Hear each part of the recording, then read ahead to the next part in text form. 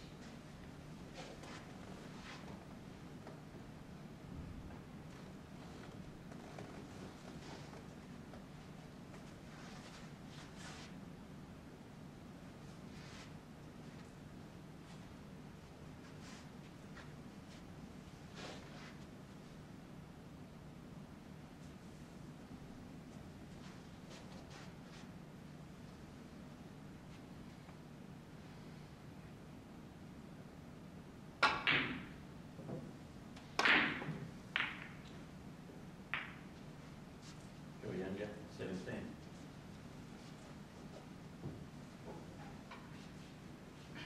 James Mifsud, Mifsud 50. Joe Younger, 59. Dunham 14.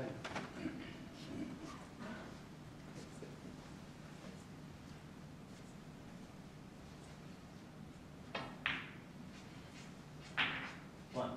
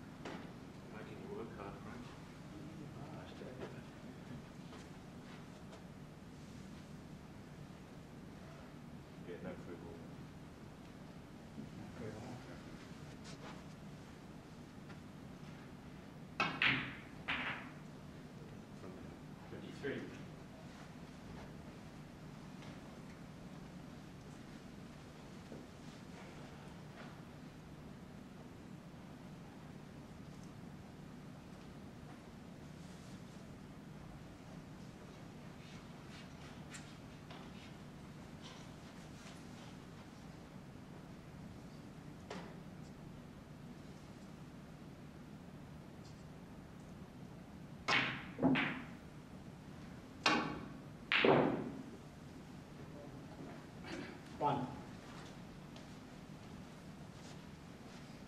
30.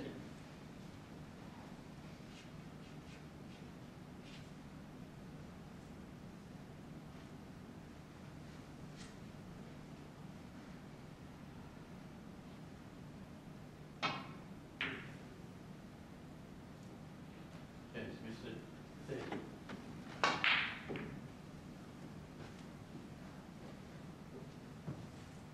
Kirk Dunham, 1. 3 younger, 41. James Mifsud, 30.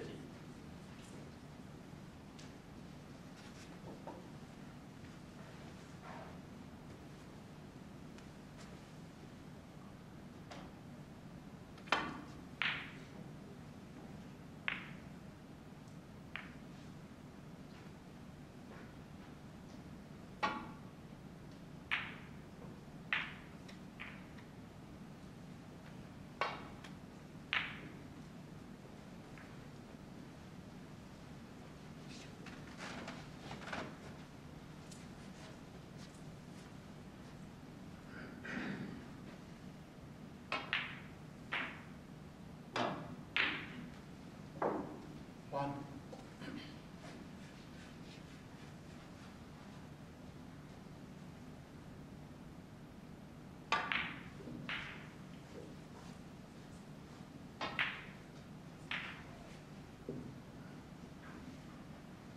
4. 6. 8.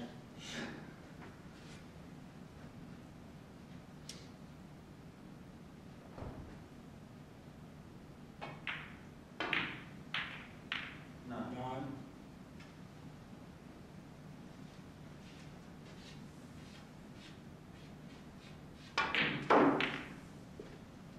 13.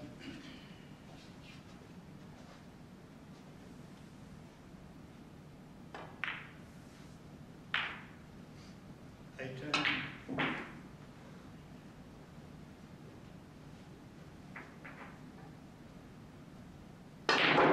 16. George.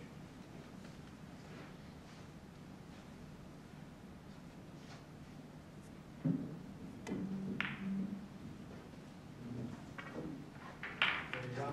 Brian.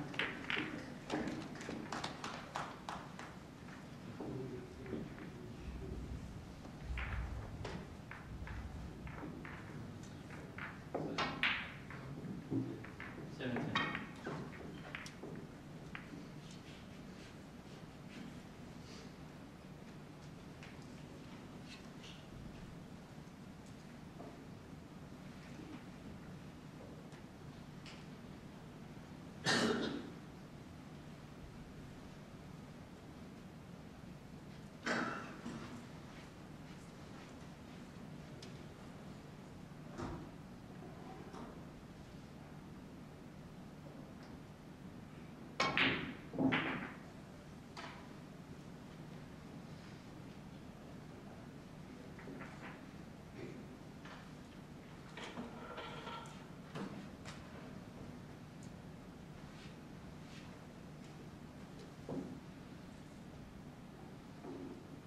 53.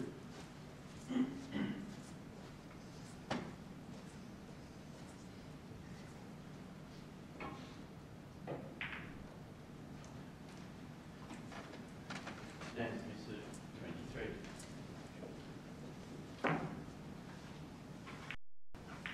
3 younger, 41. James Mifsud, 53. 1.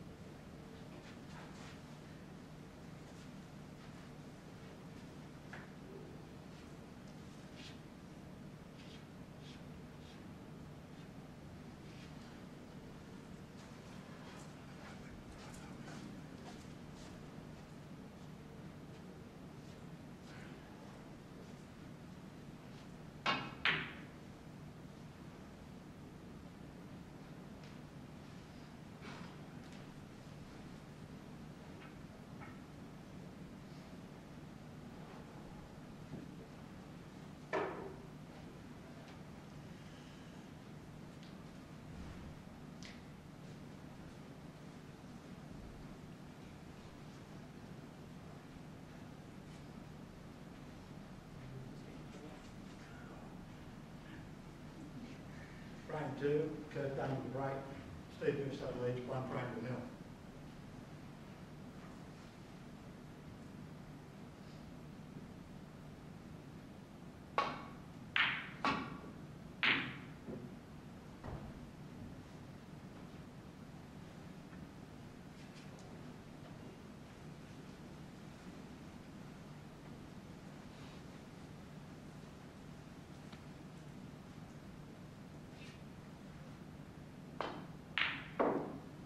One.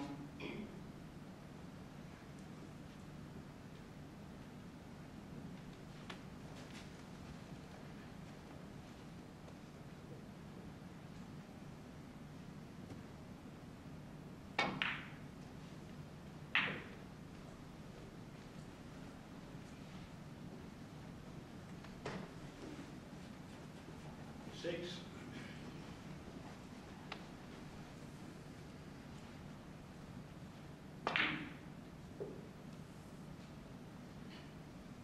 7.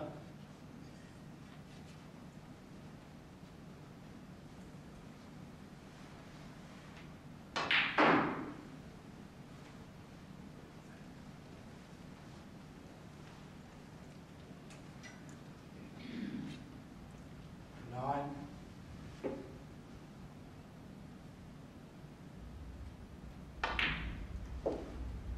10.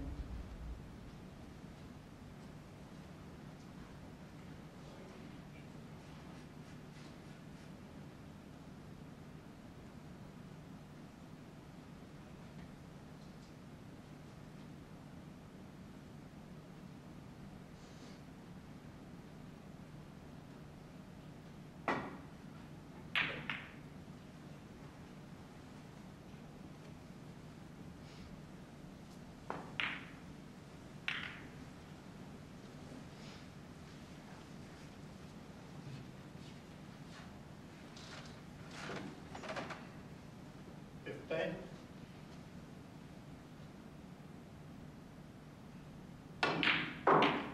16. 1.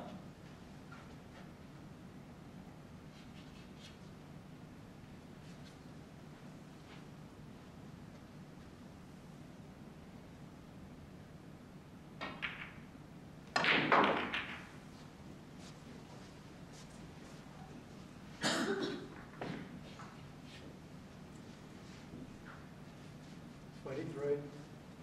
7.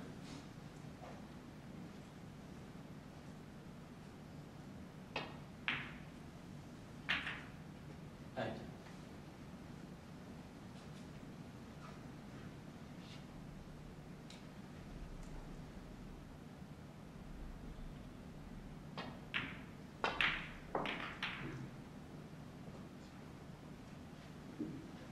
24.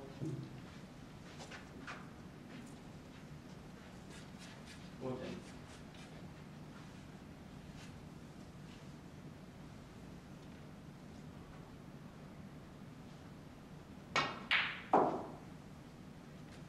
16.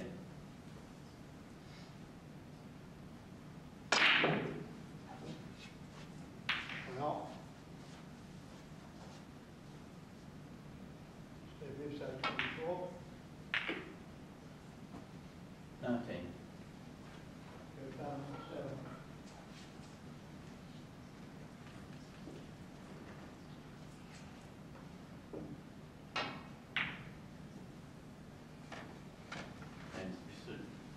19. James Mifsud 72, Johl 41.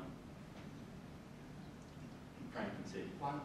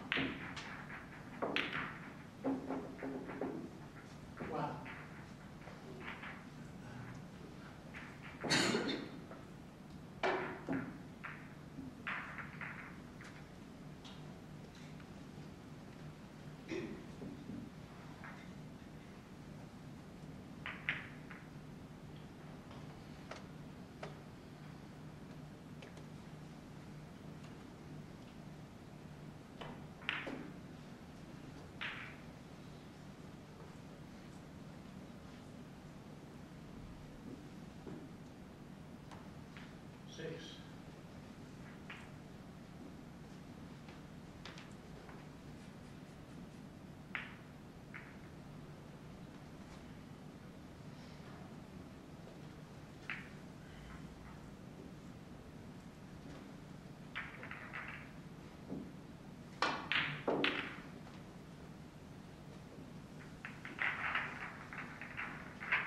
Seven.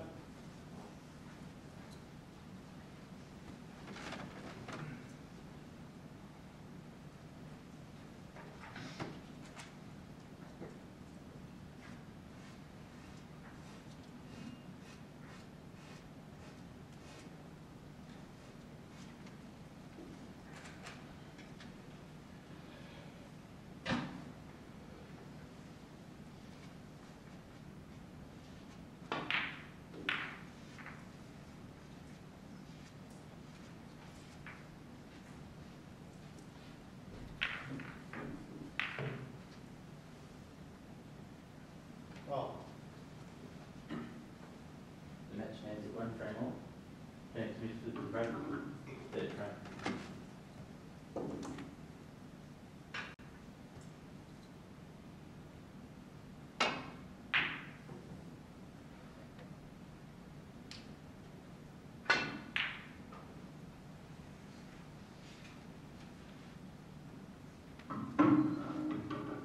Steve Mifsud, 12.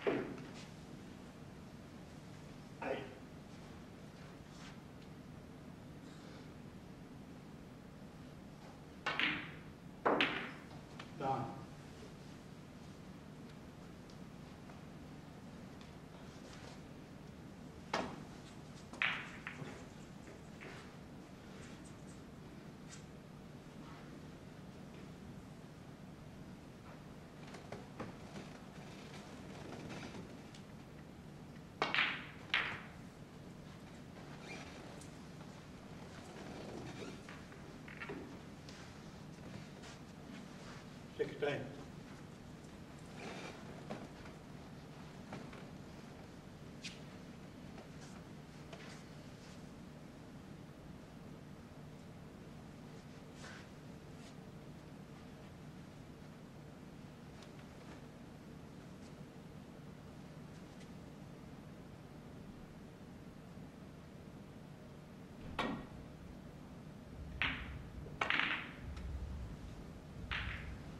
Seventeen.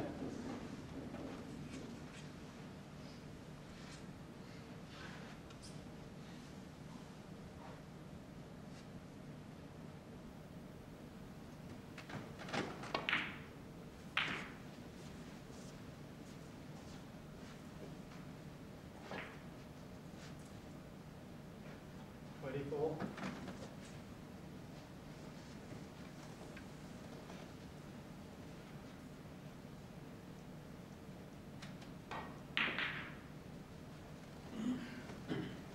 25.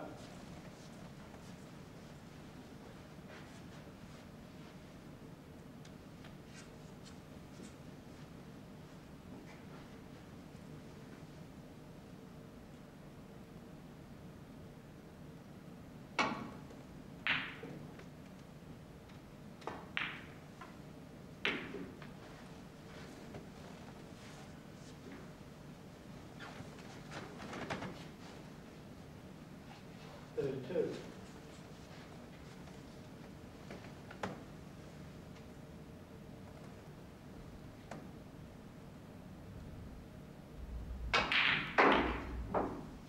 33.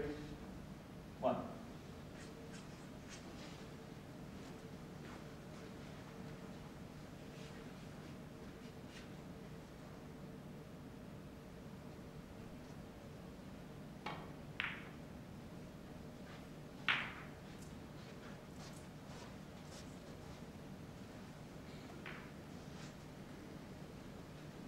40.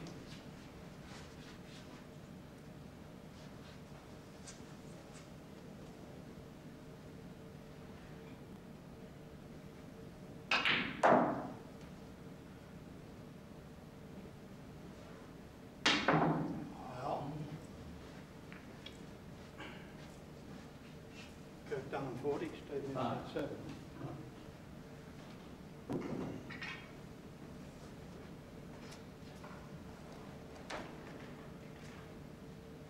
Steve Mifsud 43, Dunham 53. 6.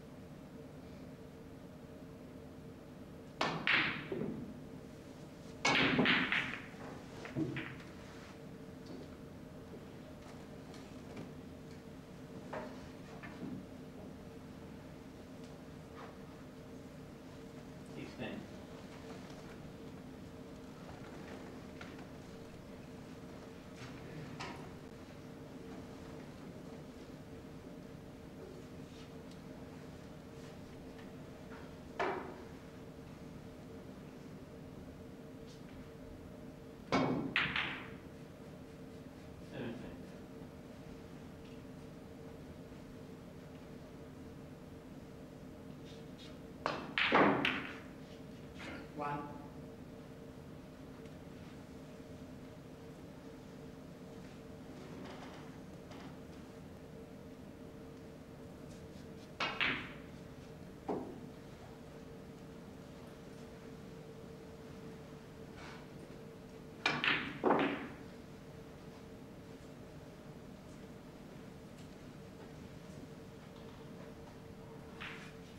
Two.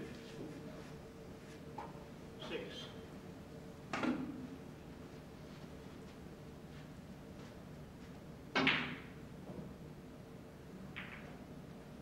And to Mifsud, 32.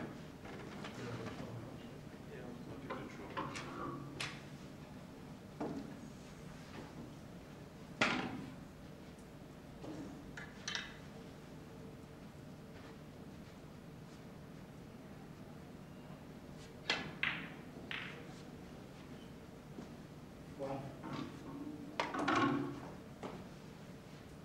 7. Sorry, 7.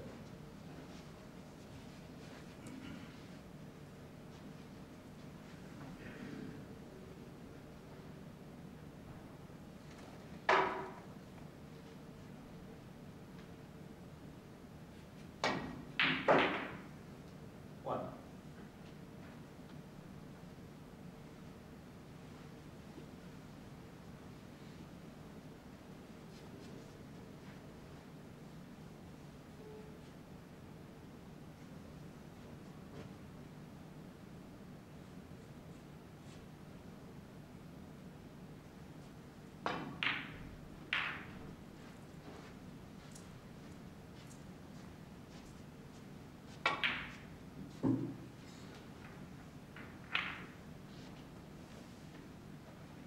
12.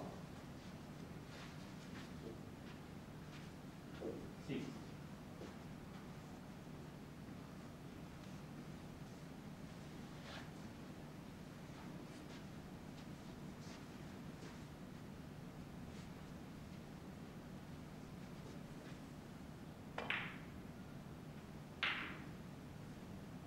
14.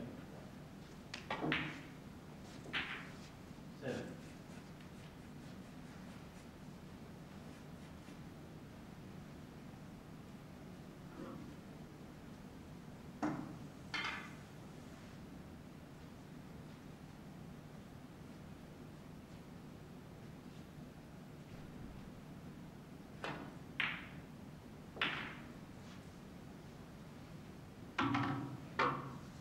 17.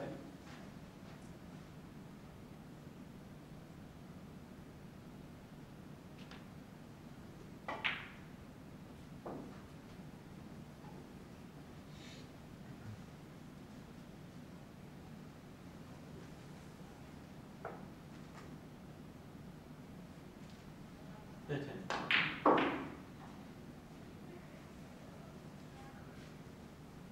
21.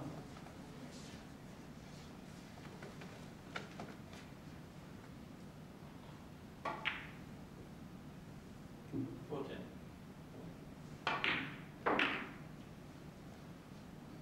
26.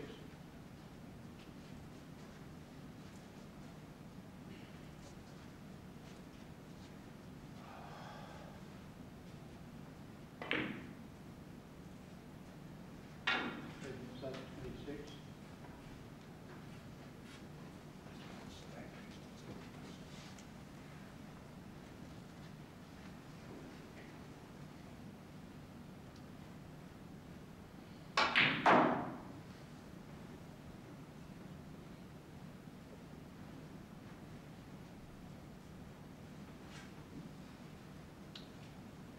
16.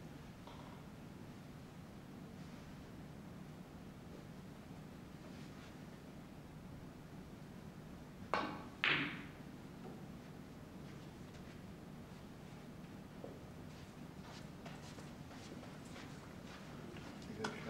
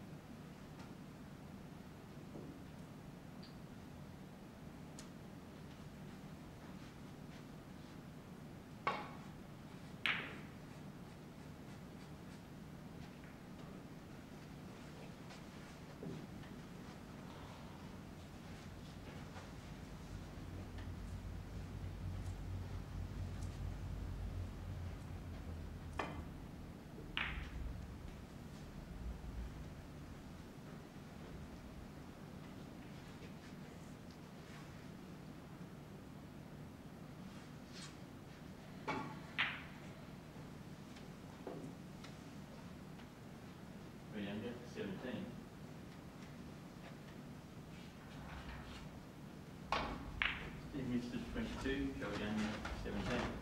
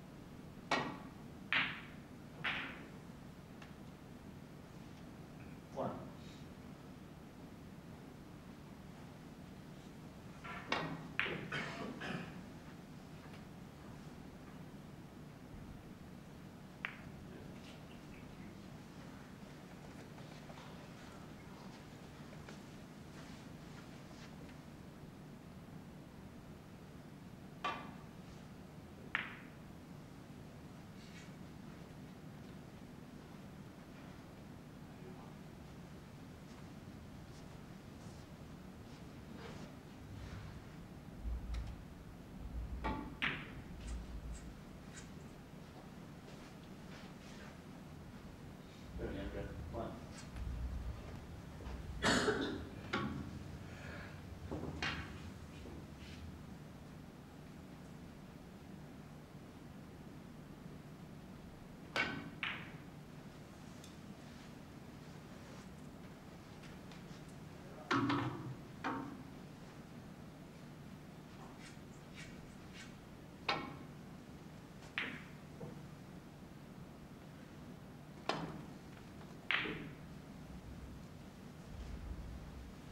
Johl Younger, 18. Mifsud, 22. Sorry.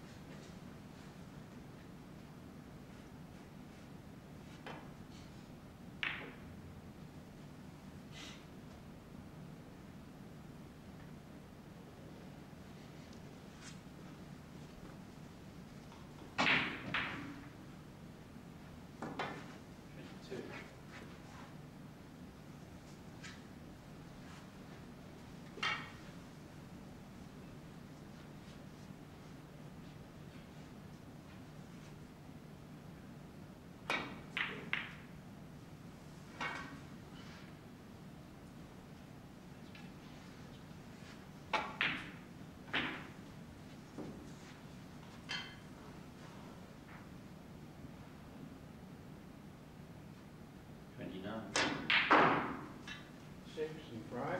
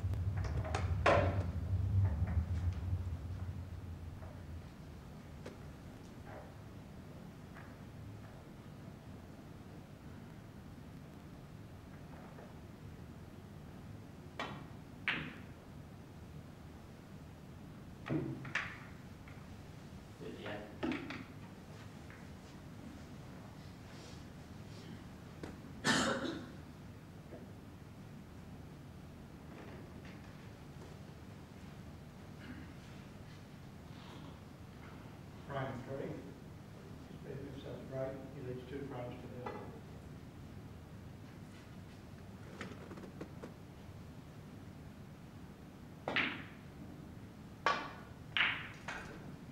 Shot.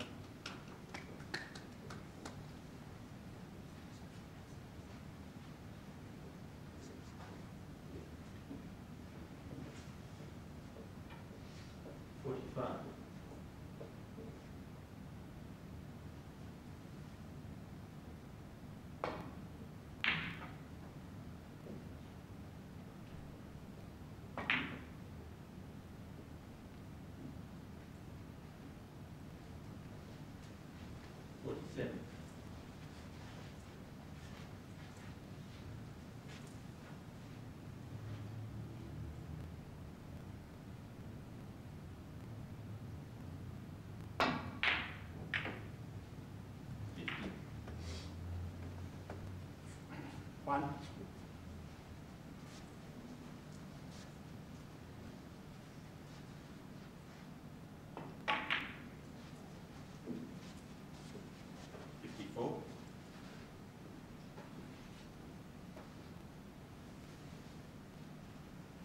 Six.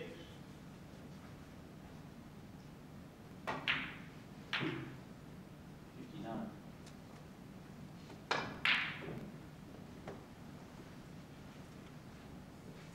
Mifsud, 6.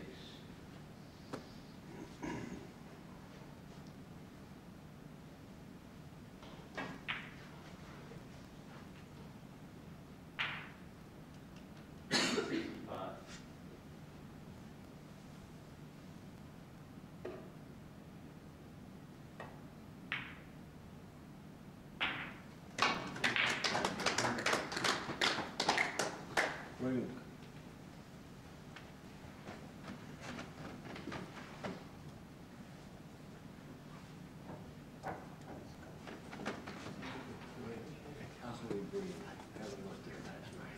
Good luck.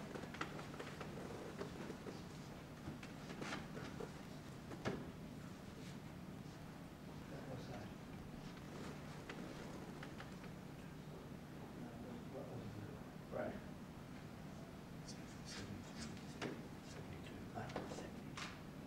72.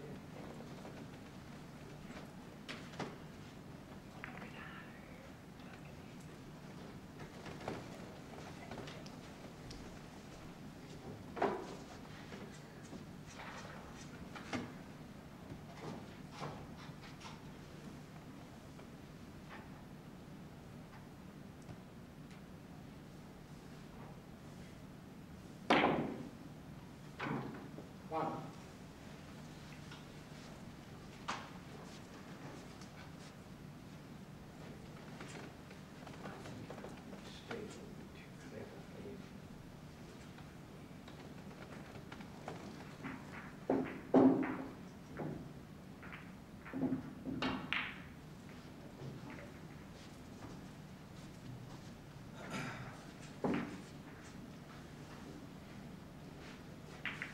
Six.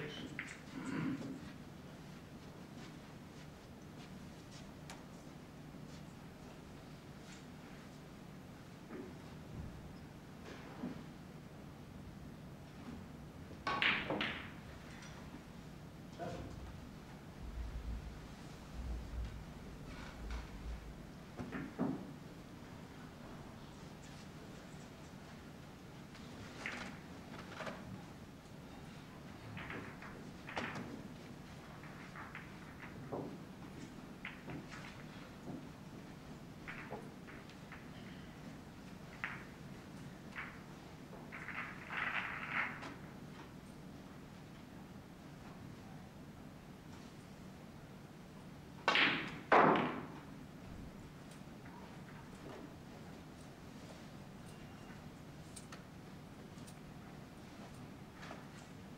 12.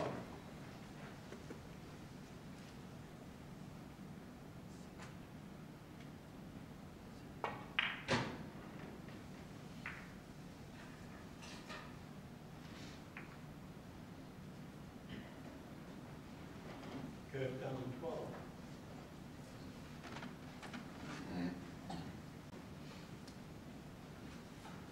Joel Younger leads the match 2 frames to 1. Joel Younger to break 4th frame.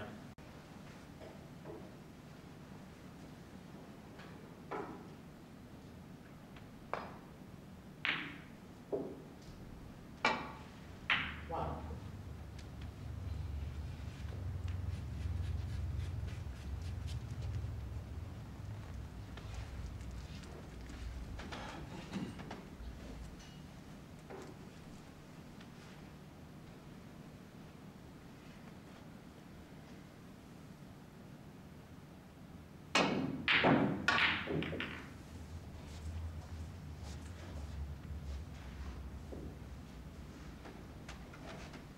8.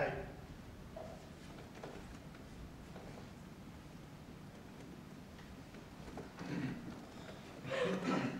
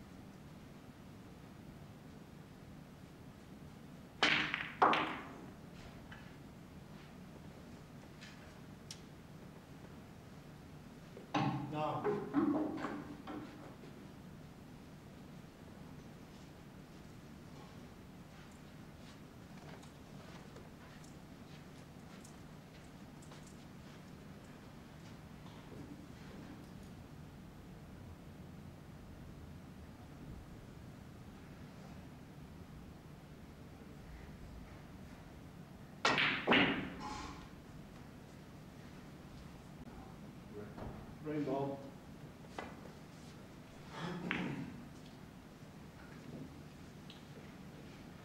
Steve Mifsud, 9.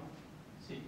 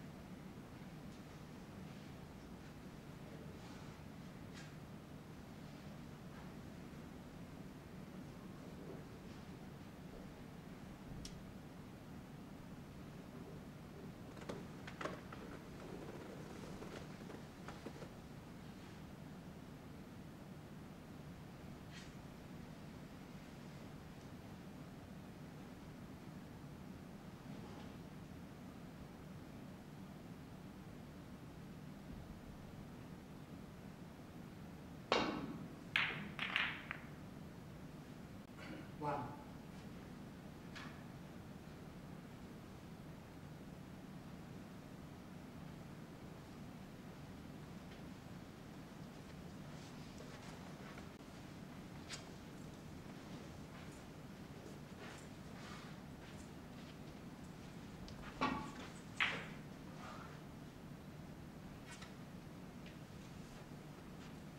Joe Younger, 6.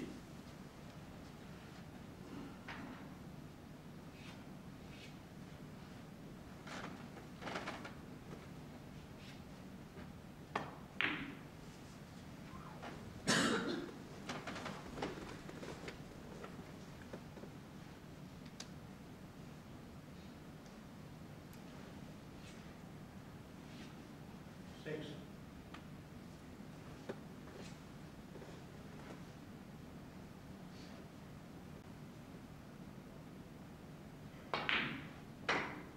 Seven.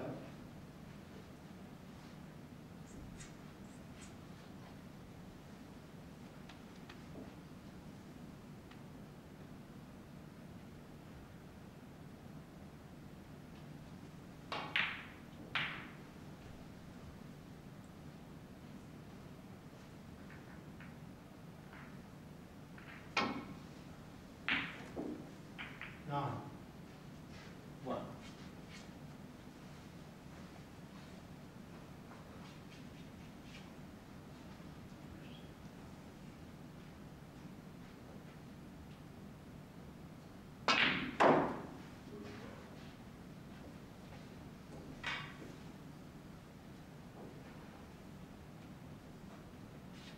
Five.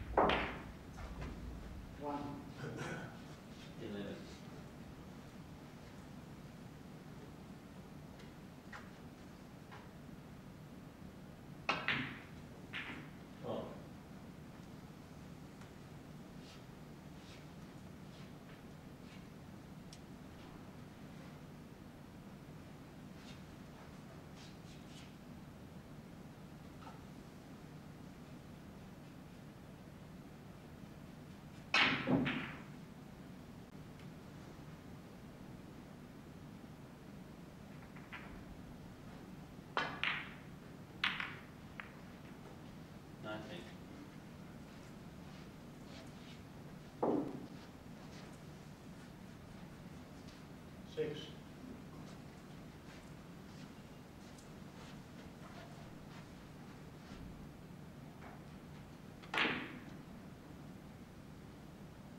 Seven.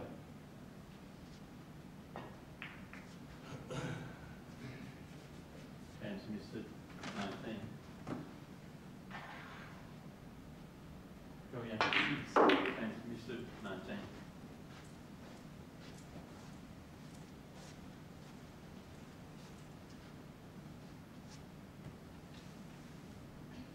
Well.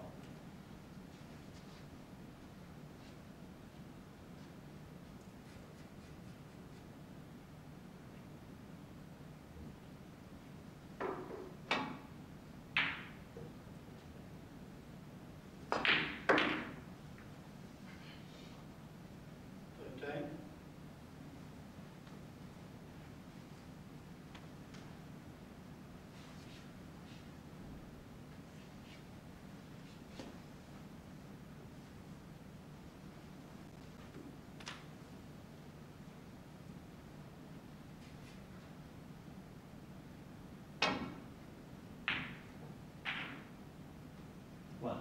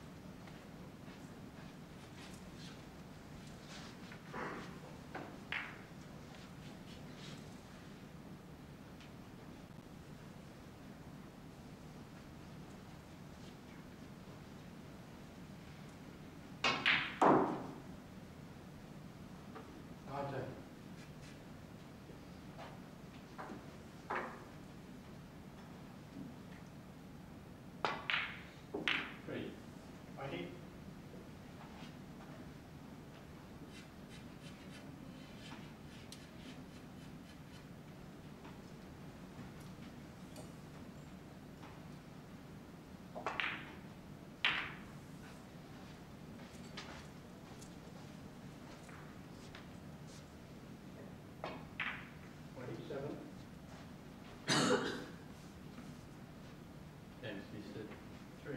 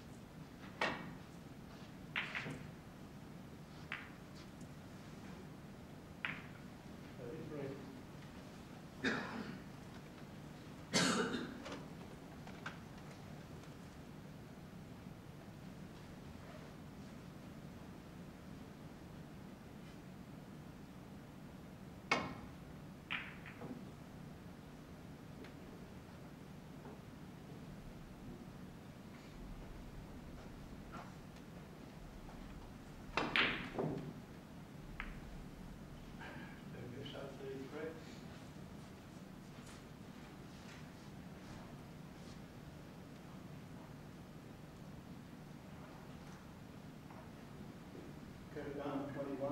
Mifsud, 48.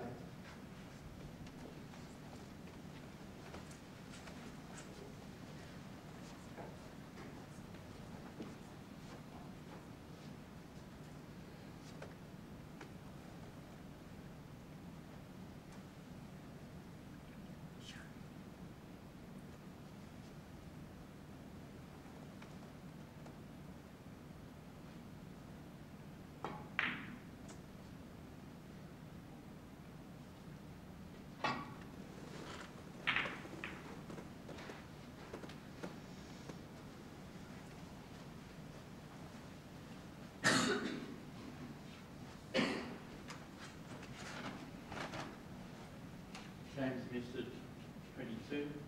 Johl, 6.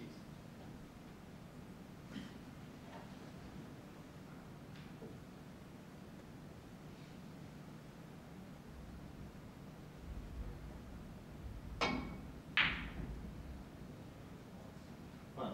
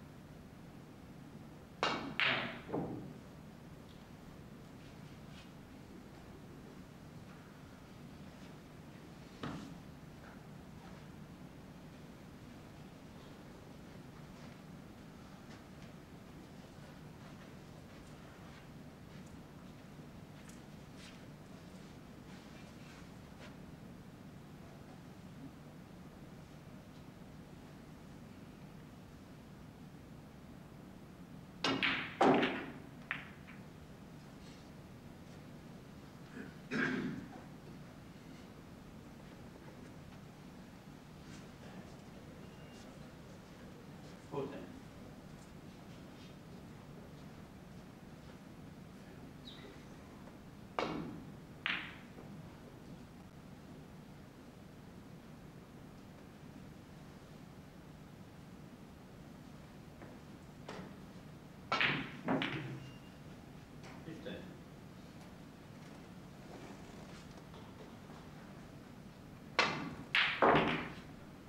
One.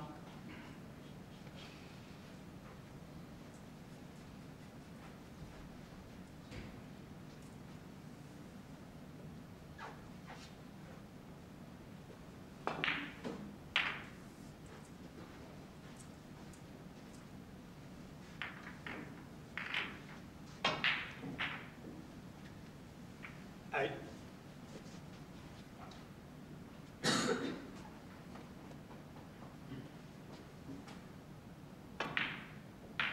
Nine. 21.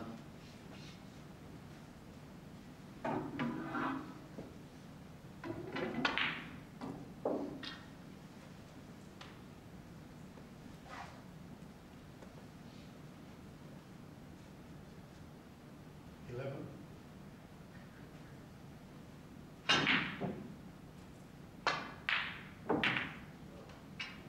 12. Shut. James Mifsud, 21.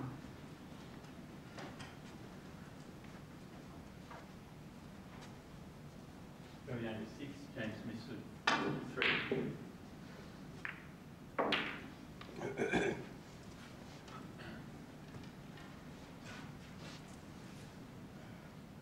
Eighteen.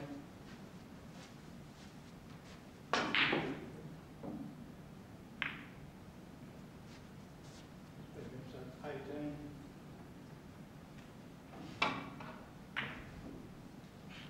One.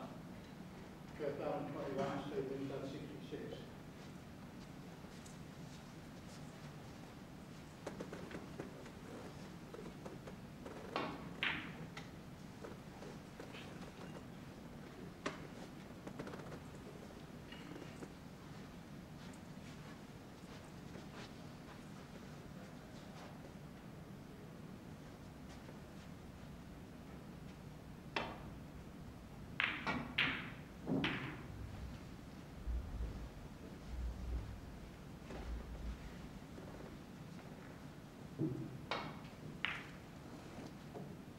Two.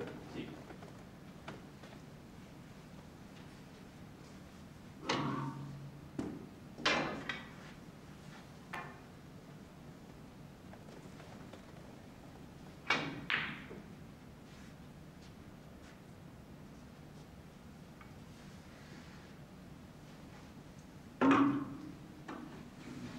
Dunham, 2. 7. Shut. 3.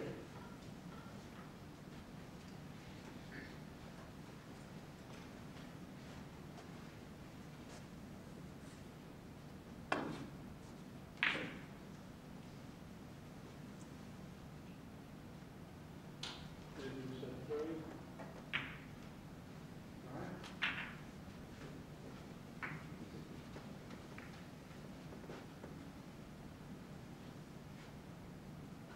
Twelve.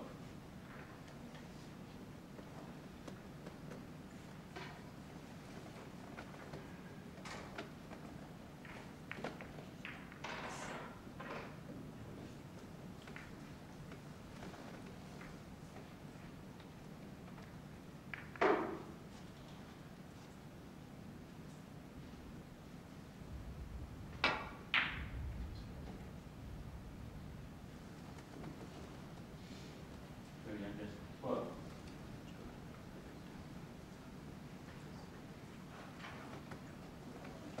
James Mifsud, 43. Johl Younger, 18.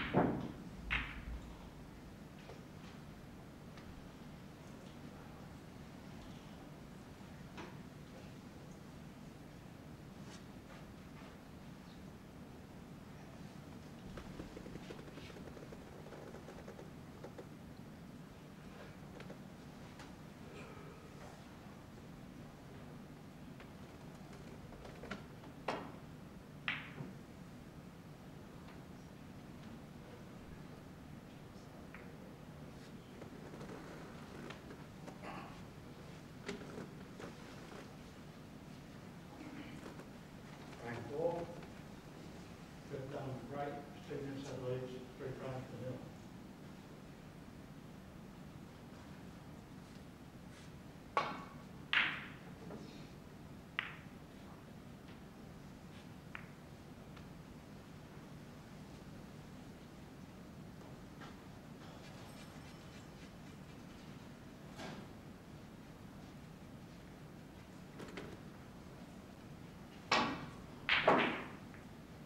One.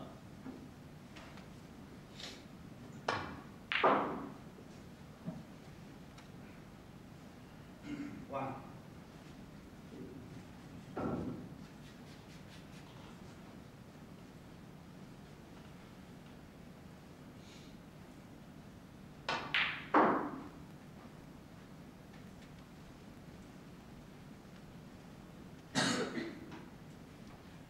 Three.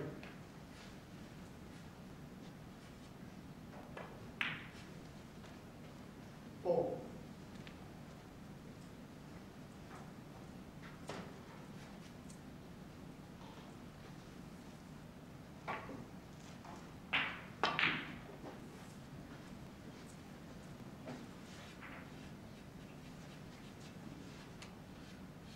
Eleven. 7.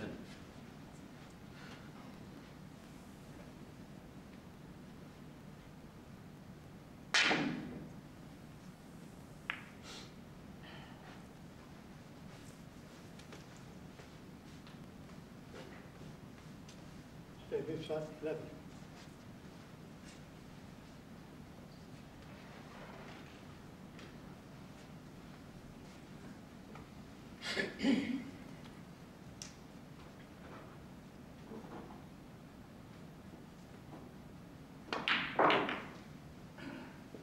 One.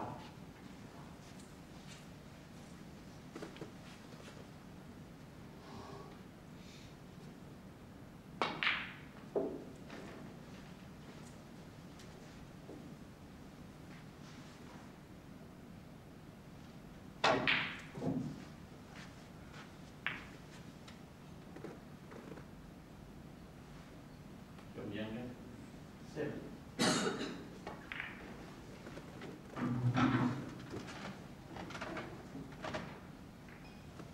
Mifsud 43, Johl Younger 25.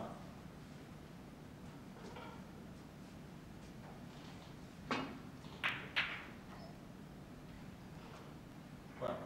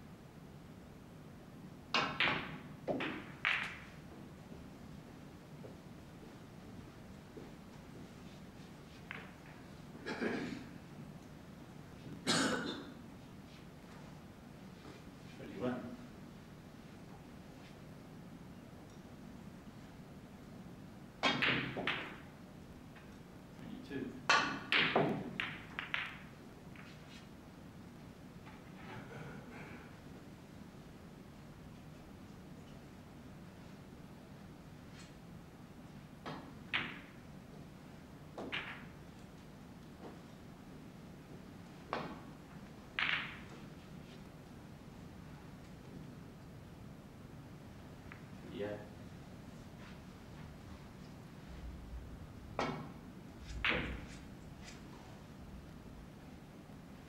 And it's Mifsud 28 from C.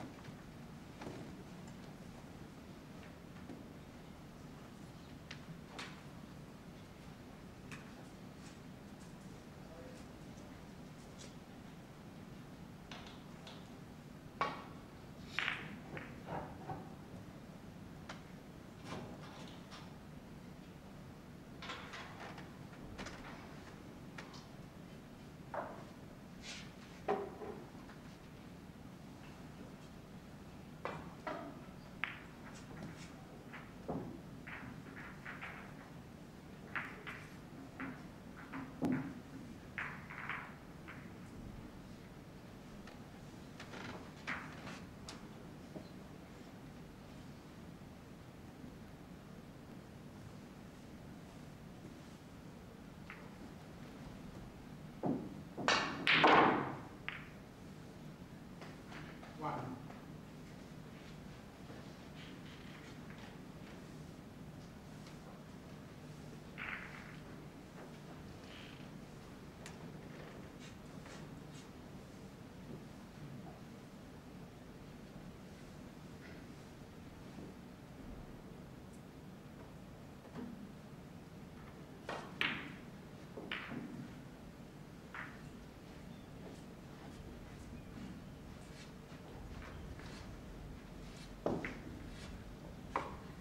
Seven.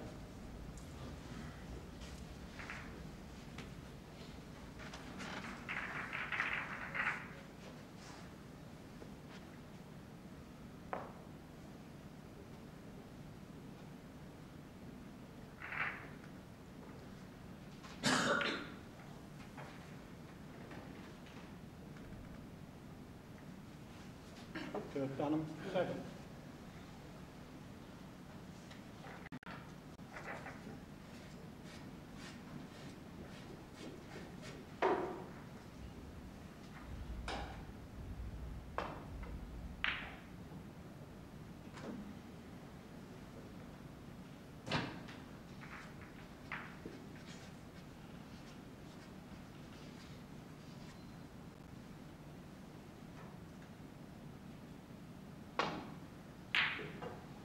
Match stands at 2 frames all, and it's Mifsud break 5th frame.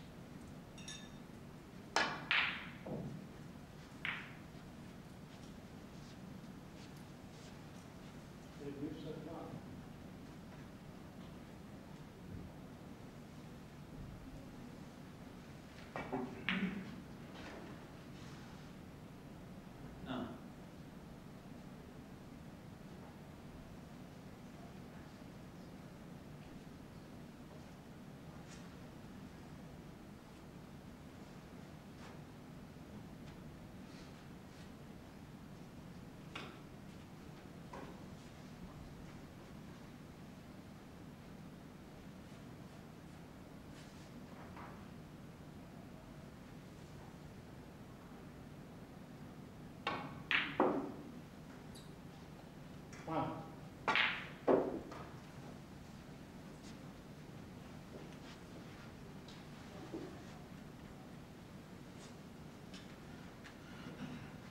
Twelve.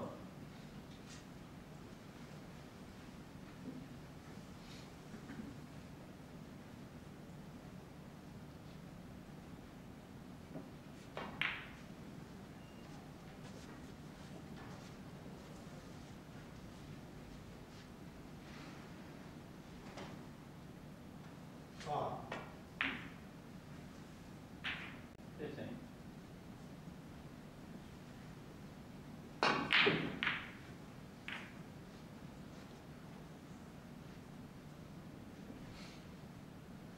6.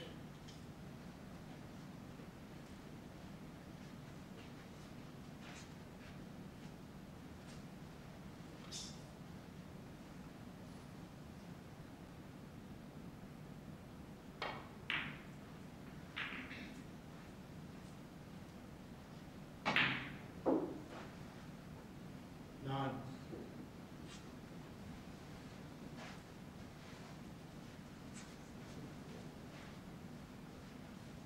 20.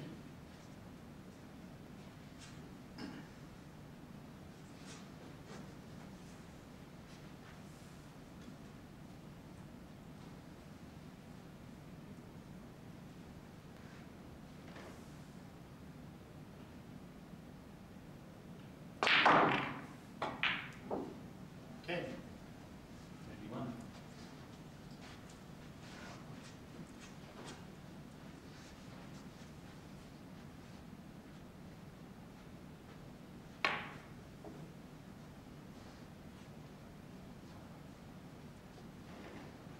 Dunham, 10.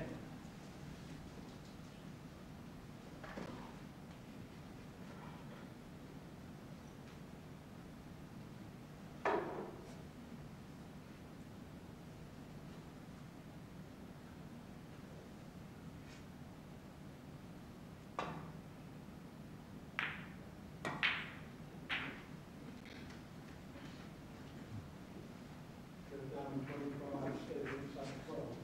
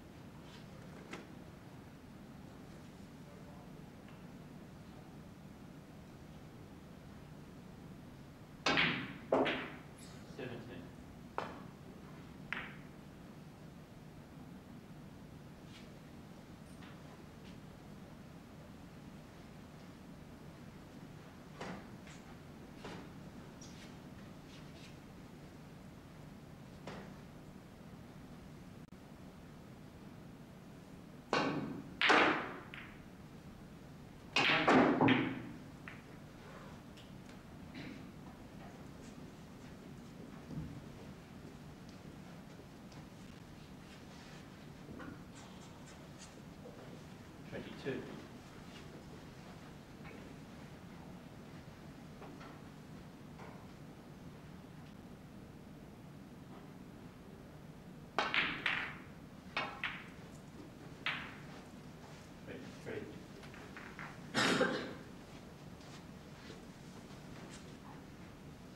Seven.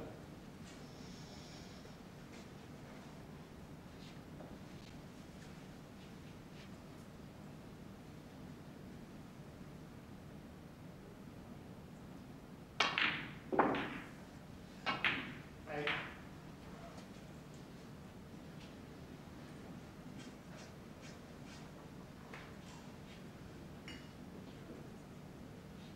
Thirty.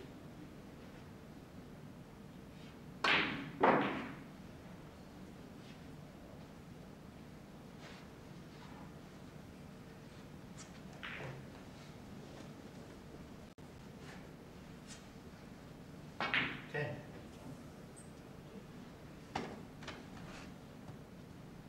Mifsud, 30. Goes down to 10. Johl Younger, 34. James Mifsud, 30. Goes down to 35.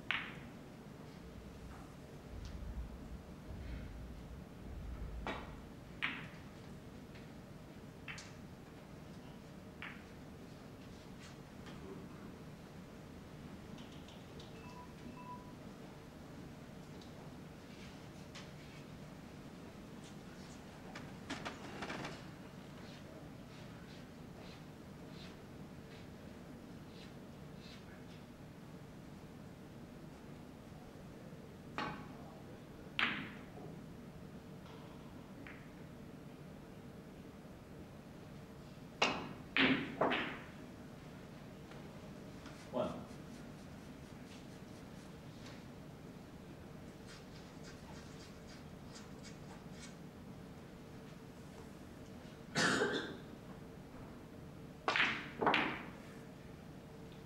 One.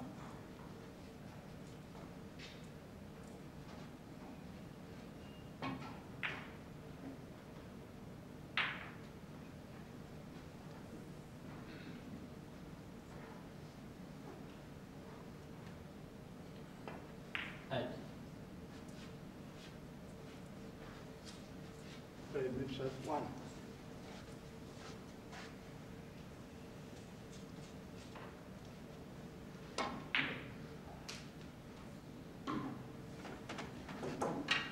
James Mifsud, 8.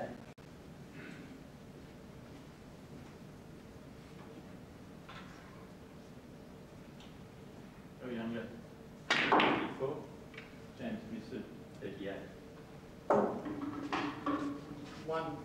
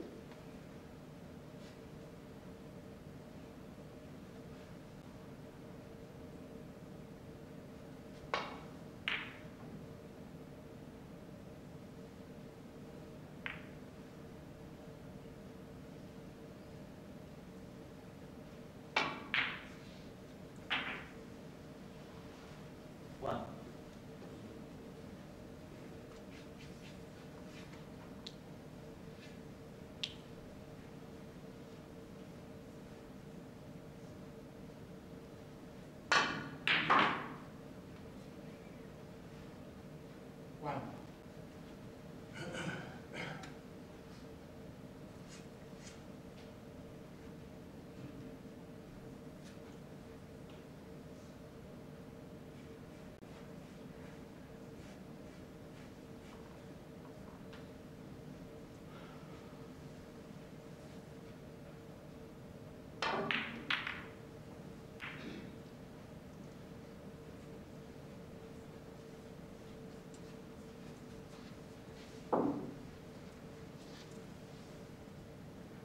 Seven.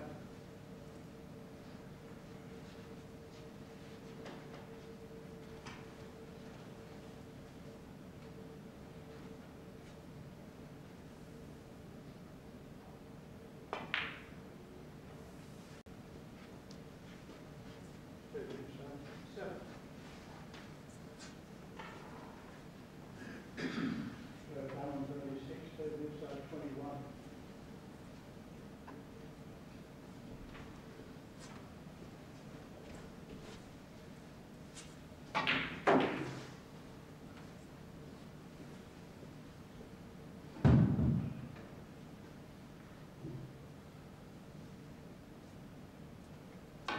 Six.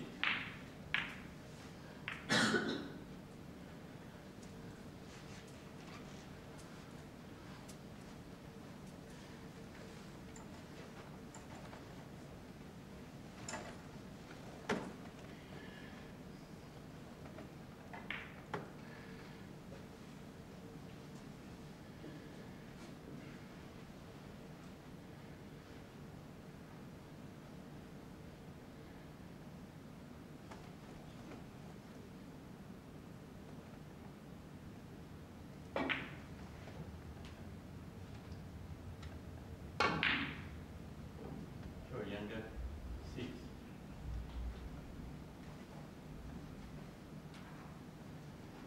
Mifsud 38, Johl younger, 40.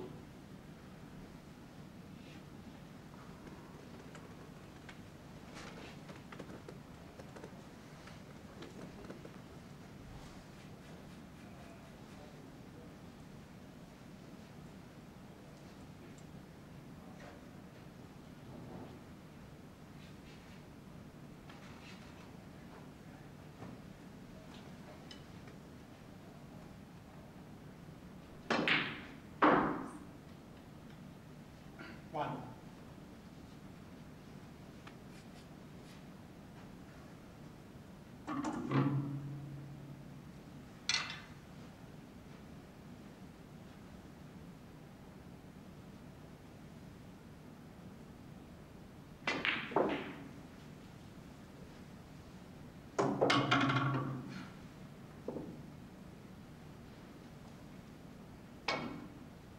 Five.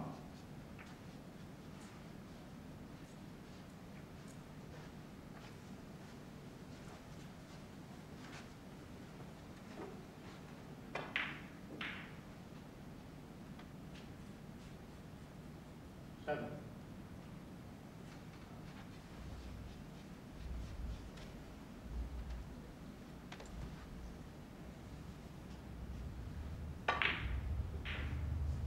Ten.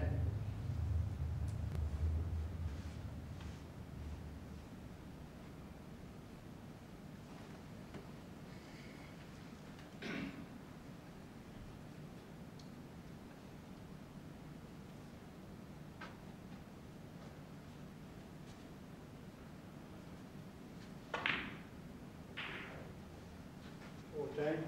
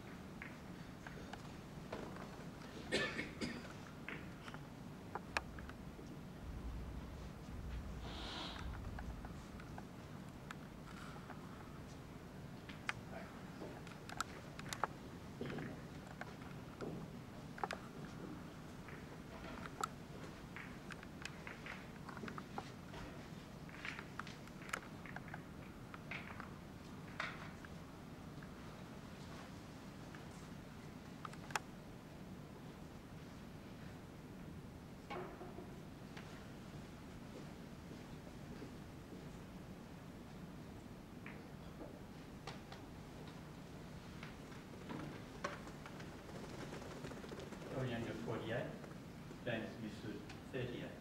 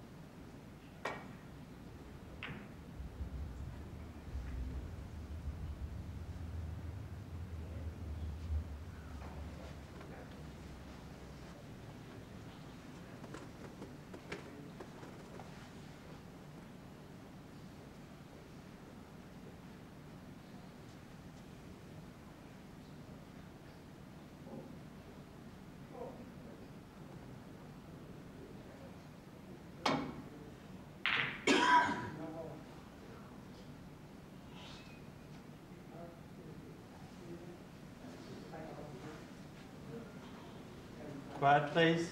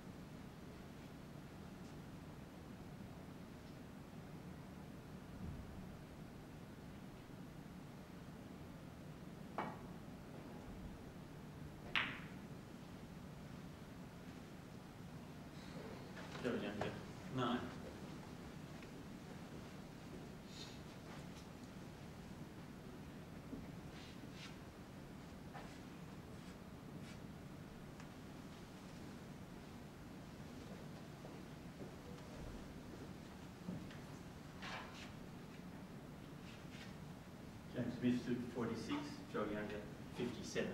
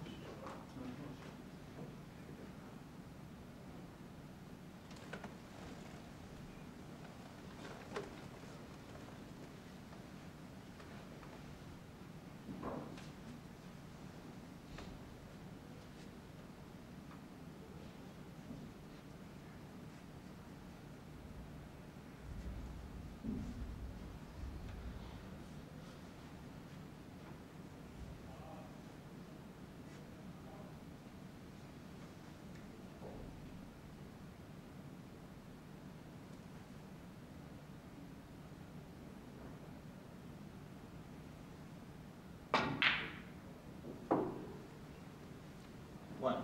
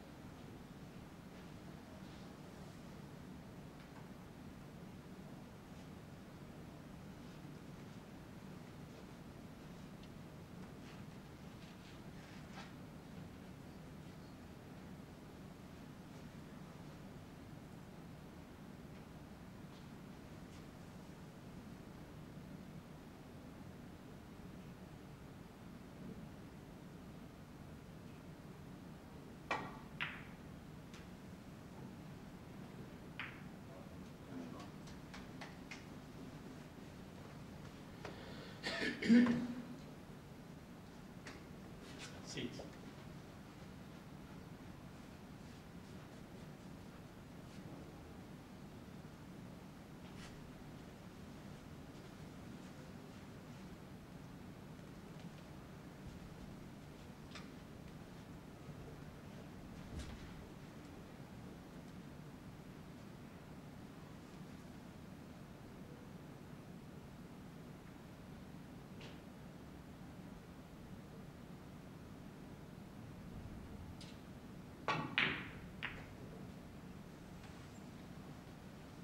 Johl Younger 6.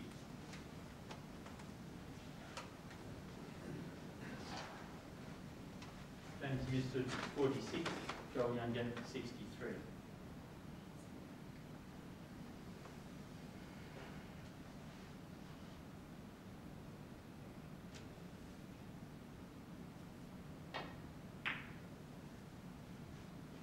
Two.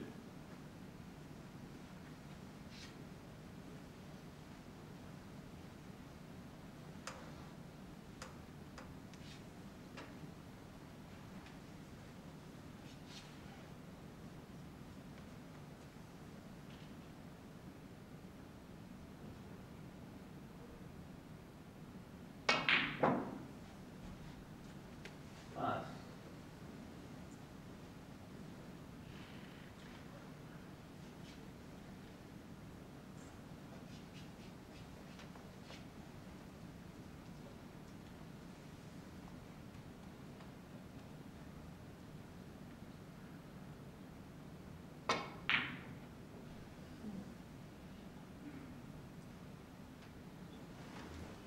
Mifsud 5.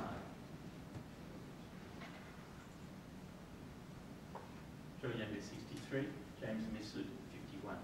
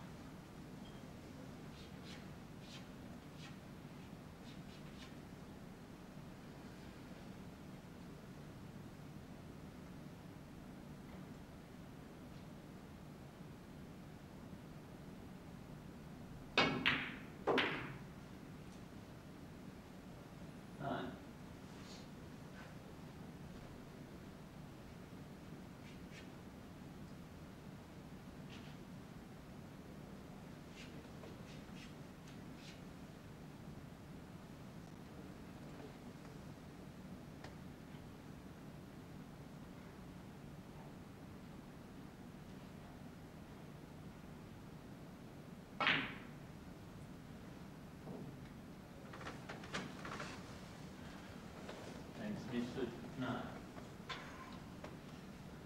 Johl Younger, 63. James Mifsud, 60.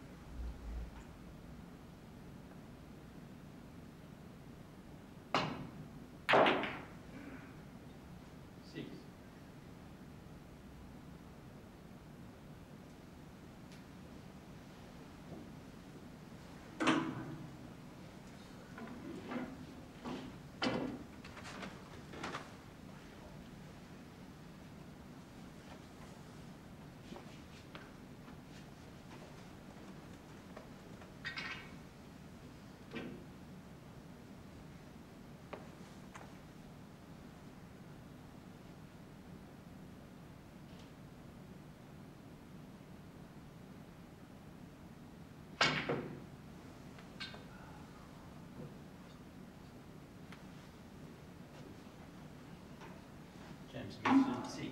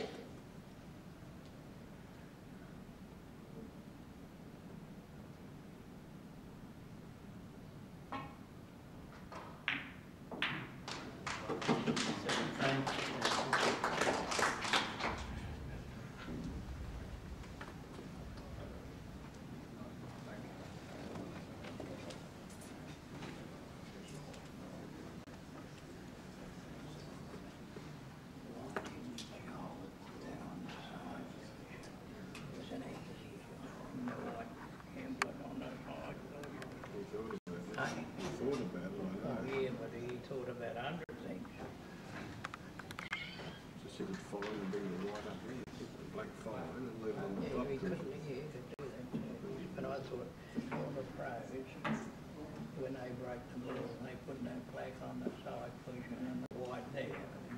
they're going to play a forcing trying to get it safe, and they don't wear the bloody blacks. You see, if you look at those DVDs, It's a movie which I am doing. oh, incidentally, that was done. Incidentally, I went down and picked up a 5-foot cube and measured its shade. Oh, here. Yeah, I measured the shade down the den, down the pit. I picked up a 5-foot cube and I marked it with a bit of chalk, and I got another cube and I measured that, and I measured and I was spot on 2 foot 6. 2 foot 6. I've got, it doesn't matter half inch, it doesn't matter.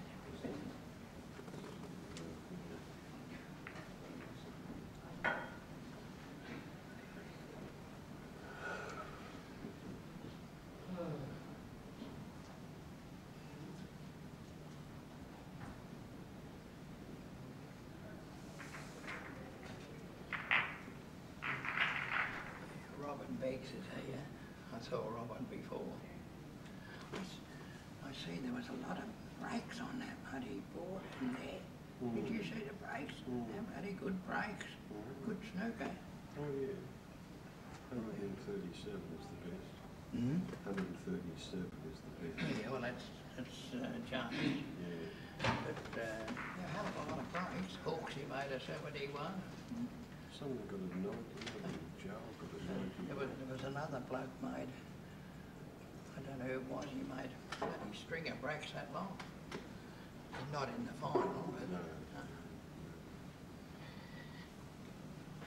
Steve's not missing a ball. He's bloody got on the cushions and bloody banging them in everywhere, isn't he? I've been watching. Hey? I think he's favourite. Oh, he's got to be after the way he's performing there.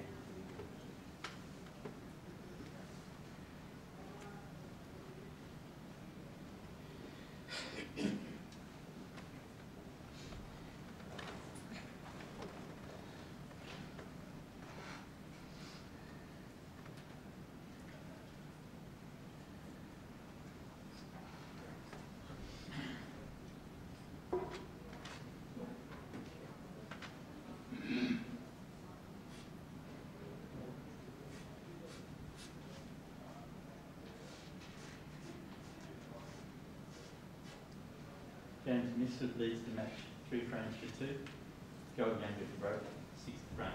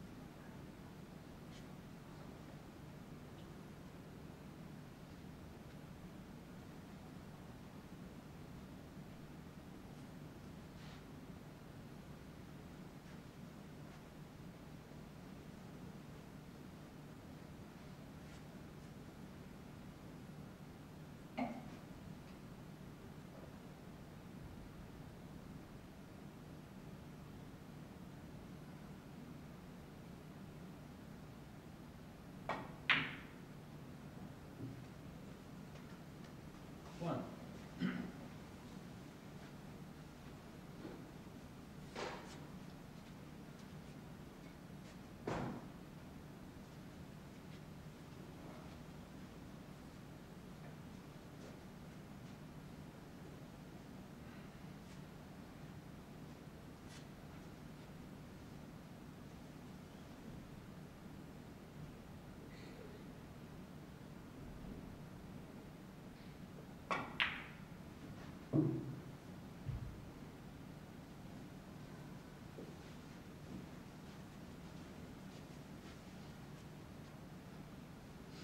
Six.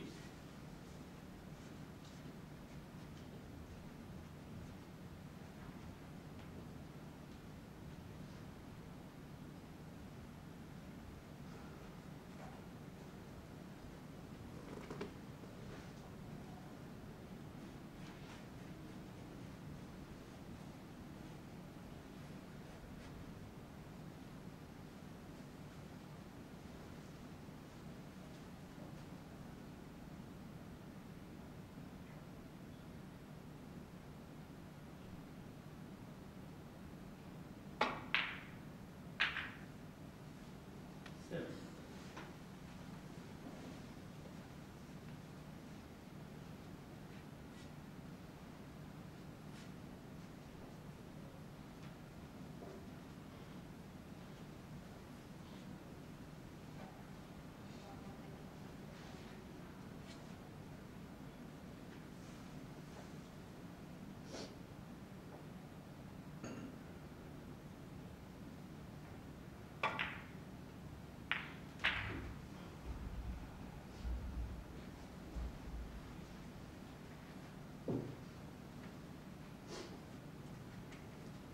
Twelve.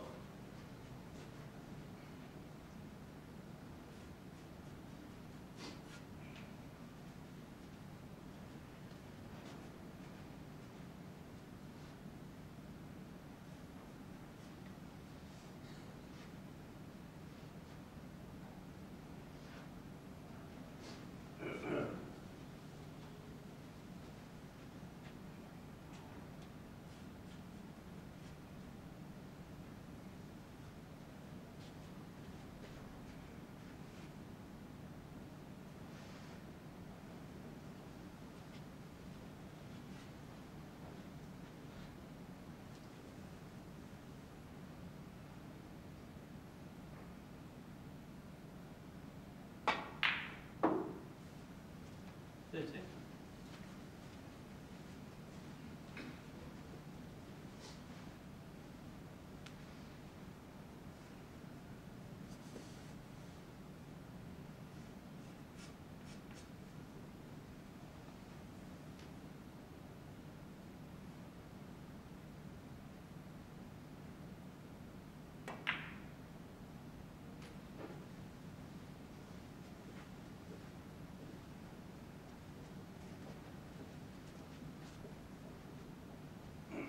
Seventeen.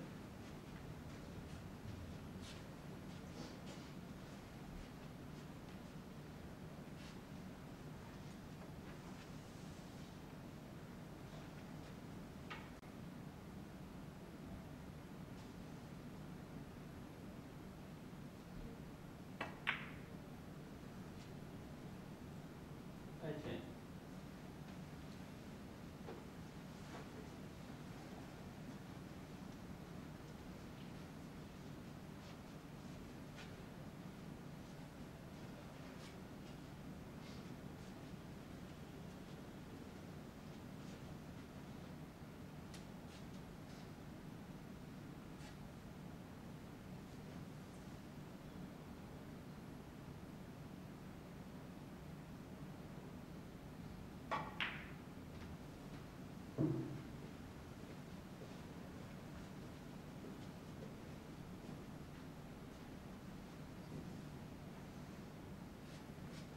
Three.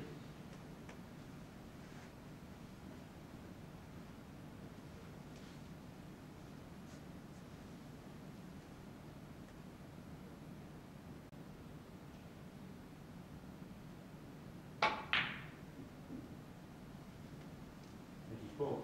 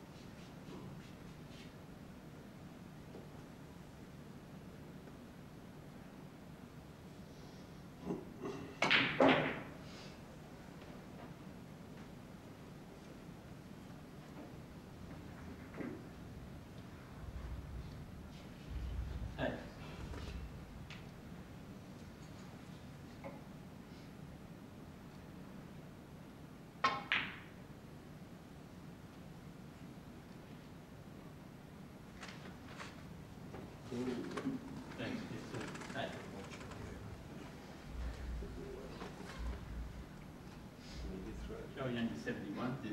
James Mifsud 32. That's right.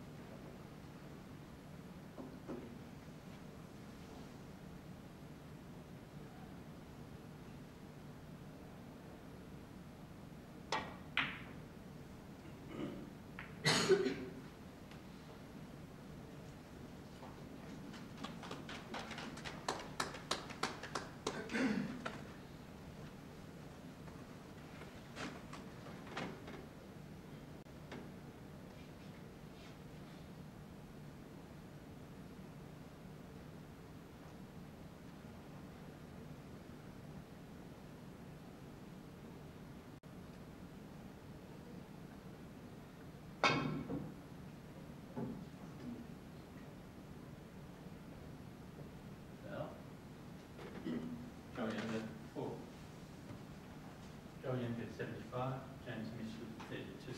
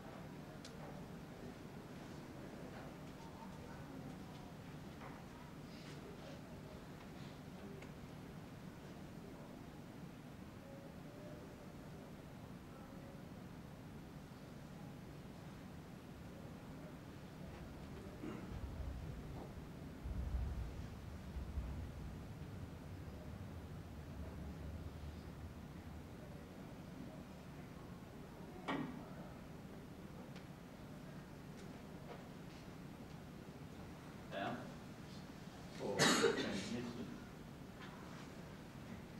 James Mifsud 36, Johl Young get 75.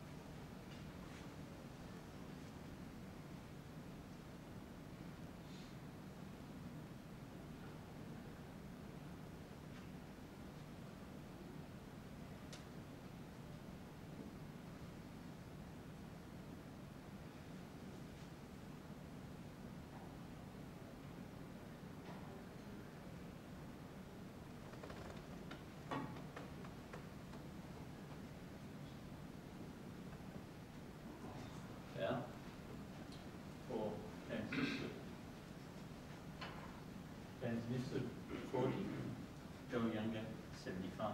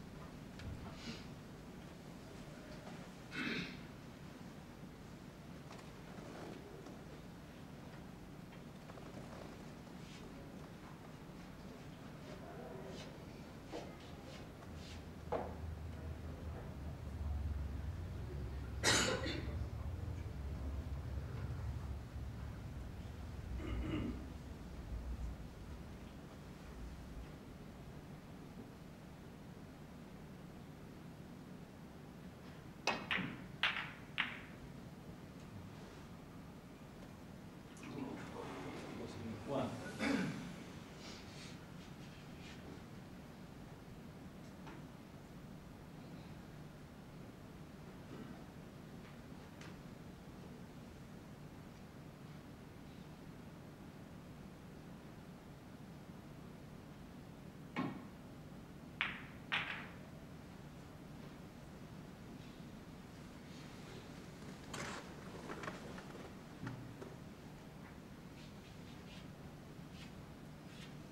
Six.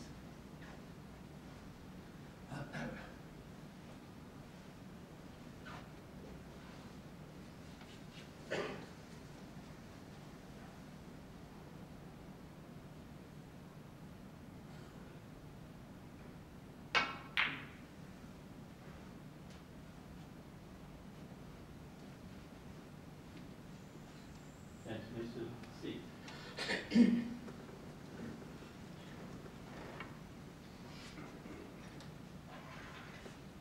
Johl Younger 75, and Mifsud 46.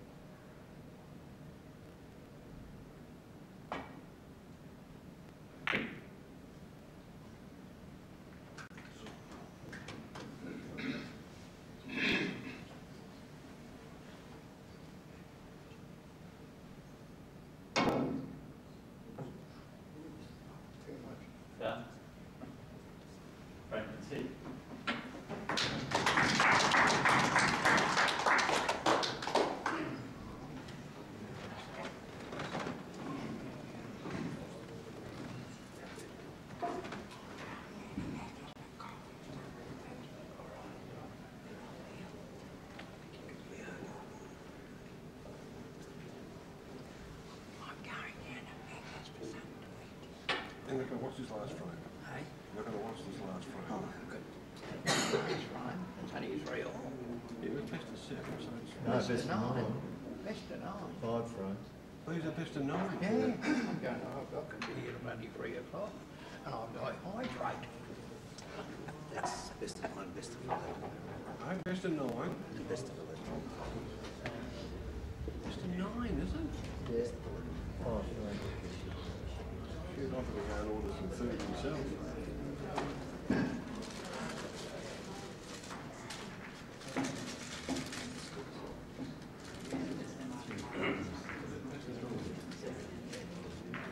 Mr. 7. Just asking for 3.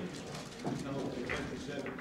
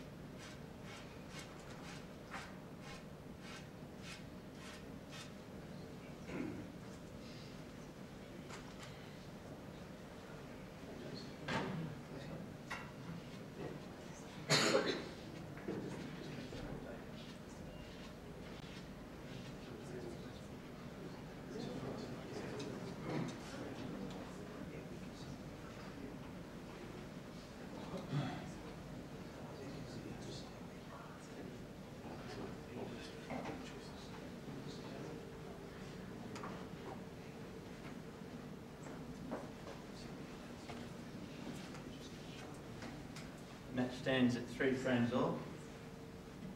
Final at the side of the frame. James Mifsud to break.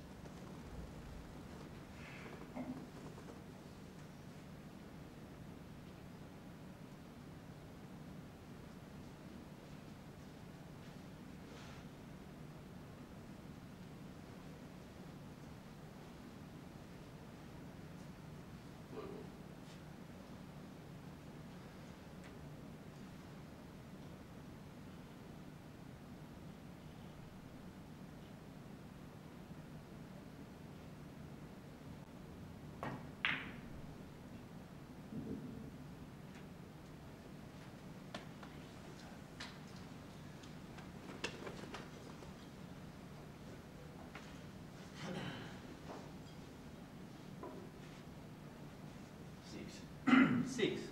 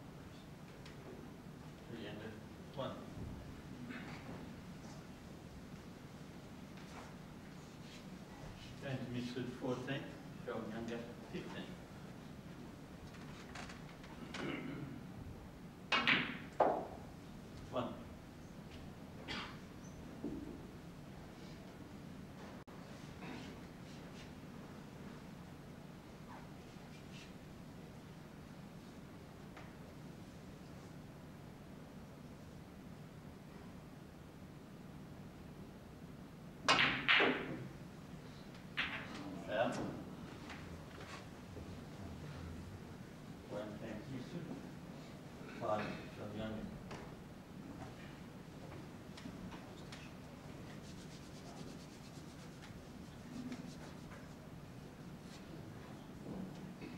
Probably under 20, James Mifsud, 15.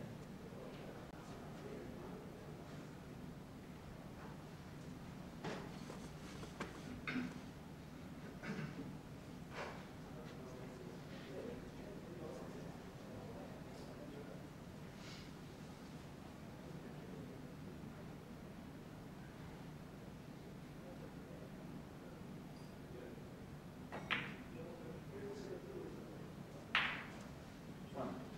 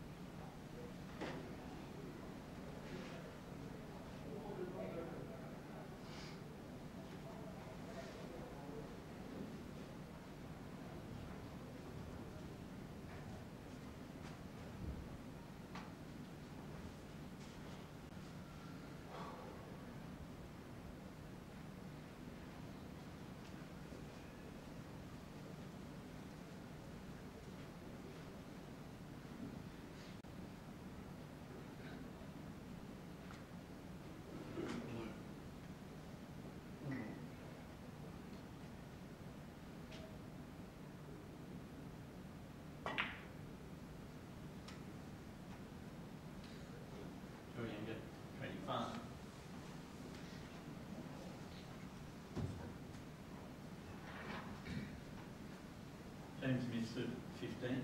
Johl Younger, 45.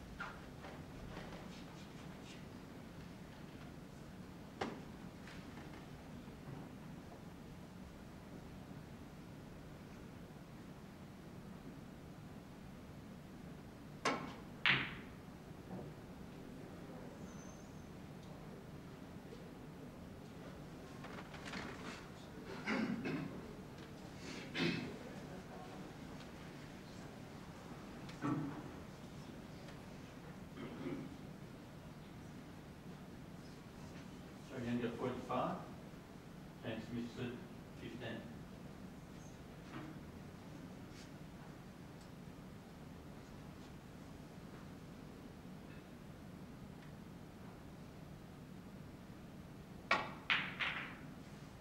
One.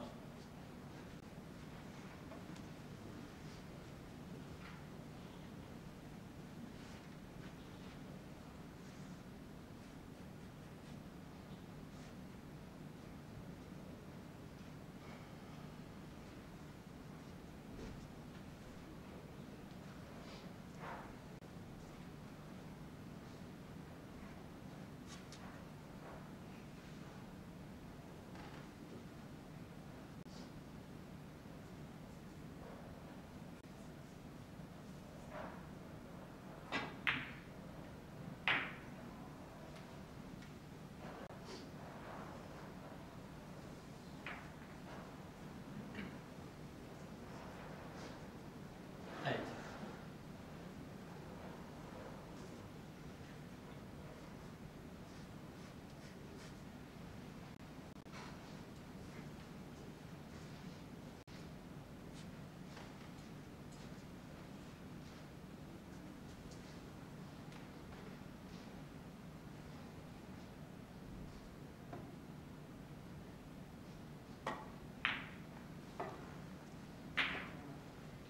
Nine.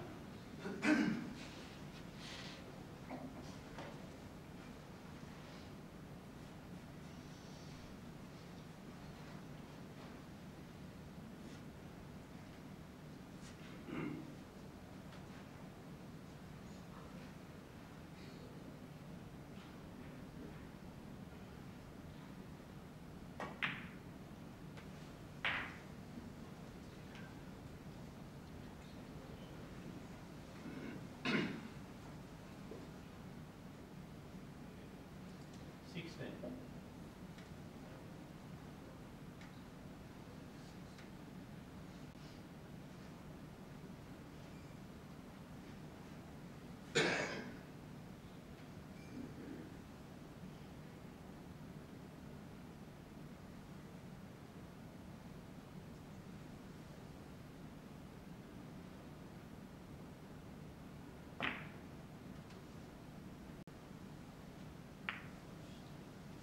Johl Younger, 16.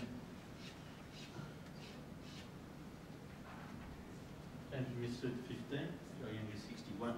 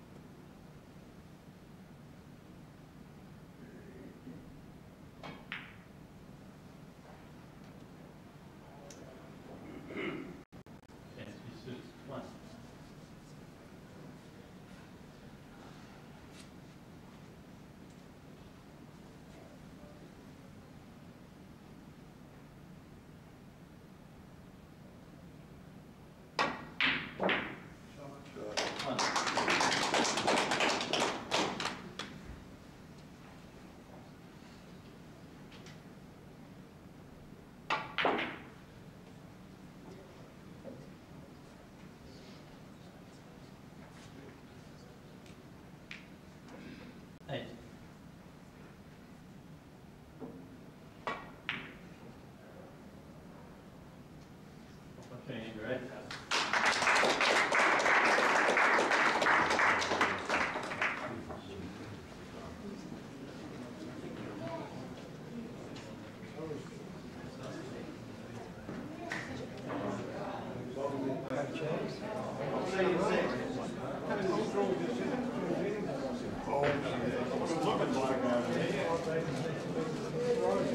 I wasn't quite sure.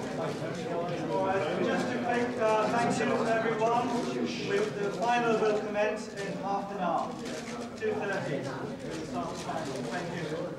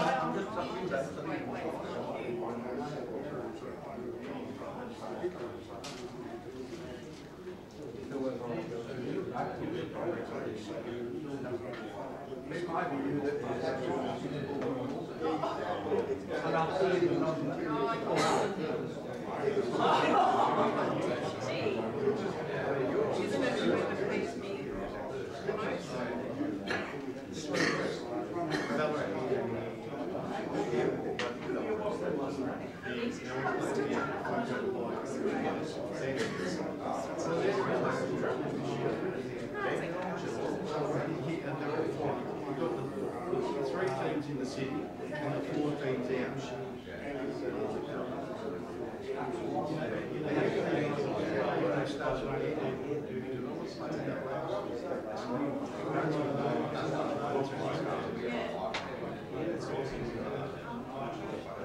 And Princess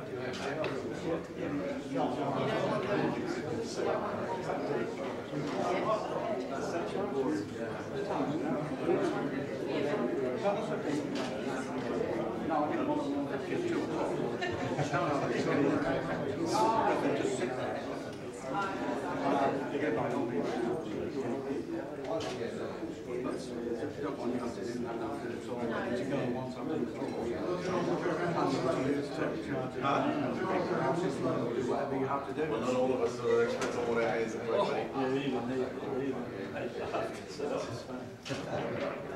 Bill used to do that. He'd sit there and the referee would walk in front of him and say, not made of glass. That was insane. That went to what once? That's because we had the summer in the middle of it. Yeah, that's right. But that was also 12 players.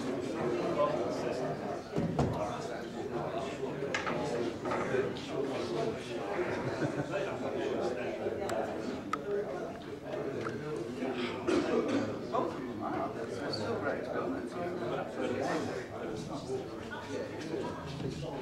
People like to see balls potted breaks, mate. Very true.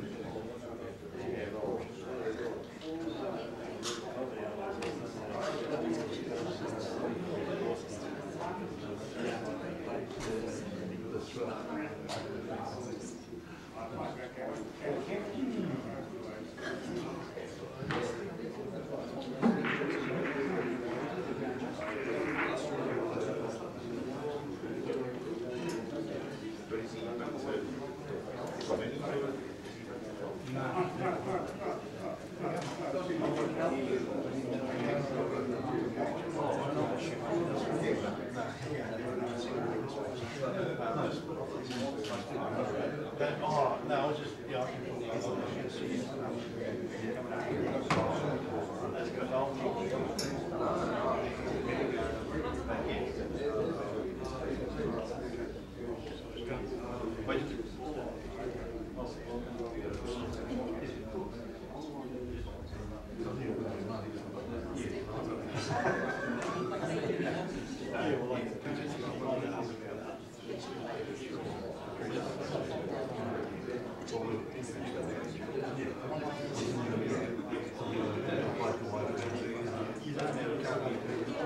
That's good.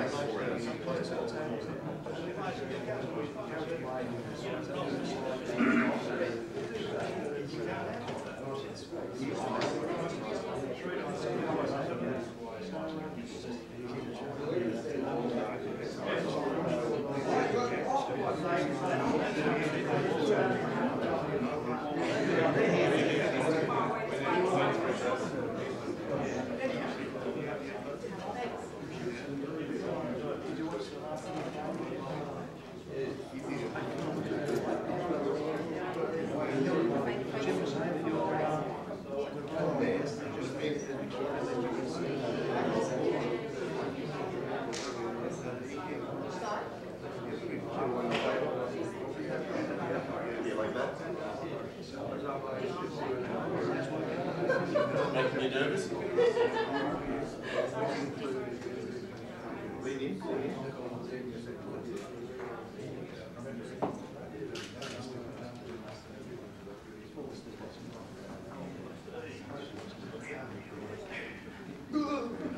that what you look like?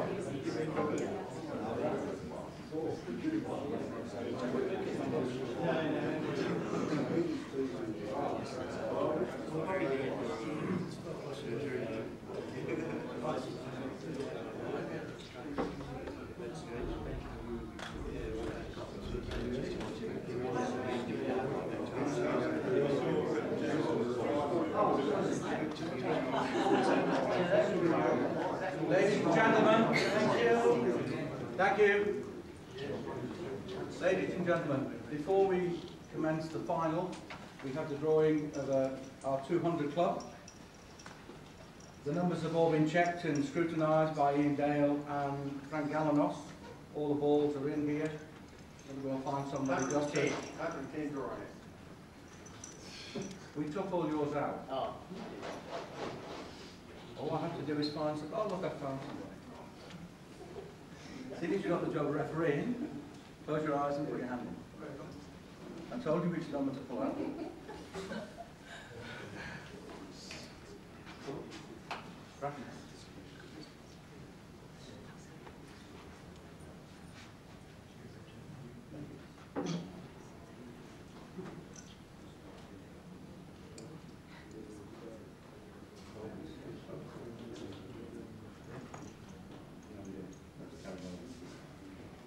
The number drawn was number 29.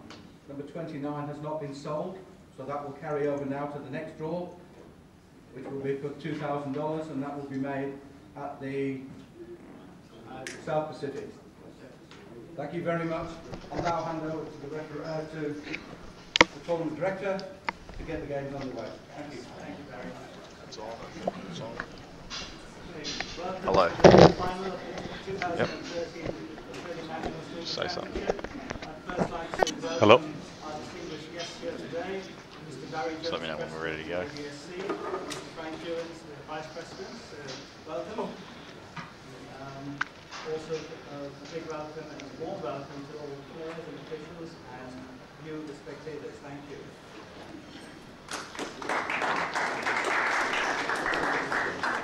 This is our second year here at RACV, so also a big thank you to them for their support.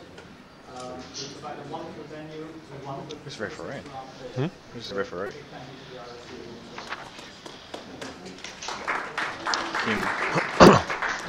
Before I introduce the players, just a few things that we need to cover. Yeah. Mobile What happened to that? phones, please turn them off or on silence so that the players are not interrupted during their game. The final today is the best of 9 frames. And the referee in charge will be Kim Ivet. Got to be that ball, isn't it? And now to the players. Firstly, easily one of the best all-round players that Australia has ever produced. He is the 2013 City of Melbourne Snooker champion and a true professional in every sense. Please welcome the number 2 seed and number 1 ranked player in Australia, Steve Mifsud.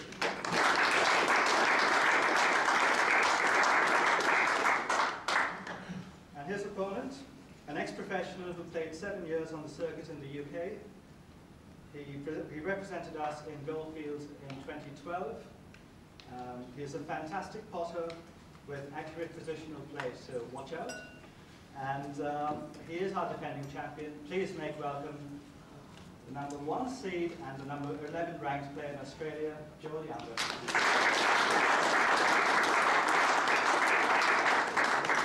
Without much ado, I will hand you over to the referee. Thank you.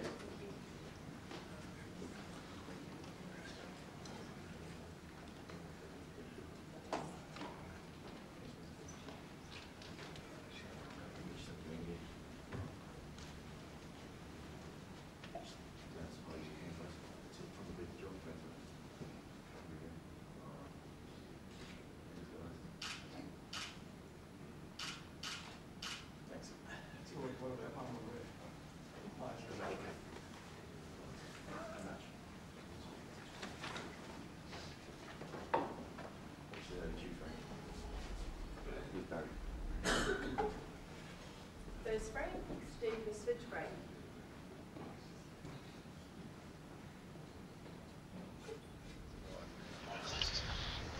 Good afternoon, ladies and gentlemen. We are at the Australian Snooker Championships for 2013. Joining me in commentary is Steve Jamieson. Good afternoon, everyone. And I guess it's probably not too much of a surprise that the 2 people in the final are Johl Younger and Steve Mifsud, the number 1 and 2 seeds for this tournament. And playing for a decent amount of cash, $4,000 to the winner and $2,000 to the runner-up, so basically double the money if you win. So both players will just go through the preliminary safeties until an opening becomes available to a player. And it looks now, Steve, we have a bit of a funny angle on the table. We're not directly behind it, so some angles are a bit tricky to pick going in and out of from the bottom cushion back to the bulk. But it looks here like Steve's got a chance. Johl intended to get the white ball behind the brown there and just clipped it on the way through.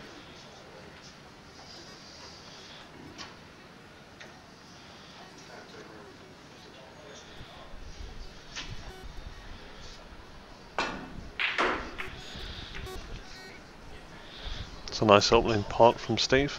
He's got a couple of kisses on the reds and white ball's taking him a little bit out of position.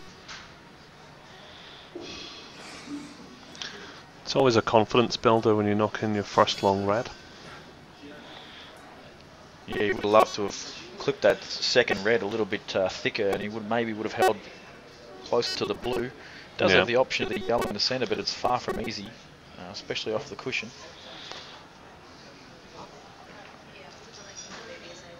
He's just sizing it up now whether to play this. Yeah, he's going for the attacking shot. Just a little bit of movement there. It's just created that miss, I think. He just moved a touch. And an opening now for Johl.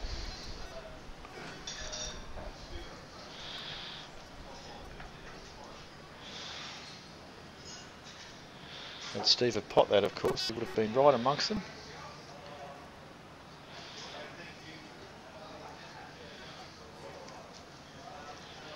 Now, can he negotiate this pot and miss the red that's below the ball that he's potting?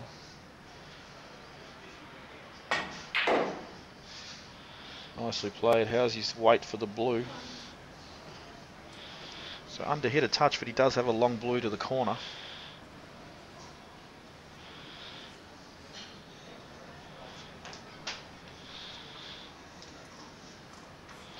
It's a big shot at this stage in the match.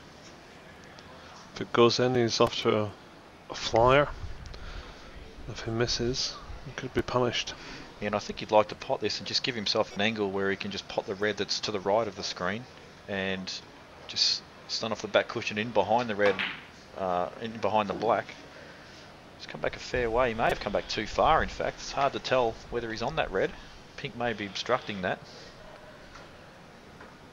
Doesn't look like there's any plants in the pack either, so...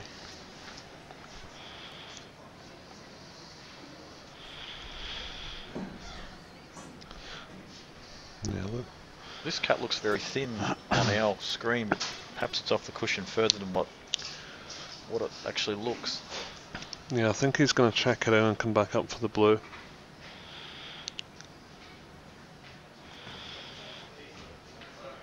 I think he'll probably go past the blue. The speed of the table looked pretty quick from that last shot he played. Well, he's undercut it by a fair bit. Yep.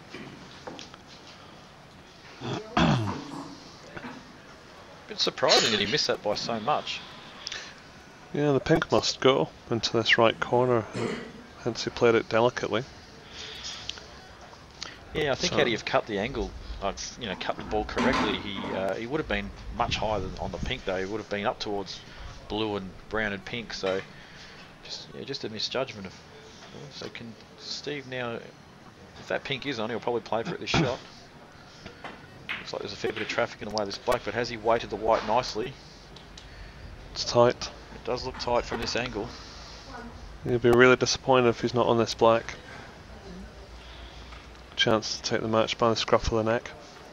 Yes, if he is on this black, he's excellent chance to make a frame-winning contribution because there are lots of loose reds and balls available to get into the pack as well.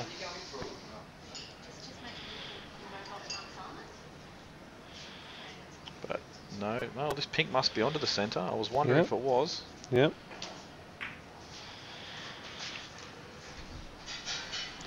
So Another both miss. players feeling a bit of tension in this opening frame. It's been a long couple of days as well, Jamie. Really does take its toll on these players when they play long matches. Yeah, I've always said that the game, regardless of what type of cue sport you're playing, is far more mentally draining than physical. Obviously, you do have a little bit of physical tension at the end of the day, but the mental drain that it has on you just makes you extremely tired if you don't get yourself nice and rested for the following day and in the right state of mind. Yep. So up for this, I believe what he played for was the pink there to get it back on its spot. Yep.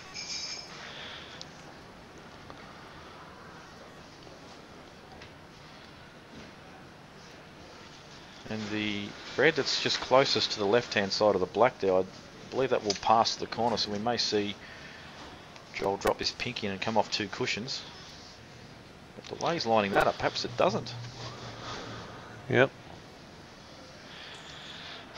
I think he'll be trying to get somewhere just behind the black, or just, if he can, kiss the black off two cushions here. He's decided to stun it. I reckon that's a bit heavy. Yep. Could be heavy.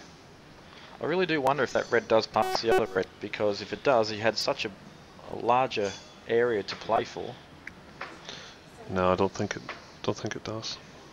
Johl also had a quick look there to see if the plant was on in the middle out of the pack, but I don't think that's on either. He's looking at it again. He's got a big target here to put behind the brown and the pink. If he chooses to play it safe, just snick off this right hand red off the left hand side of it. Two cushions and nudge in behind the brown and the pink. Yeah, So I think you're right. He doesn't have a lot of choice here unless he takes this shot on as a shot to nothing. The only ball he'll probably leave is the one he's looks trying like he's to pot. sizing up the attacking shot. It's an excellent pot.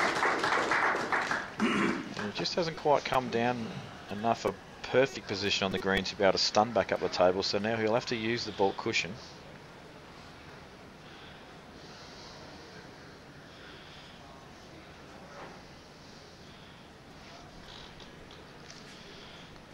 So we'll see a little bit of extra cue power here from Johl.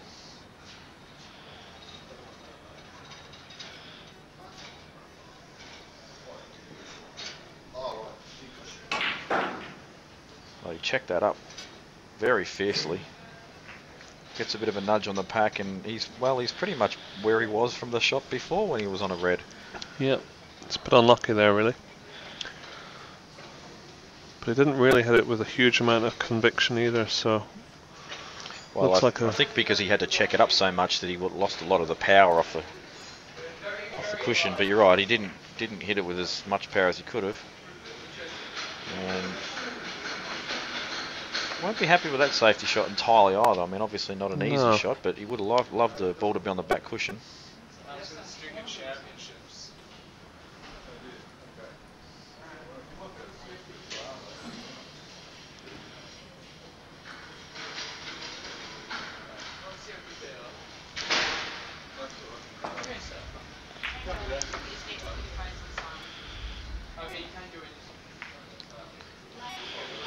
Unwanted kiss on the brown, but probably not really any damage done by it, except for obviously the white ball not closer to the baulk cushion.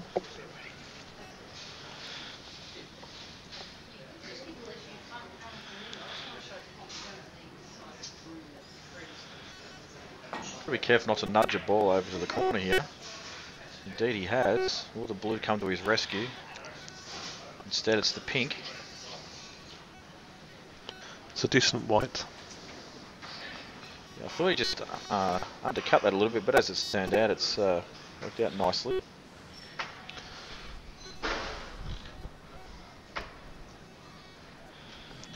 He's got this red on the left, but it's a difficult pot, but if it goes in, it'll be rewarded. Yeah, difficult to tell, but the natural angle might just take it in behind the black and back up the table. Well, he's taken on the opposite red that I thought he was going to. And the double kiss has not been favourable for him. Although in saying that, I think he's queuing over these reds to... Oh, well, this one's on. This one so goes, okay. Up for the blue, and this is an excellent chance for Johl to clinch this opening frame. It's just overplayed that a touch as well. So the table's running pretty quick, although I dare say they should be used to it by now. And I'm just wondering, Steve, whether Steve Mifsud watches much of his own queuing action when he actually plays, because to me it just looks like he's jumping around a little bit on the cue. Not like him at all. He's normally very compact and has a very short queuing action.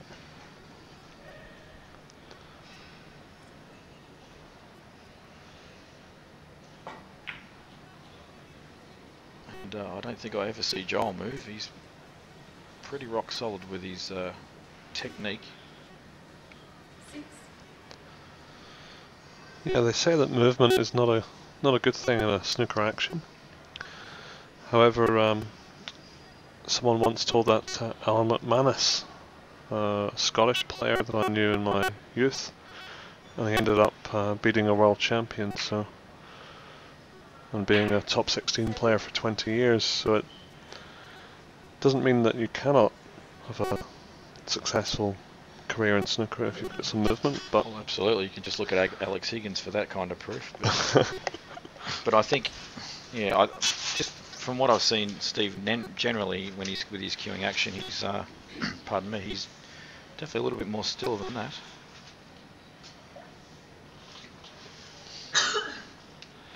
And just to let you know of some upcoming events as well, in September the 7th to the 8th, we've got the South Pacific Open. October 4th to 6th is the Australian Women's Snooker Championship. October 10th is the Australian 6 Red Snooker Championships. And for those who don't know what 6 Reds is, it's basically exactly the same game. There's only 6 Reds instead of 15. It's a bit more fast and furious, and see a lot more clearances early, providing the Reds don't all go dead. And the 11th to the 13th, we've got the Australian Open Snooker Championship at the Monty's Club. And then moving on to November 9th to 10th, we've got the Pop Black Open at Blacktown in New South Wales. So plenty of snooker to come. But this is the one that they all want right now. Only one of 2 people can get it. Didn't actually see any other matches, Steve, but from looking at the breaks, James Mifsud looked to be the man to beat. He looked like he was knocking in plenty of breaks. The only century maker so far as well. Yes, he had also I think Hassan Kurd made 112. Oh, he must have I knocked think that in one the in when I didn't see semi-final, which was to go 2-1 up on Steve in the semi-final, but unfortunately he was taken 4-2 in that match from his perspective. But certainly James Mifsud was the player with the most breaks, over 50 coming into this semi-final stage. And by all accounts, he was a little bit unfortunate not to make it through his semi against Johl. But he'll be back. Absolutely, and not only is he a great snooker player, but he's a great player in other cue sports as well. He's just made the Victorian 8-ball team again. He seems to be the only year he doesn't make is when he doesn't try out for it.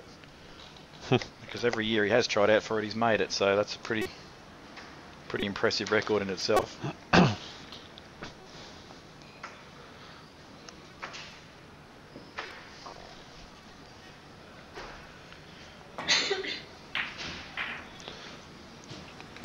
That's perfect. Good chance now for Johl to take the frame. Yeah, I don't think he'll look to go into the pack here. I think he'll just continue to play for the loose red on the left-hand side. Yeah, Looks to me like that the red to the right of the 4 that clustered goes into the left corner, and then it'll open up the reds for the other corner. So yeah, I think she's got a lot of white ball control and constructing this break. okay. Shouldn't see too many problems here for Johl. Oh. Now this looks perfect. He either wants to get low on this so he can just stun up to the other side on that red that I spoke of earlier, or just have a little bit of angle to come off the bottom cushion and back behind it. But he's just played a little bit of side off that rail, and he's got behind it nicely. Now he'll be able to stun up behind that red that I spoke of, and all the reds will be available. And Johl actually runs a pool/snooker room himself, doesn't he, in Geelong? Jamie? It does, called the Slate Bar, and does a very good trade. Johl actually lived in Queensland for quite some time. Basically, he's very much a businessman as well, Johl. He's run a lot of clubs and things like that over the years, and I don't think he really played all that much snooker or pool for a few years while he was doing that. But he's only just returned in the last couple of years, and in my opinion, he's the best player in Australia at pretty much. If you want to look at all cue sports, he just has the most sound action and technique, and the way that he actually goes about doing things is very methodical. Doesn't get flustered by anything. And yeah, since he has come back, he's made a real impact. Well, he's tried his hand at professional circuit as well, and he wasn't successful in the UK. But that just shows how tough a gig it is over there. It is indeed, and even this week you've seen a young man from Sydney called Vinny Calabresi getting to I think the last 8 of a major, or the last 16 actually, of a major professional event. Yeah, he just beat 4-2, I think it was. He beat Mark Selby. That's a it. Massive win. It's probably the best win of his career to date. Yep, the world number 2, and that just shows the depths. That just shows the depth of the sport nowadays. You've got 14-year-old kids coming through now, Jamie, knocking in 147s. It's a very high standard to meet. Absolutely, and I think with the with the boom that's occurred in China over the last few years as well, the amount of kids we see that knock in those massive century breaks are just going to increase, and it's just going to be a ridiculous field to be involved in, I think, in the coming years. So if you're a young junior out there and you want to try and make it big on the professional snooker, I can tell you now, you're going to have to practice a lot. But the rewards will be worth it. The amount of money that's being injected into this game as well by countries like China, some huge prize money, and obviously making a living off it is more than feasible, as it has been for a number of years. Even more so now for some of the money that's available. So Joel's just gone through these balls, as we spoke of earlier, pretty much flawlessly, really, since he got in. Yep, he'll be relaxed now. He's won the frame. He won the frame quite some time ago, and he's just in full flow now. He's just getting rid of the trickier the two reds. And it's like he can just run through this one either like a little fourth shot or just come off the side cushion and back for the red. I can't quite tell his angle exactly, but it looks like he's going to top through it.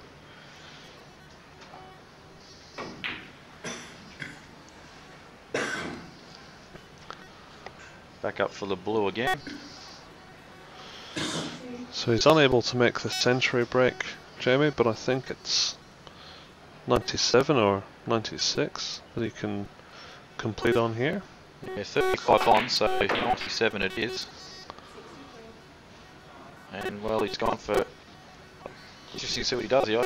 If he has the angle to get rid of the pink and get on the yellow in such a way where he can get on the brown to have an angle on the brown, or on the green to get an angle on the brown, he'll do so, just to make the other end of the table easier to clear up.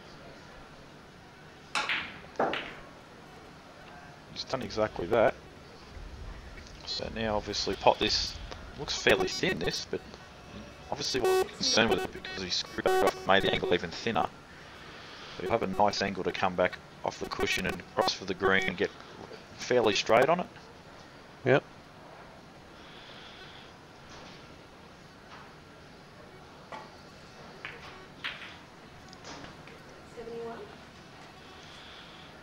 No problems there. Obviously he's not going to be concerned if he doesn't clear, but I think just for your confidence and just to keep your opponent off the table and let them know, hey, you miss and I'm going to clear this table, is a very important thing, especially early on in the match.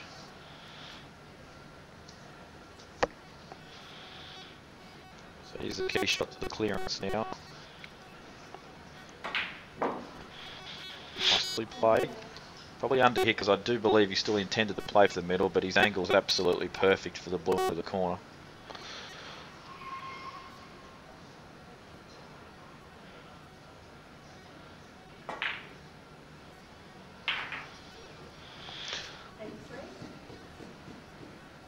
I do believe, I haven't got the break list in front of me, this could be Joel's highest break actually for his tournament. If he clears this... It is indeed. His previous highest was 80. Yeah, if he clears this, he'll have a nice 96 break. So, very well taken. Probably disappointing for the crowd. There wasn't another red earlier on for him, so he could have made that century, but still, excellent contribution from Johl there to take the first frame.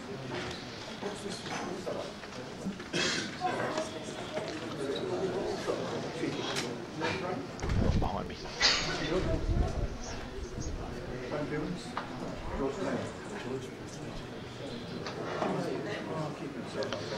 I think the game will see a resurgence in Australia, Jamie, with all these international tournaments coming up. There's a new one starting in India soon as well. And since Neil Robertson won the World Championship, it's really sparked a bit of an upward curve in the Australian snooker game. Yeah, I honestly thought with Neil winning the world title, we'd see a bit more of a response than we already have from the community, but it's definitely shown more interest, that's for sure. Australia's obviously had a number of players that have been successful on the pro circuit. Some in some ways different than others, but Neil's definitely by far been the most successful. Had other players that have been over and probably I think could have done great things, but for one reason or another just haven't gone on with it.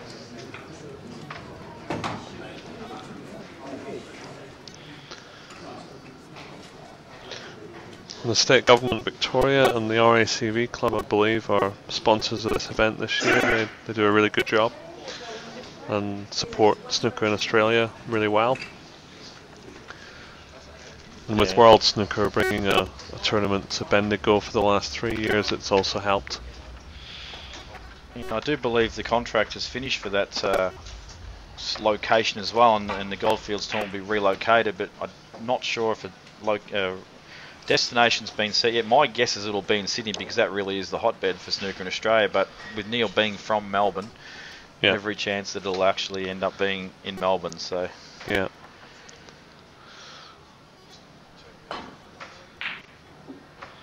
It's an excellent opener from Steve. Let's see his luck this time.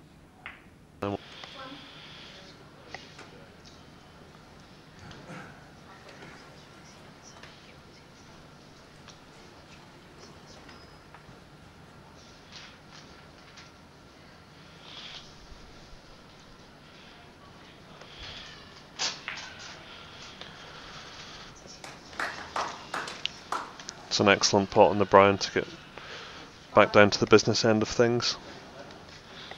Steve will be keen to make a contribution here, Jamie, to get back in the match. yeah, I mean, he made an opening red in the first frame.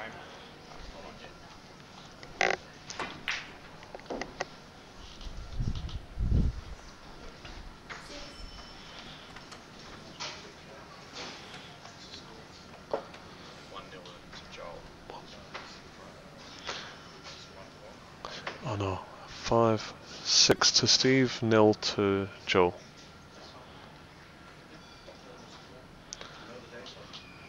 So red, brown, red on the blue.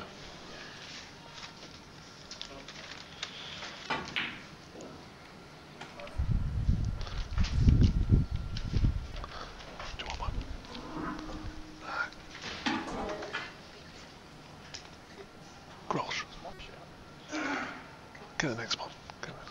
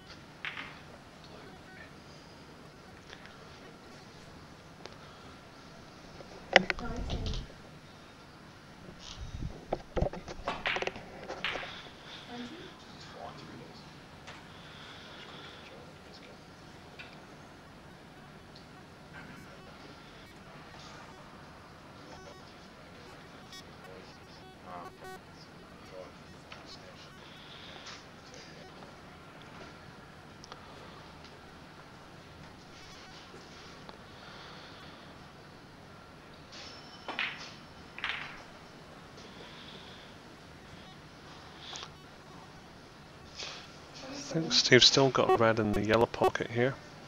We're right behind it, so it does go. It's already compiled 27 points, so this is a quick contribution from Steve. And that's an excellent pot to keep the break going.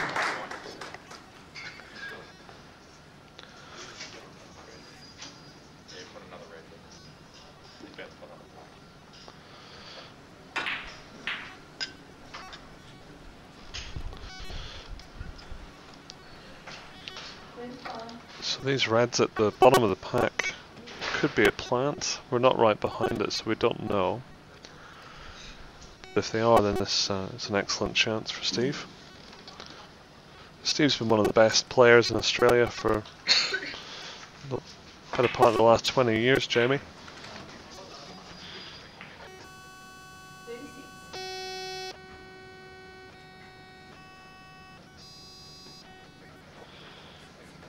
He's won almost everything that the Australian game has to offer, and hasn't quite made the transfer the success over to the UK tour. He's tried a couple of times, but nevertheless he's a very capable player.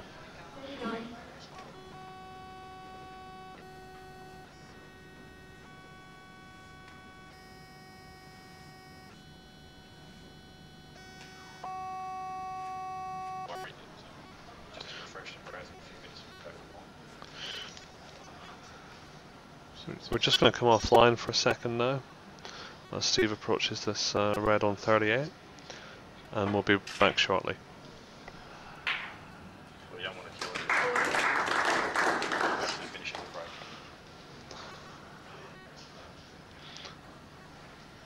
I've just been advised that we'll be continuing coverage until the end of this break.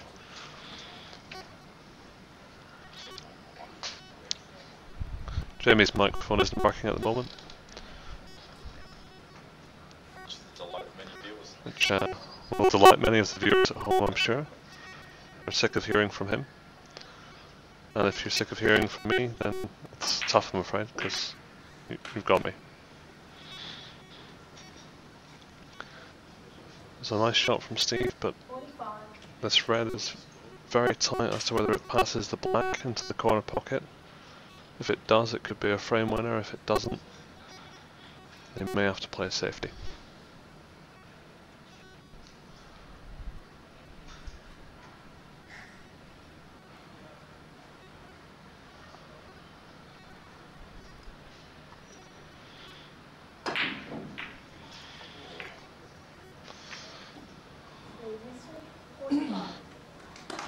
Unfortunately, it looked like it must have been very tight there, so Johl's back in with a chance to come back in the frame.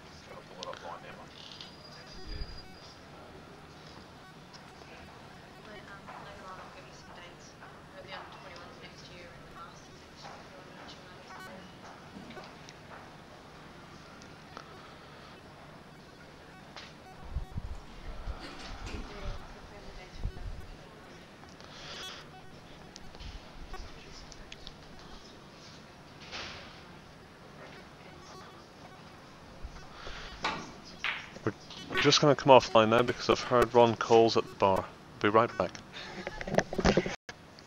Can't see it.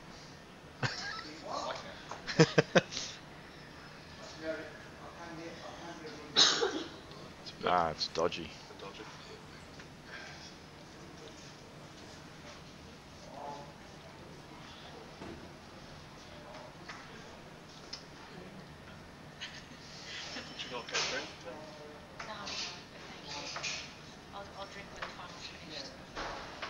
Alright, I think we're back online. And my microphone is now back online as well. Apologies for those muteness from me, but like Steve said, a lot of guys out there will be very happy about that. Anyway, since Steve ended his break, and we're not 100% sure if that break is correct because obviously Dan had quite a bit to do there trying to get things back up and running, and he's doing the score as well. So we may get a confirmation of that from Tanya shortly. But since that break's happened, we've had numerous safety shots, and now looks like Steve's got another opportunity to get in. So a long pot, good cueing required, nails it with precision.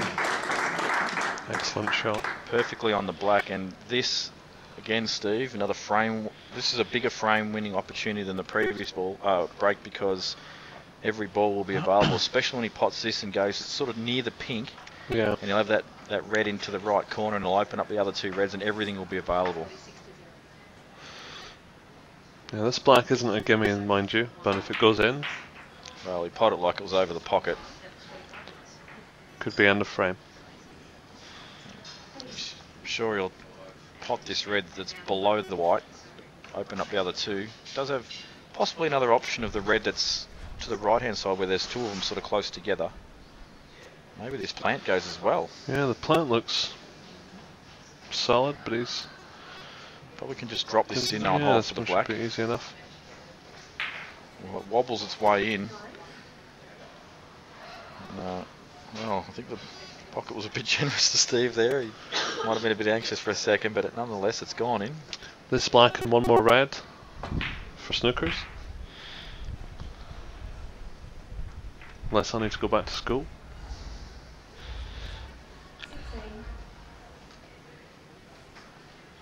No, you are correct. This will make Steve feel wonderful getting back into the match. And not only that, the fact that he's won the safety battle as well. Well, that's gone a bit too far, has it? So no, he's okay. Setting up for a great final with both players in good form. And we did comment earlier on off the camera that Steve hasn't really made any big breaks. But as you can see here, he's knocked in a 44, and now he's back at the table and he's looking like knocking in another 40 or 50 odd break. That's it. So sometimes that's all it takes. Obviously a couple of good safety shots in between a break if you break down and your opponent doesn't take that opportunity. You can still win matches. I can tell you now, Steve would much prefer to be finishing the frame in one visit, as he's so often done. Had a kick on that red, I just noticed, which has left him perfect on the black. To stun across for the reds into the left corner. Just wondering how straight he is here. He may have to drop this in and just play for the middle, but if he can get behind them, he certainly will. Make you right, maybe he's not got the angle I thought he had. Well, it looks like he's just stunning it, so yeah, he was dead straight.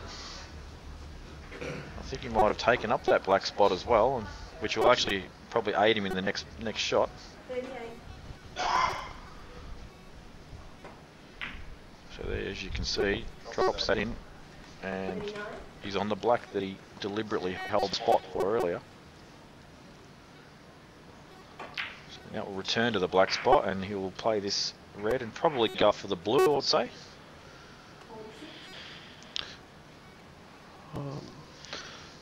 Depends how he feels. He's won the frame. He'll probably just go with the shot which requires least energy.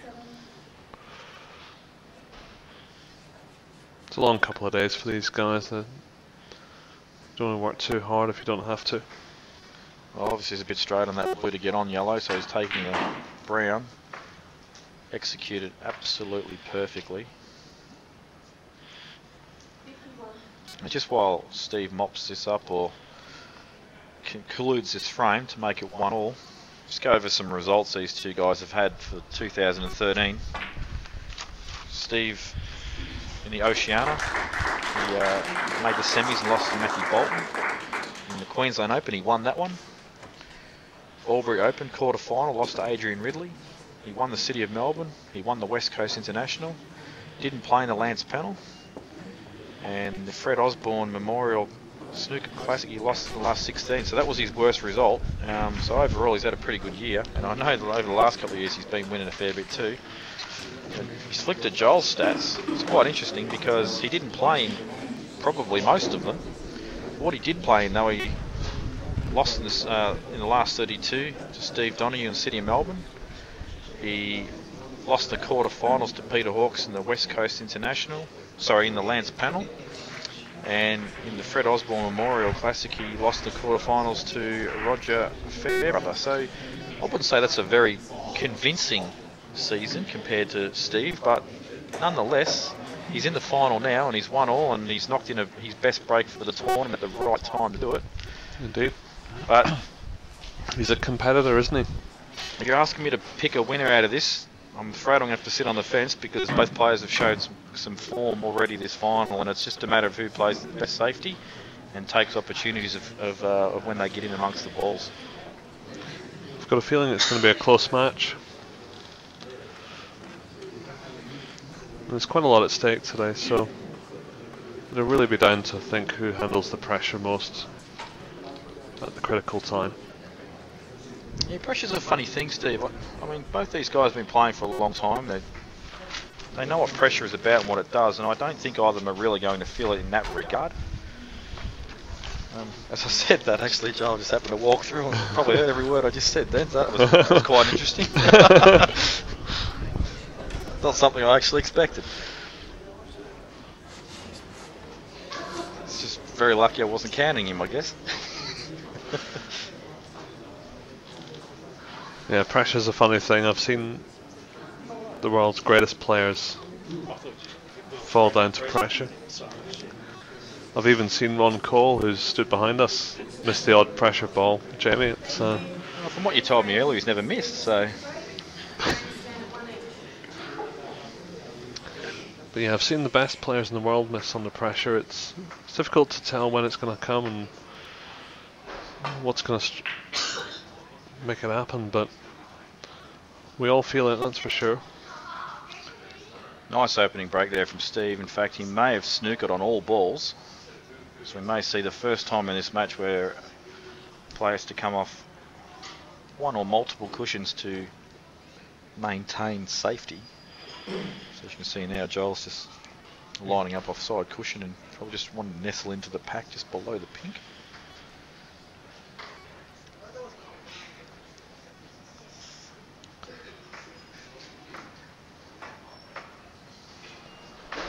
Well, he's hit the pink there, and that is a foul and a miss. I wonder if Steve will put it back here, I think. Well, he has a chance to pot this red, and he can get behind the black and back up for the blue, so I think he'll take this on, because if he sends Johl back in and he gets the safety right, he won't have an opportunity to pot a ball, so I think Steve's definitely choosing the right choice here. It's not a hard pot. Well, he's cannon the red, and that is absolutely perfect.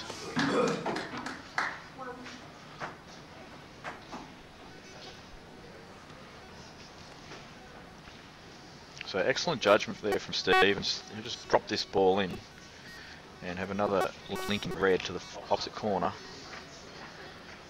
And it's just going to be a matter of manoeuvring the white. Obviously the pack's still pretty clustered up and not a lot of reds available, they're all covering one another. He'll try to stun the white into the red at the bottom of the pack there, just to stay on the red into the left corner. Oh, he's gone the other way. He's but gone for a more fancy shot, Steve, yeah. But it's actually perfect. That's why he's there and I'm here, I guess. Well, that's why I just sit on this microphone too, mate. I didn't even see that shot. But Steve definitely looks like he's flowing far better than what I alluded to earlier when he was moving around a bit. Now you're not seeing any body movement in him whatsoever. And this is how I'm used to seeing Steve play. It's just very compact. You'll actually notice that his bridge and his queuing action is fairly close compared to a lot of players, although he has a bit of gap there. But he actually has his bridge hand closer to the white ball than a lot of other players do. And he doesn't have a long queuing action either. It's quite short and compact, as you can see there. And his final drawback is a lot longer than the feathering, which is normal, but still the same, very compact action and allows for less mistakes. I think the fact that Steve's made the final with less than 5 or 6 half-century breaks is quite an achievement. It means he's had a lot of close matches or close frames, but it seems he's peaking at the right time. Jamie? Yeah, it could have even just been like that previous frame where he knocked in a 44 and then he knocked in a clearance when given an opportunity, which doesn't present an enormous break because he had to do it in 2 separate visits. That could have happened quite a bit as well. No, that's not ideal. No, cannon the wrong side of that red. Obviously wanted to cannon the right side of the red, and he would have been perfect on the red that's to the bottom of the pack. Even the safety doesn't look simple because bridging over ball. So this is the obvious shot. We may see a little bit of a. I think one of these should be touching. Do you think Johl will call for a re-rack here, Steve? I think he might. The referee may not allow that though. Well, I don't think Steve will allow it either. Well, we've been introduced to all sorts of technology and stats courtesy of Tanya. That's right. She's given us an iPad with the breaks. Yep. And I think that's. And as we were talking about earlier, Steve's knocked in an 82, which obviously was this match. But previous to that, he's only knocked in a 56, 54, and a 54. And when you compare that to other semi-finalists or finalists, Johl's knocked in an 80, a 72, a 71, a 66, a 63, a 60, and a 59. James Mifsud, who also lost in the semi-finals, 137, 84, 73, 63, 60, 55, 51. Hassan Kadey, I apologise if I said your name wrong. 112, 91, 66, 54, 46. Those three players are the those three players I just mentioned are the standout break builders. Have got the most breaks. And also, I think it's worth a mention, and also I'm a bit biased because he's a good friend of mine as well, Kurt Dunham, who in my opinion is the most improved Q Sports player in the last couple of years. Knocked off Sean Budd, 4-0.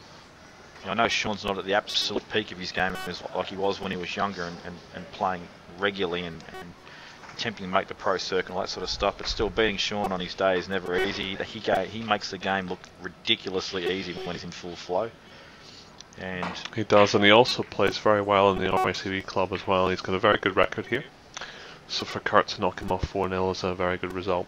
And we just saw Johl miss a red there, and well, he cued right across the line of the shot, which is why he missed it so heavily. Didn't even threaten the pocket. And also worth mentioning Ben Noonan, who's had an excellent tournament, considering he doesn't really practice any snooker anymore, Jamie, and I think he made the last 16 or the last 8, if I'm not mistaken. He made the last 8. In fact, he did knock off a good play to get to the last 8 as well. It just slips me who that was now. And also Benny, another really good friend of mine as well, and he is probably, if you look at all different types of Q sports, I'm talking snooker, 8-ball, 9-ball, 10-ball, any other Q sport you want to think of. Maybe not billiards because he doesn't play that at all, but probably one of the most proficient in Australia at all facets of the game. And you're right, he doesn't practice snooker anymore, and well, he's running his own pool hall now, so that takes up a lot more of his time. And an excellent venue as well, Bar 8 in Bundoora. One of the best pool rooms in Australia, or Melbourne.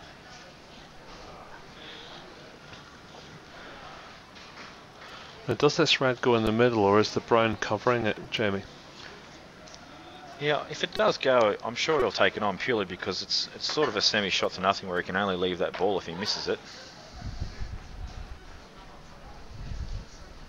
So we've got confirmation it's not on, so playing a safety off this isn't simple. He may have to just dig down a little bit on the white. But he's not doing that. I'm not sure what angle or how much of this red he can actually hit, so... And obviously Joel's not sure yet either because he's got up a number of times, but he's made his decision now.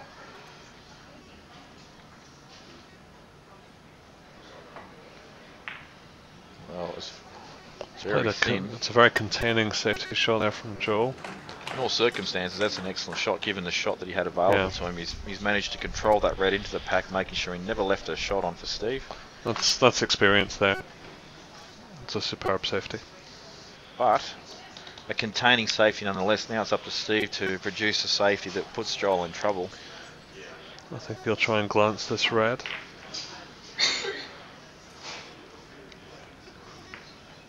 Well, that's a nice nudge on that yellow, I think, because he may have covered the right-hand side of the table, which is the easiest side of the table to get a safety off inside the pink and back up to bulk.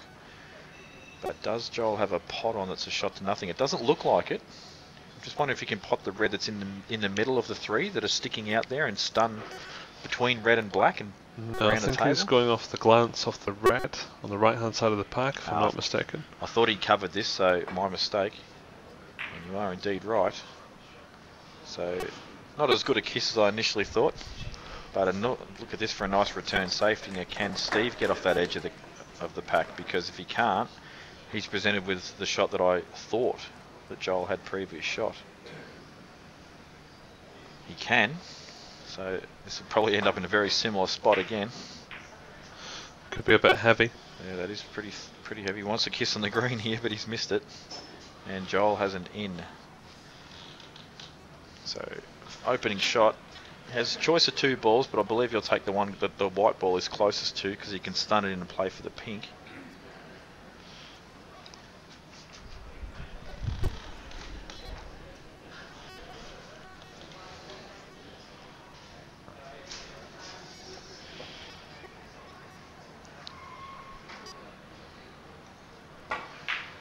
And there it is. He was dead straight on it, and he's perfectly on the pink. Excellent chance now from Johl. These reds are all really well spread and offer excellent break building opportunities. Guess black only goes to one pocket, so still a little bit of work to do, obviously. But even though he's 32 behind, this is a massive opportunity for him. yeah, as I said, I don't think my microphone was working when I said this, but Steve, when he's amongst the balls and his break building is much faster than Johl as well. It looks like he's a lot more flying. As I said earlier, Johl's much more methodical, goes through the process every single shot of exactly what he's doing. He's always been like that in all cue sports.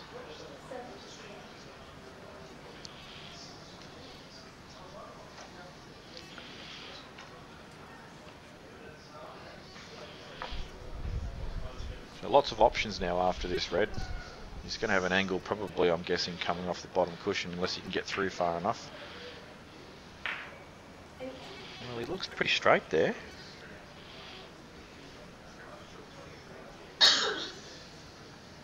Obviously didn't want to stun it and Chinese snooker himself on the black, but I'm just wondering what he's got to work with. Looks like he's stunning, so he does have some angle.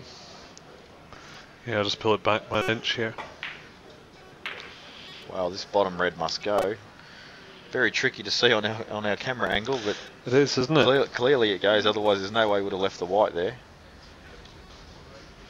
He's just checking it now, like as if to say, "Oh, I better see if that's on." Maybe should have done that a little bit earlier there, Johl. But as I said, he checks everything and he does everything methodically per shot, so he probably knew it was on. And excellent shot there, just a nice little force shot to get himself a nice angle. Now we can go up the table. He may even clear that red just to make the black available to both pockets.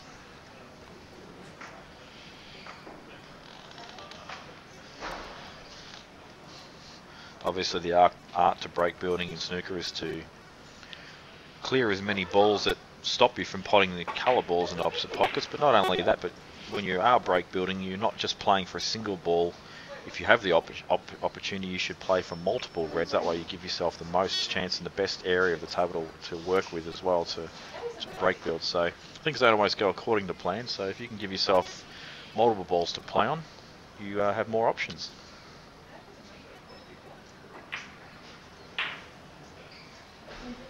So he has gotten rid of that, so black now available. This now looks like a very big chance for Johl to finish off. We can just drop this black in with a bit of drag and stay on the red at the bottom of the pink there. You don't think he'll actually sun into the red that's just below the pink there, the one on the left, because then he's guaranteed to be on a ball. He may do. I'll have $10 with you now. No. I think you're shaping up like you may be right.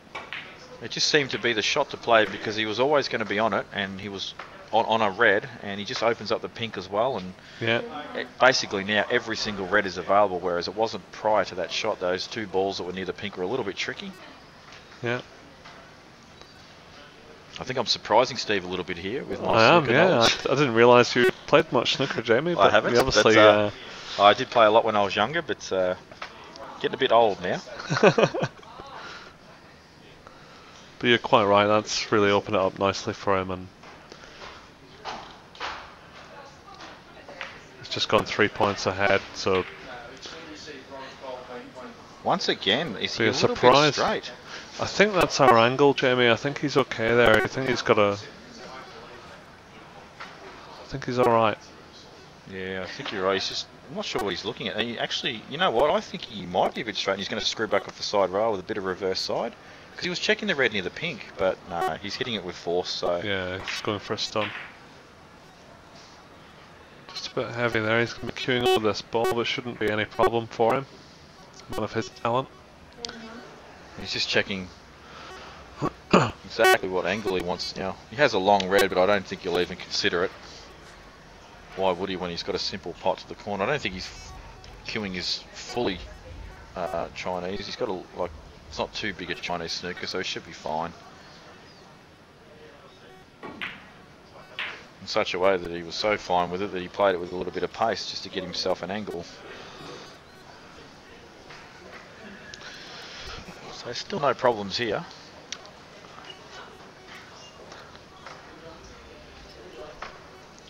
See how he feels here. I mean, once again, it's hard to tell exactly the angle, but he may be able to play this and get on the ball to the right hand side of the pink. Or the only ball. Yeah, that's the one to play for. Looks like he's using a bit left hand side here, so it's a bit straighter than what I thought.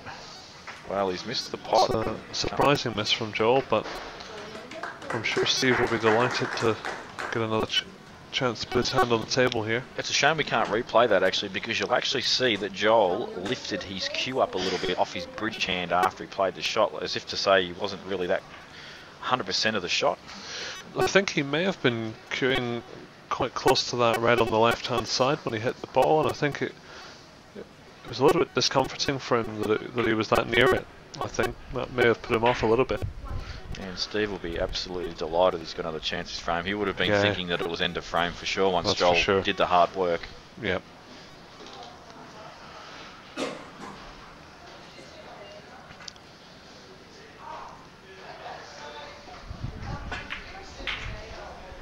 That's a great shot from Steve there. He's made sure he's cleared the balls and landed on a red. Yeah. So easy to land low on that and not be able to maintain your position around the black. He looks in good. Too far there. I think he tried to cannon the red.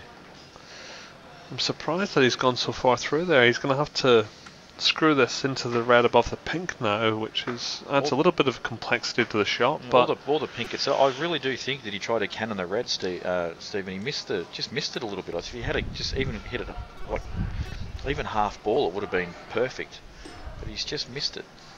Either that, or as you say, he's got the weight wrong. But it just looked to me like he was just sort of gliding into the red. He did top it. I believe he's taken the pink here, which is a... he's missed a few of these massive already shot. This match. He's missed a few of these. It's a fantastic pot. Yeah, that's a great recovery. A lot harder than it looked for sure, and as I said, he'd missed a couple of those earlier on in this match. I can see Steve exhaling there considerably. He knew that was a big one, and credit to him for getting it. Yeah, it was in effect frame ball really, wasn't it? So now another pink, and he'll play for the red that's high on the pink.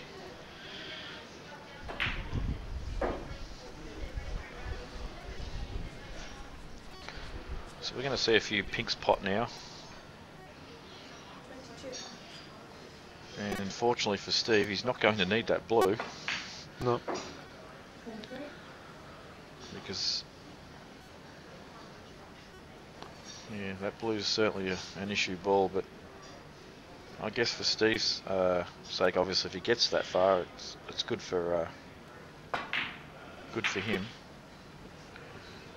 Even at this point, if he happened to break down where there was still enough points on the table, it would still be valuable to Steve that blue is on the side cushion.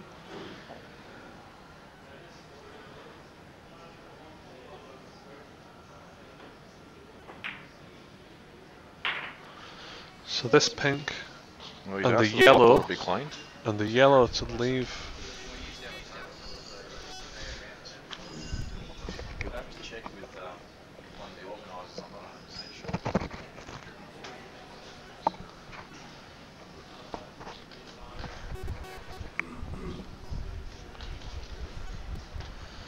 So I believe this pink and the yellow to leave Johl needing snookers. So key positional shot here to get on the yellow. Yeah, it looks fairly natural, just a little stun off the side cushion.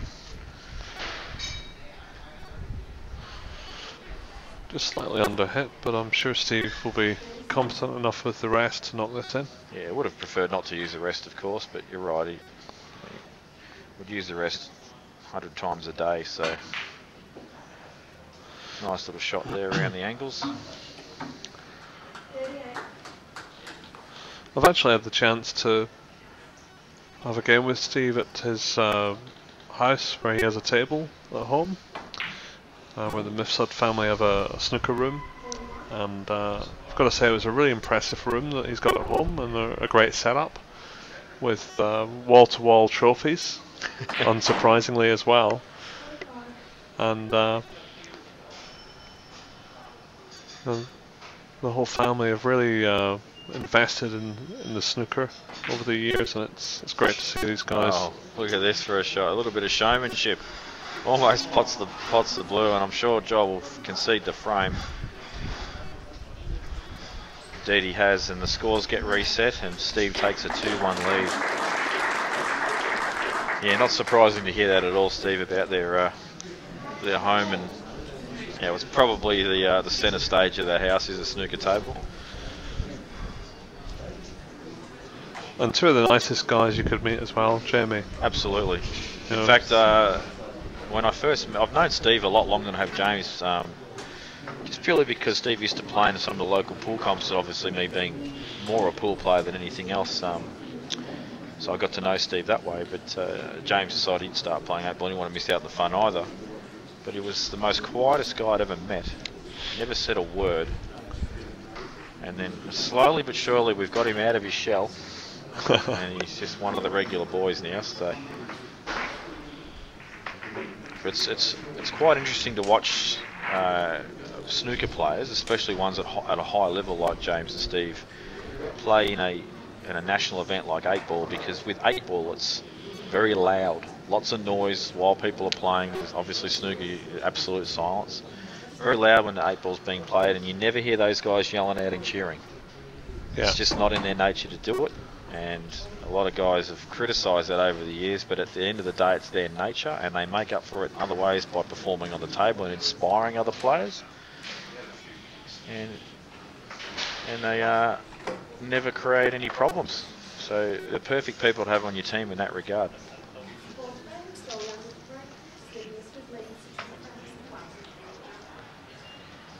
But having said that though, they're far from not showing emotion. I saw James one year stamp his cue, absolute disgust with himself that he'd lost a frame, and it just, all it showed me was how much it did mean to him. Yeah. He'd let himself down and his teammates, and that's that's important to see, because if he walks off and doesn't care less, well, he doesn't want to be there as much as people that are showing a little bit of emotion. Emotion's not always hard to contain, as long as you do it when you're not out in the middle of the green. Well, first long pot that Steve's taken on that he's missed, and to be honest, I think he took less than a second to line that up. He really... Yeah, I think he was going for 3-1 there in the one shot. I think he's forcing himself into a rhythm. That's what I think he's doing. I think he's trying to force himself into a rhythm with some quick play. Could be right, yeah. I've seen Steve do that a lot.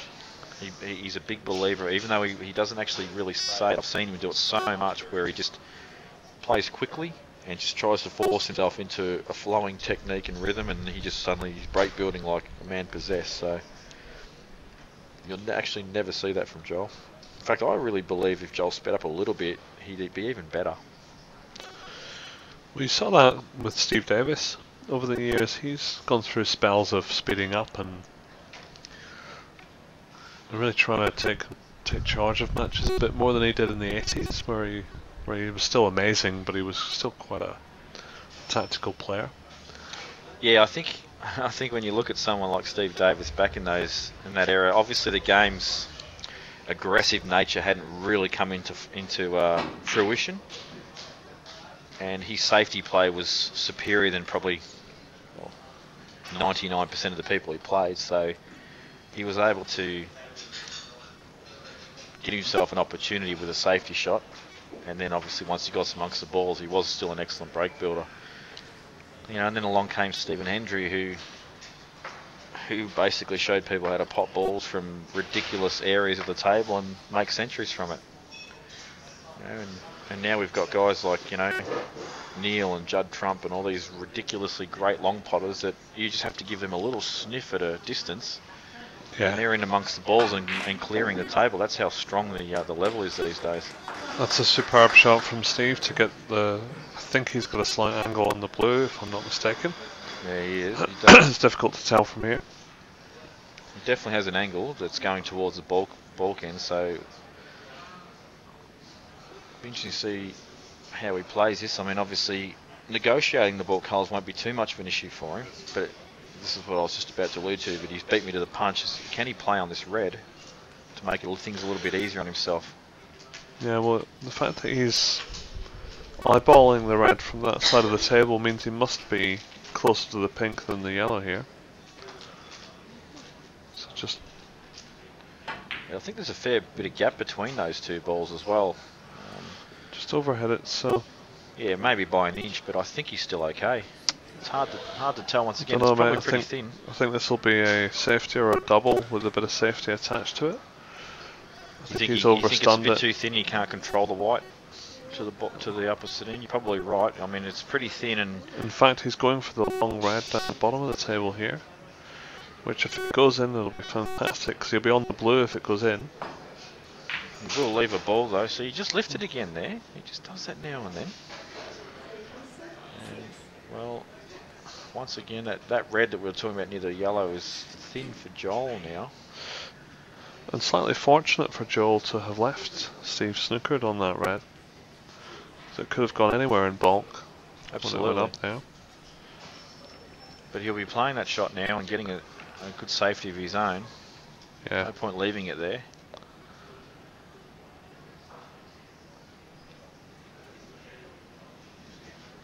And obviously, if he was... Oh, well, he's taken the pot on, so it wasn't as thin as I thought because he's controlled the white ball with absolute precision. That is... could not be better, I don't think. I think he's got the smallest of angles. If he was feeling amazing, he could have actually pot one of the reds down the other end and screwed off the pack. But you know, we're talking Ding Zhonghui type shots there, aren't we? That's right. And even he can't win a tournament at the moment. He lost in the semis last night, I think. And I think that's all in his head, to be honest, because he's an absolute class, but he just needs to win a tournament to believe that he can. And I believe it was, I think it was Ricky Walden who won the Bluebell European Tour Championship last night against Marco Fu in the final 4-3, I think it was. Yep.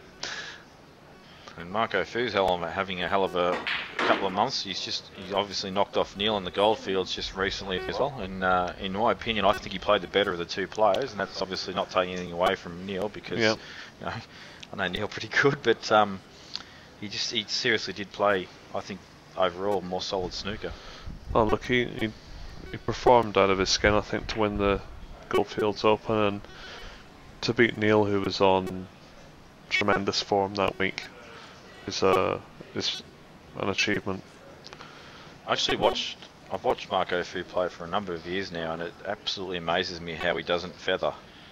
Has no cueing action at all. He just puts the cue there, pulls back, hits it. A bit like Mark Allen.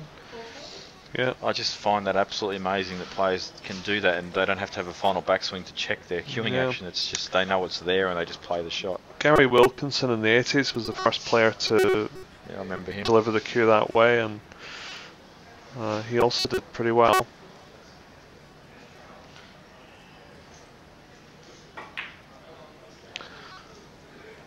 So Joel's in here. Yeah, still a lot of work to do. I mean, it's a big cluster of reds, but he's just probably obviously going to deal with the loose ones for the time being. And this, I think, is a very important shot coming up because he wants the right angle on the black to be able to manoeuvre the cue ball in such a way where he can get to an available red, because there's not a lot available. He needs to be on the left-hand side of the table.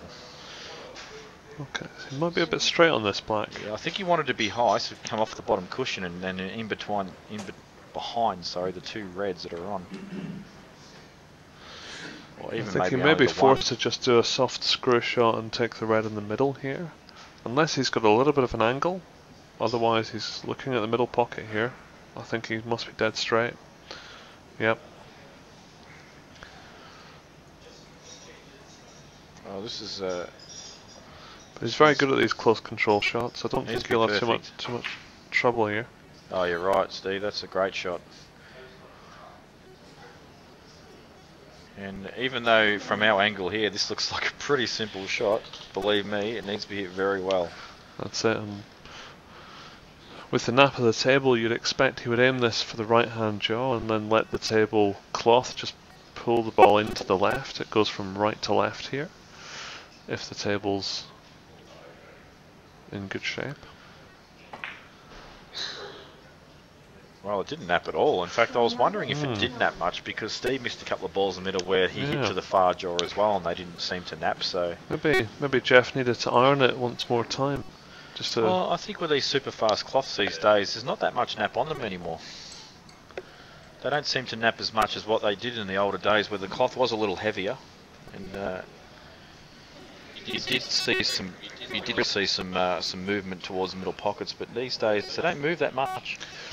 Nevertheless, he'll be disappointed to miss that one. That was a Absolutely. really good chance to stamp his authority on the frame, and he's only 23 points ahead. Yeah, but that 23 points is pretty useful at the moment, given where the Reds are. So you would think that he may get another chance. Supposed to take that pot on, actually. Yeah, he's missed a double. I think he's not been playing too much 8-ball pool recently, so maybe his doubling has gone backwards because of that. But yeah, I thought he actually wasn't even playing for a shot. I thought he was actually just trying to put the waddle hard up on the bottom cushion. So now the safety battle begins. We haven't had a really long safety battle yet in this match. Someone's, left an opportunity with a ball near a pocket, and the opposite player has either pot the ball or missed it, and then given the other player an opportunity to get in. So the way these balls are, this could be a more lengthy safety battle. And as I say that, the black has come to his rescue. I thought maybe that red sneak over the pocket. It's an excellent shot from Steve. yeah, Steve plays that safety shot incredibly consistently. So now Johl has a ball sticking out from the pack there that he'll play off. He just wants to be careful he doesn't promote a ball to the opposite corner here. There may be a plant here, Jamie, if he He plays hits, shot to nothing. if he hits it right. He has played it, but obviously the primary objective there was safety. Didn't want to catch the green, but well, he's really given Steve a chance here by hitting that full ball, because he's got the opportunity for red to stun onto the blue. Yeah, looks like a fairly straight long red. This is always a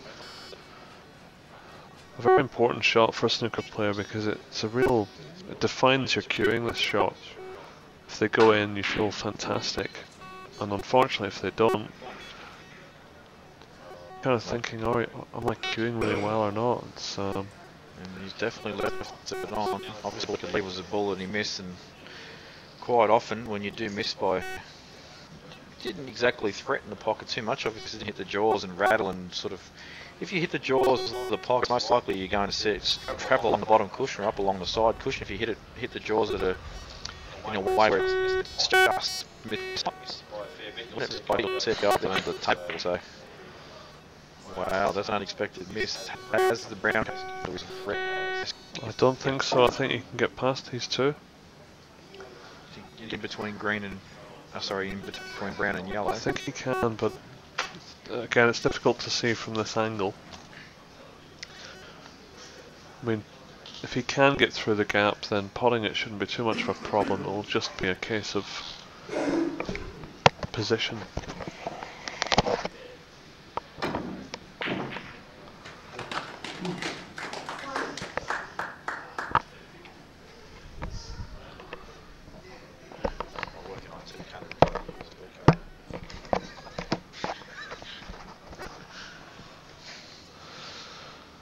So the red's gone in, but he's now going to try and put Johl in a bit of trouble here, somewhere around the green, Jamie. Yeah, I think he's just going to get this off the cushion and try and leave it for snooker. He doesn't want to leave the green on the other cushion though, because he's behind in the frame, so he wants to promote the green as he has into an open position.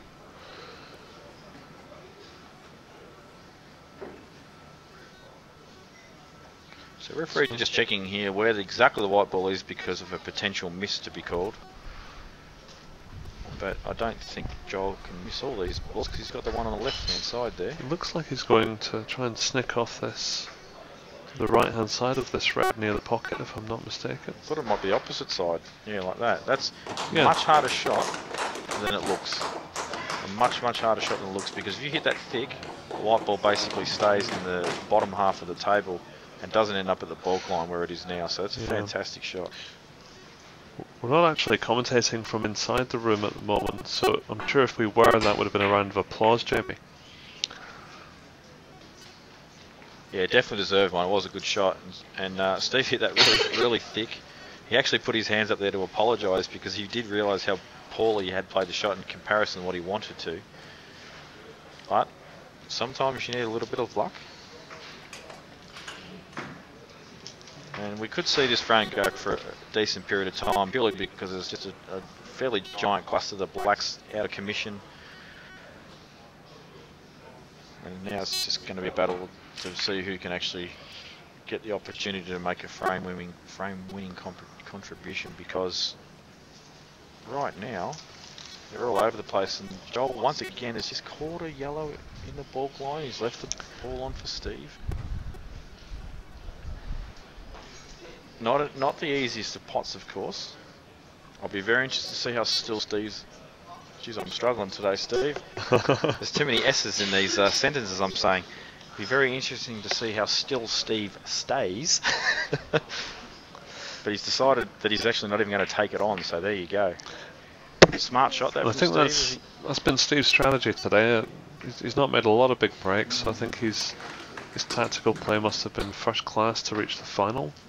And sometimes that's what you've got to do to get the result. And in this format of the game, there's no one knows how to do that better than Steve Mifsud, really.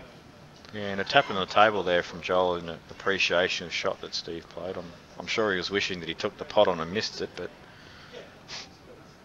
the reason Johl has tapped the table is because the shot that's before him is far from easy. He has no passage to the left-hand side of the table for a safety, which is obviously the easy side. And playing on the right-hand side is, well, you would need to clip off the red that's to the left of the black and come in between black and red. That's not an easy shot. So he's going to try and clip this really thin, try to avoid the double kiss and go back up the table, is he? Playing a dead weight. Well, he's going to try and drop in behind the black here. It's a good and shot. Avoid the in-off. Well, couldn't have played that any better. It's pretty good. So Steve does have a safety here, but it's not hard, but the problem is he leaves the left-hand side of the table available for Johl to play a return safety, so I'm not sure that Steve will just get straight down and play it. He'll want to look and see if there's a better choice for himself. And unfortunately we can't see the reds at the moment because there's a head in the way. I'd expect him to put this white up near the yellow pocket. Now the question will be whether he leaves the red on the cushion or whether he leaves the tempter pot.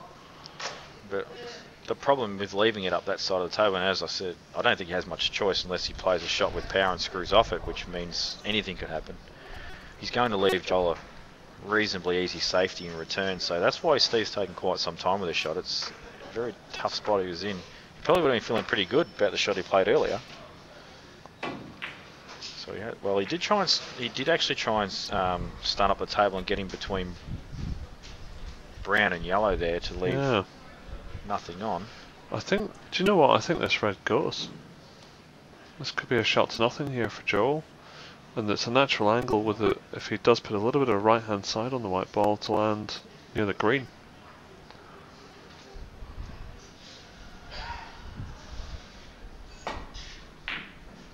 Yeah, you're right. And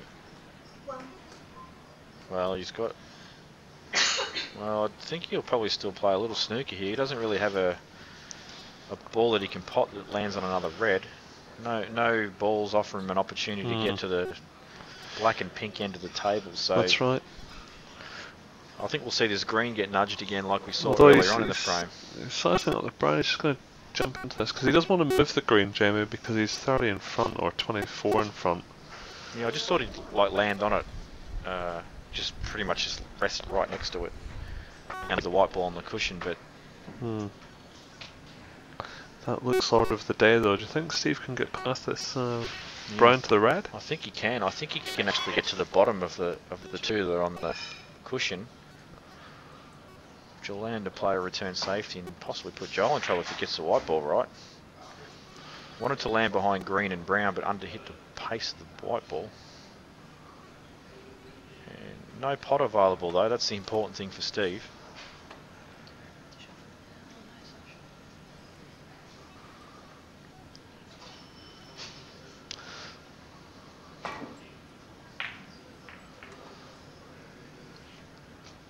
This could be the first long safety battle you were alluding to earlier, Jamie. Absolutely, the balls were just screaming out to be made even more awkward than what they previously were. That black looming near the pocket as well, no one wants to make a mistake.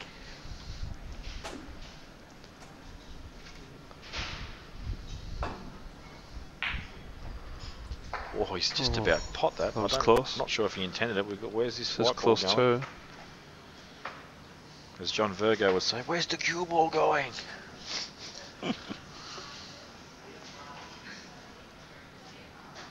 So although there's a lot of safety shots, the players aren't taking a lot of time playing them. And another excellent shot there from Johl, because as we spoke about earlier, playing a cut to the opposite side than what you would normally play to the potting angle is very difficult to do. You've got to always make sure you hit it thin. If you hit it thick, you've a good chance to leave something on. And Steve plays an excellent return safety, but he's scratched the white. No real harm done. Unless this plant goes. Don't Yeah, I think think it does. Joel's just looking to see if that bottom plant snicks off the far red and into the corner. I'll be surprised As a if it sort of does. shot to nothing. I don't. He's looked at it for a second time, so I think there may be a chance of it going in off. But he'll have to make sure that the white lands behind the blue, so that if the ball does hang, he doesn't leave it. Yeah, I think. Well, he's actually sent Steve back in. That's how sure he is that it doesn't really go. Okay. So Steve fancies a piece of this shot as well. Look. I think the reason Joel's sent Steve back in is because this is such a tricky shot that it does leave itself open to leaving the red near the pocket. And if he doesn't get the white ball on that right hand side, what Steve's said. Steve's looking to hit the first red, I think, as a shot to nothing safety plant. And I reckon he's 50-50 here. Well, if he plays a shot you've just pointed out to me on the screen, he's actually going to have to screw off it a bit because he doesn't want to catch the other red. It's pretty thin. Yeah, a bit of screw, bit of right hand side. And I reckon he's 50% here. Well, you're spot on. Well, he caught everything there and he's actually managed to cover the black and the pink. He's going to be sick if that pink doesn't go, I'm Jamie. sure it doesn't, but the blue will.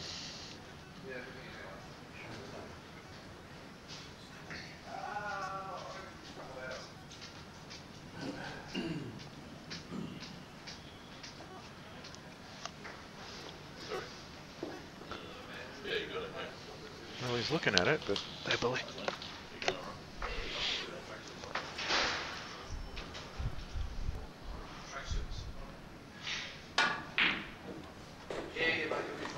Nice shot there from Steve.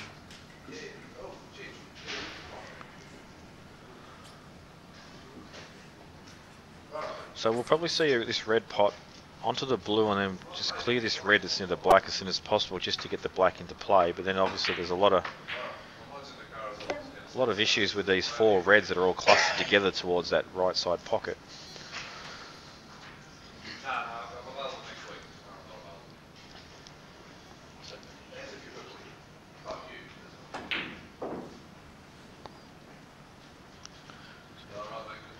Incorrect side of the blue, which is why he's played for the ball in bulk first.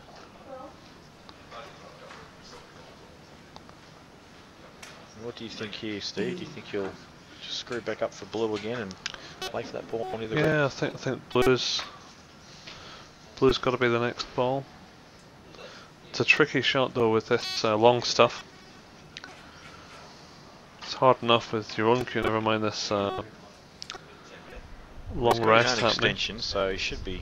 I mean, the ball's it's not that difficult to pot. It's just a matter of getting the white ball back into an angle there where he can get back down the table. Yeah, the position's key here though.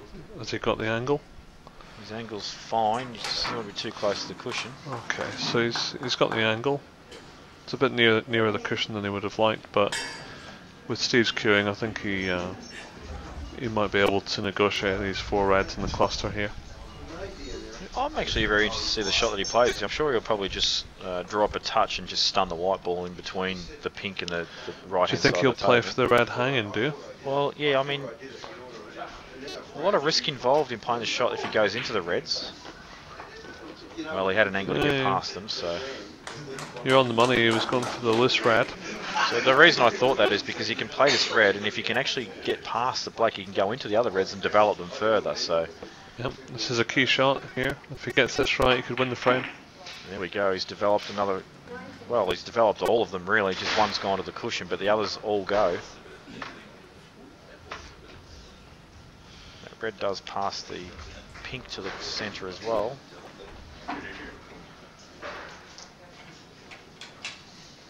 So a big chance here for Steve to get himself not only back ahead in this frame, but possibly win the frame at this visit. Although green presents itself a big issue later on the frame, and he will need that to secure the frame as well.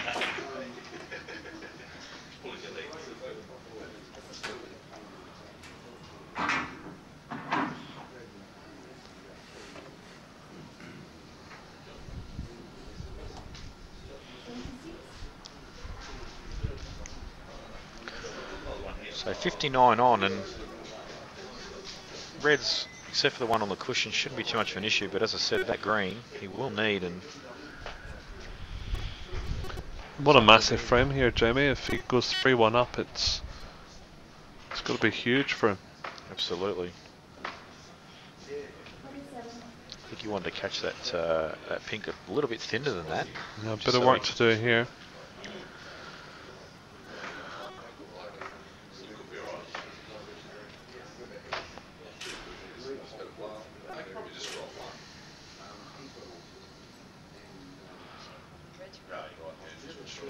Well, these must be tighter than what we first thought, Steve, because he's having a real good look at these to see if it's on. I think he's checking the inside one more than anything to see if it goes. Yep. And making all sorts of funny faces. It's That's hoping it, that the balls just make themselves more available. If he changes his facial action, it moves them with some kind of ESP. That's it. Well, he's doing his best Oscar the Grouch impersonation right now, and well, he's made up his mind. And we'll see this shot, I think probably off two cushions, his right hand side. Yeah, a bit of work to be done here. Yeah, he's going to be leaving himself at medium range distance, so that's the key. So I'm sure that he was checking the right of these two as we look at the screen, because it looks to be the tightest. And once again, he's just having a look. He wasn't 100% certain. It looks like it goes.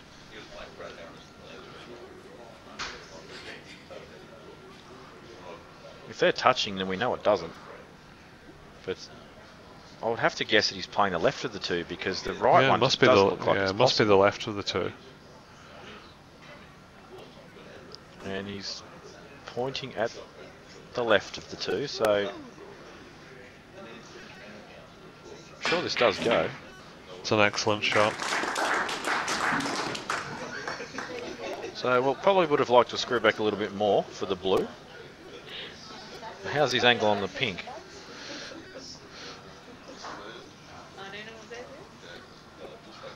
Yeah, the pink looks like the preferred ball here.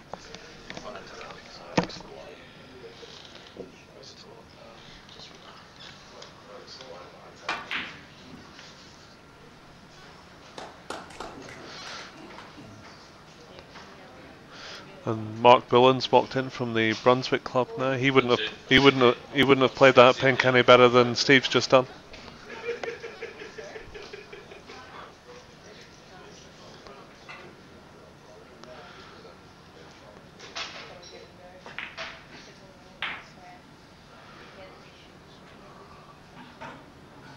And this looks pretty good. He'll either just have a slight angle to land behind the red, or try and extract it if he can.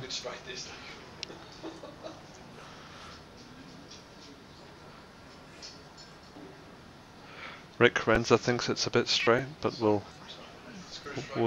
just see. There you go. Yeah, that's why you stood there, Rick, and I'm sat here.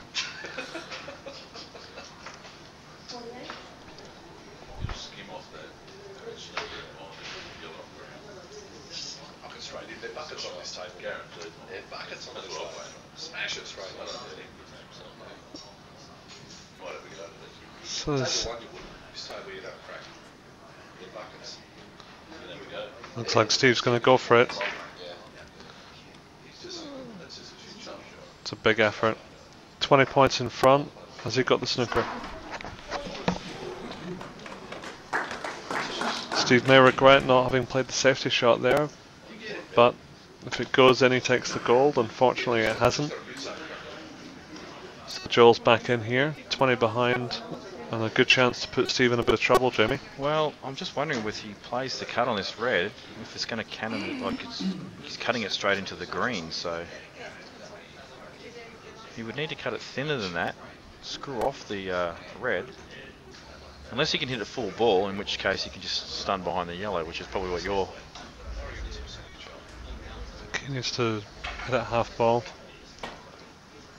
Well, I don't think you could play the shot. And there you go. My judgment is better than I thought. I don't think you could hit it full ball and play the shot that... No, he couldn't, no. So now, Steve, this should be safety all the way from Steve here. Absolutely, and you should put Johl into some real trouble here with just a nice little double pass to centre pocket and in between, behind brown and yellow. Well, he's gone the other way, which is probably the better shot.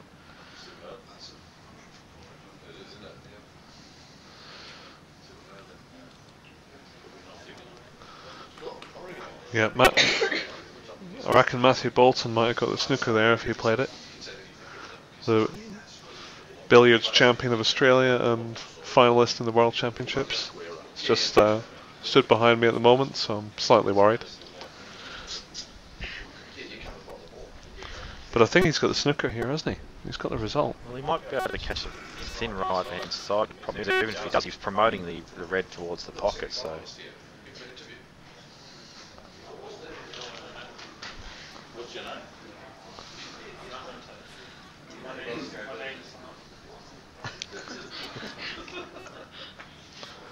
So I think he's going cushion first here with a bit of side, Jamie. Yeah, he needs to catch his full, otherwise the balls are going to be flying. He's done so. It's not bad. Is it too hard though? No, it looks perfect.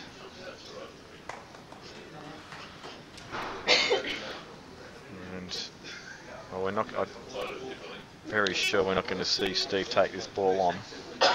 No, I'll be surprised if he has a dip here, Jamie. I think he's going to.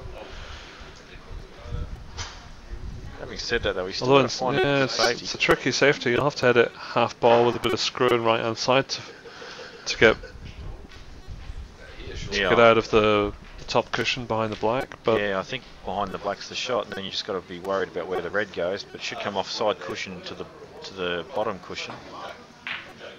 Well, he's gone the opposite way. There's always the danger with the up and down, the double kiss. So this is a massive chance for Joel Younger here to draw level 2 each. Yeah, to pinch the and I frame, think really. a defining moment in the match coming right up. And you may hear a bit of background noise behind us now. It's because a lot of the players that were in this tournament that are no longer in the tournament have decided to become barflies and be armchair commentators behind us, because they can't talk obviously in the room. So you might hear a few interesting comments, but all the same knowledgeable. Well, I can't believe he's missed that. So it's a critical shot, and the big question is, has he left it? Well, if this is touching, he needs to go and buy a lottery ticket immediately. If it's touching, yeah. I don't think it is, and as you see, Steve jacking up to avoid the push shot. This is it looks a bit tricky from up there. He was jacking up. Well, the referee hasn't even gone sort of real close to this, has she? So it mustn't even be close to touching. I reckon if Joel hasn't left this, then it's almost as lucky as Matthew Bolton, the luckiest player in Australia, Jimmy. Well, he's played it, but he hasn't got the white ball. He's got it in. He's got it in. Still in control of the frame. Well, I think Steve will be happy to just drop this black in and basically leave Joel requiring snookers.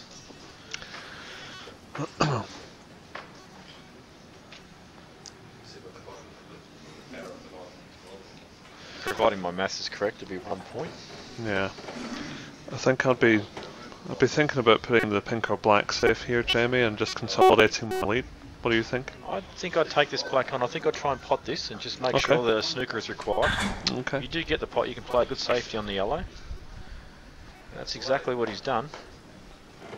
So now Joel's the one that needs to get the snooker, and Steve doesn't have to worry about the safety shot that he would have had to have played, or this dead ball, and let it get to that point. And in fact, he needs a snooker now as well. You're quite right, Jamie. That's so what I was it's saying, mate. snooker's Yeah. required, and I don't think he's actually got a snooker on that yellow though, so Joel No. will be able to continue the attempt to get this snooker that he does need and get back into this frame.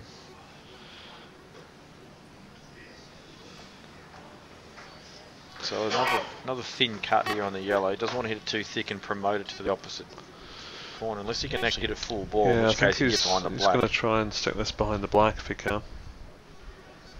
He certainly could.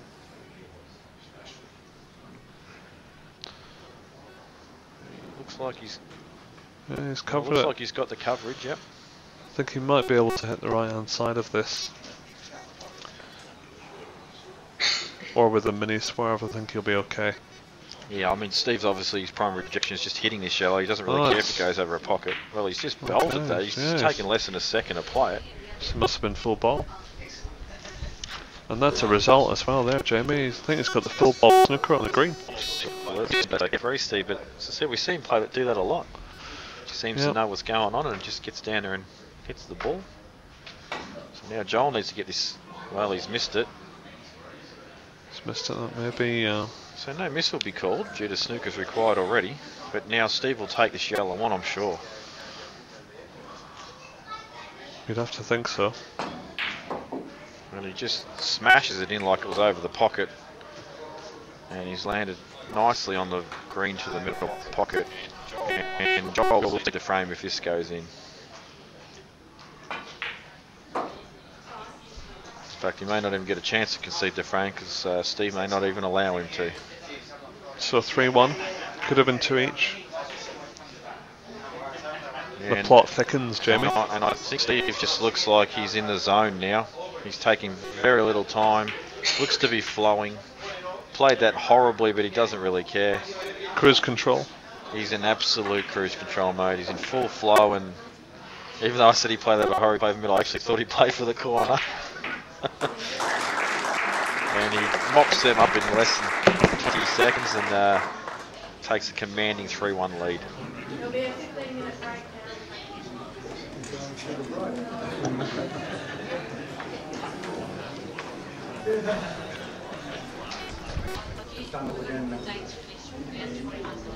Okay.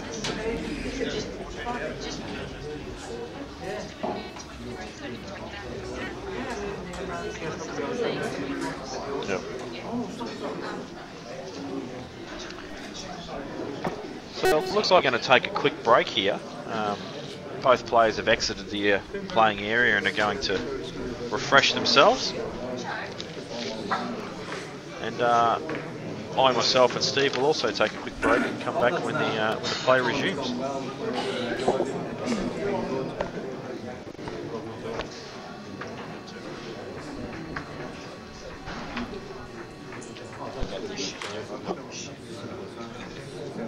Give me that goal. Let's go through it.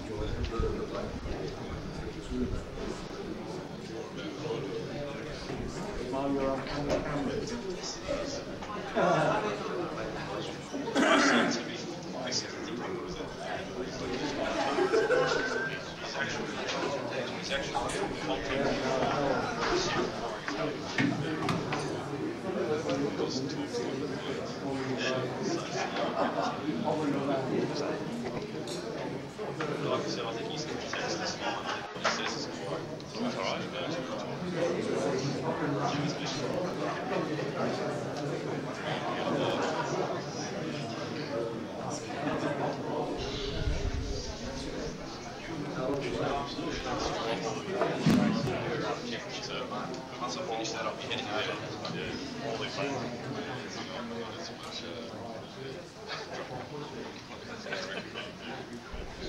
Oh, okay. No, you don't need to be there. It's okay.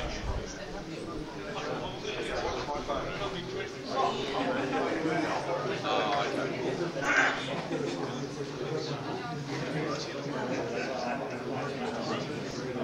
Oh, that wasn't me.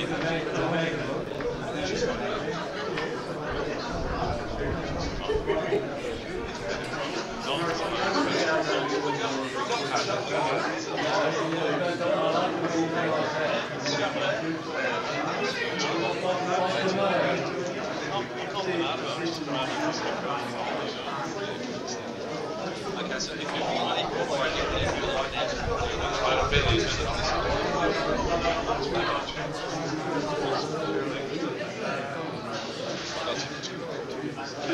there until after that. That's not like the job. What it's happening is, I plan on doing the takes and backs thing as a result. I guess that I'll be coming out, so I'll have a task, but I know that after 90 minutes or so, whereas when I'm interested in 5-6 hours, not a problem. No, it's just saying you're very passionate about it. That's my client going, you can't.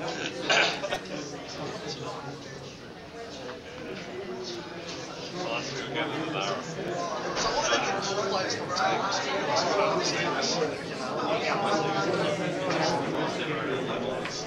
He runs. It does all the work. You've been out of the game too long if you thought that he had a good action. It's Boston straight. You're obviously good, man. Have you got it wrong? I think so, yes. We're never going to drop a he's good. He's only sort of bring the man over. What?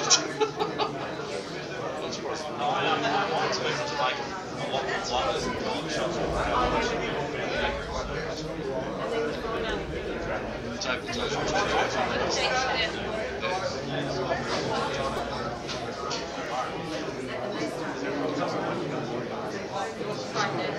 You don't name all these. If there's a contrast, the problem is that should be named as well. I don't really want to hear it too much. The other rookies they've put on have now won rugby switching commentator this week or something. So, yeah. I don't even mind if I do it with him.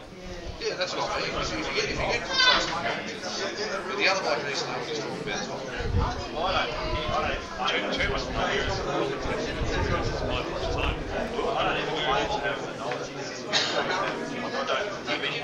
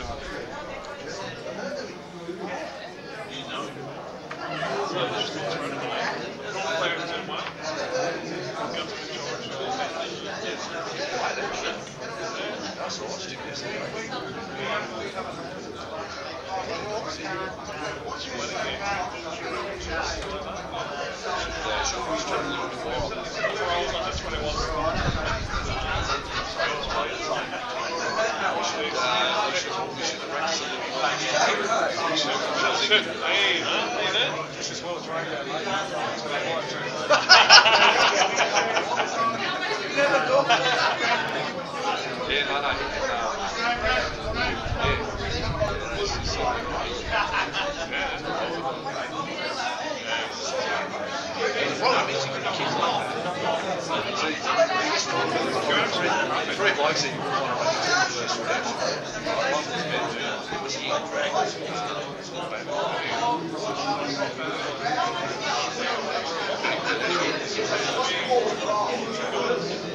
first round.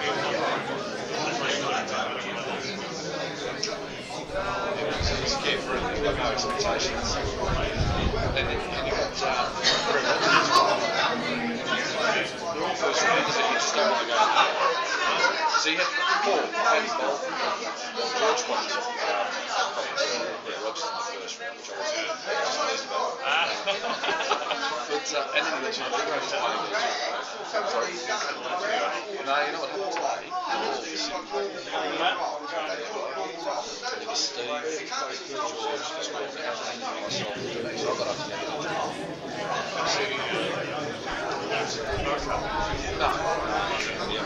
No, I was surprised there was some drinks and grab a coffee. So I said, George, I'm in such a good mood, I'll leave a bite.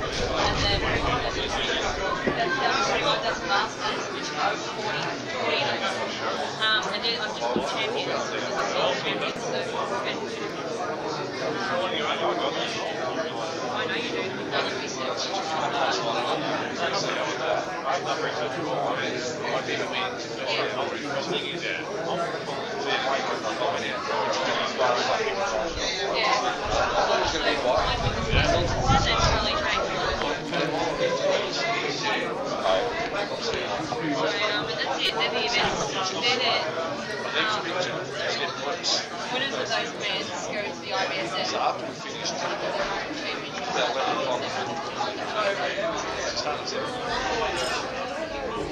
They are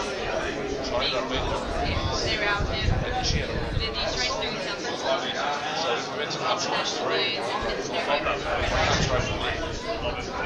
I was lucky because on my way out, that's what this spot's for. I stopped at my host. It's just the reason why I had Johl. It's supposed to be in Latvia. I've come straight from But there. then they've cancelled it, but there's rumours that it's still in Latvia. But I don't know exactly at the moment. It is going to be marketed, but I'm not sure when. So at the moment it's a discussion. Yeah. Sorry. Yeah. Just you can say that it was supposed to be Latvia, they cancelled that. But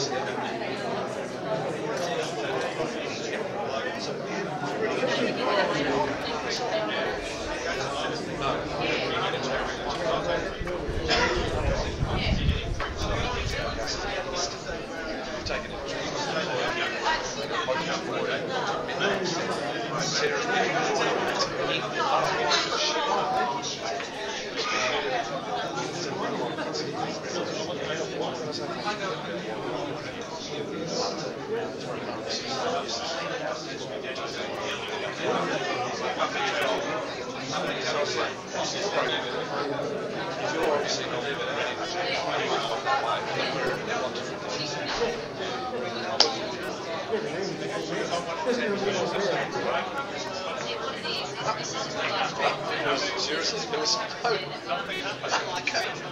I don't know if someone got into a head. I have no idea. some shots. It just came out.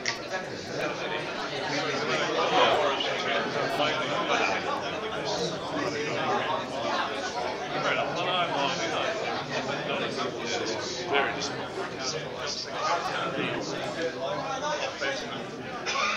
it's just not, we find ticks. It's not quite simple.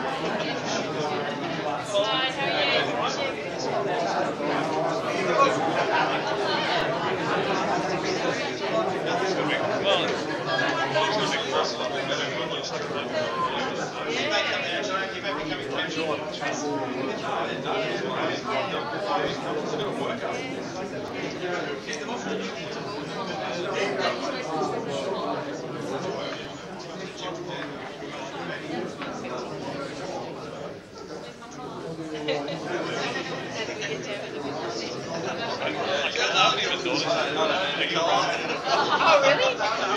That's fantastic.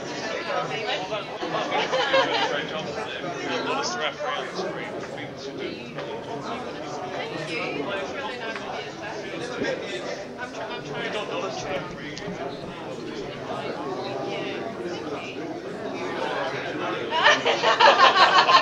I think so. I think so. I spotted a few yours. Yeah. Oh, that's funny. Stand out the way. Yes, 15 minutes.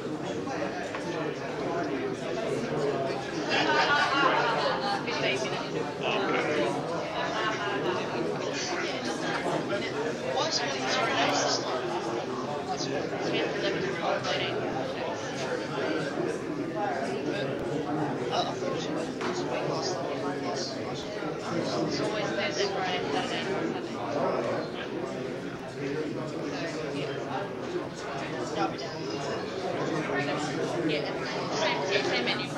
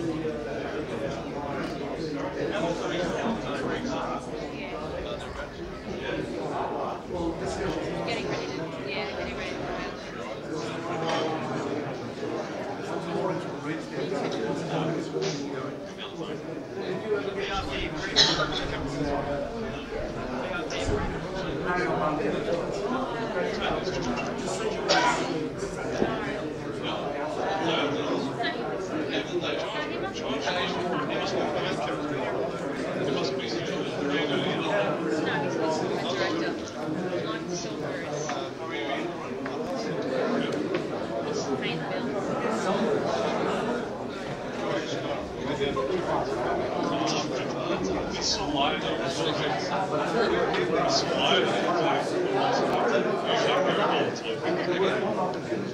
got told the association to do all this.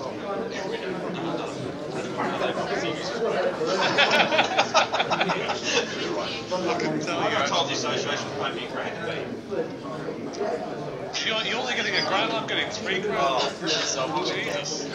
And I'm getting a lazy dread instead of mine. You just keep your place. Just keep it cash trade. Oh, there's 2 coals.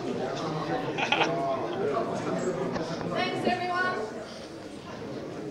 What you feel, Nature? Fifth You might want to get yourself, some Bealies with some fat on it, Tanya. A bit of meat on those bones. There is some there. It's called holding your stomach. Of course it is. Hey, have you put your arm around your man and made him feel a bit relaxed? Yeah, is he alright? Is he getting over it? We're back. Okay, we're back in action now after the mid-session interval. And Steve breaks off, leaves not a lot on offer for Johl, which is what you want if you're breaking off first.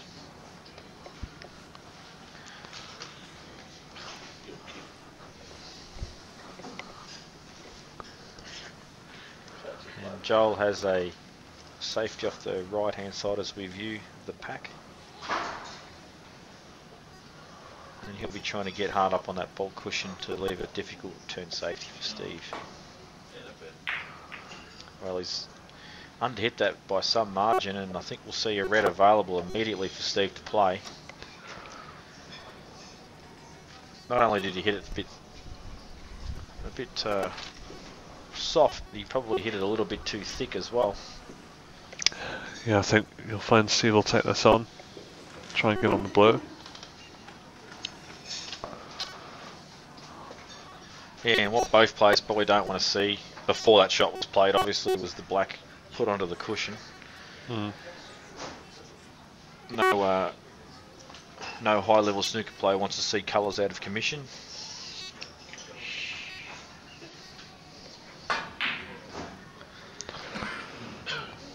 Okay, so Steve just checking his queuing actually, and this is just going to stick up for Johl. Well, Johl couldn't ask for a better start to get himself back into this match.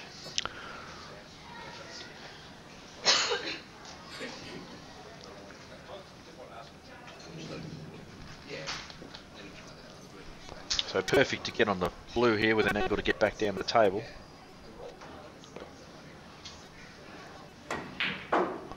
Well, yeah, it was actually a bit straighter than I thought. Even the stun run through didn't quite give him the angle to get through, but he does have the red to the left-hand side of the table as we view. yeah, he'll take that one and try and get on the black on the cushion, I think. Yeah, just a matter of if you can get just off straight on that black on the cushion, it's just a matter of dropping it in, you'll have a linking red.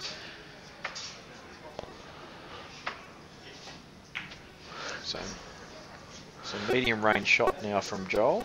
Is it me, or is the last 2 inches of Johl's cue darker than the rest of the cue? It's almost as if he's... May have had an extension done to his cue. I haven't actually looked at that. But Yeah. we're not going to see it this shot, obviously, with his body in the way. We're going to need him around the other side of the table.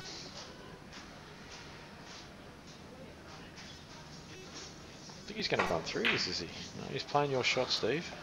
And he should just be able to drop this in now and hold the white. Looks like he might have travelled maybe an inch to 2 inches more than what he would have liked, just to have the nice little easy roll in.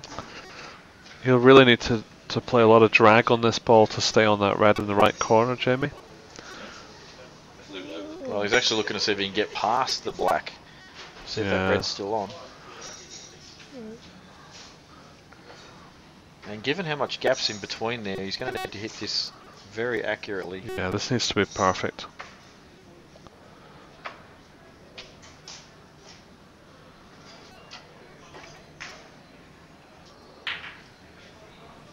I think he's gone...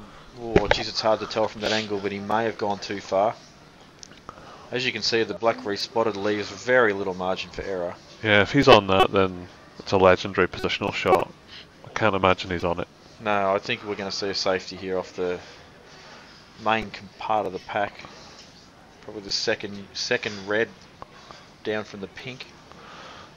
Looks like he's just dropping So he's into resting it. in. It must have been a more difficult safe than I thought. I thought he might have been able to stun off it and go up past the blue, but didn't want to split the pack up and potentially leave balls over pockets. Seems just going to run into the long grass here. Yes, and Steve taking very little time in playing the safety off. And once again, he's determined to stay in a rhythm, Steve. I'm sure of that.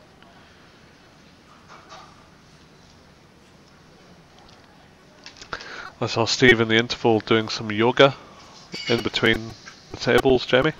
I'm not sure that everyone out there wanted to know about that. He's probably going to cop that much stick for that for the next 2 years, Steve. You've just dobbed him in big time. That's alright, you'll forgive me. And a good return safety there, but does have the left-hand side of the pack to run off. Now, Steve's just checking to see if this plants on to the corner. Yeah. Doesn't look set, but he may be able to make it on and play a shot to nothing. Yeah, this is a chance of a geranium. But obviously safety was the primary objective. And, well, not the greatest white ball. There is an opportunity, a bit of a tempter for Johl, but I don't think he'll take it on purely because the black doesn't go to the corner that he would naturally be on. So we'll probably see another safety shot here. Yeah, he's going to try and stick the white between the brown and the yellow on the baulk cushion.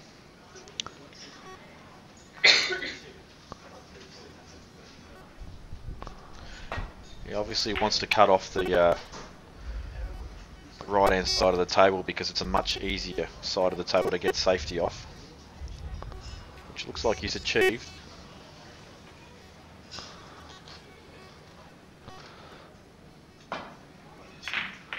Again, Steve taking Yeah, hardly any time at all to play I've that actually shot. seen Steve do this in 8-ball before, where he just takes practically no time at all and just plays really careless and reckless shots, and he seems to go through this really weird phase where he does it and then he suddenly just switches on, and then that's why I believe he's trying to get himself into some kind of rhythm, because I've seen him do it so often before.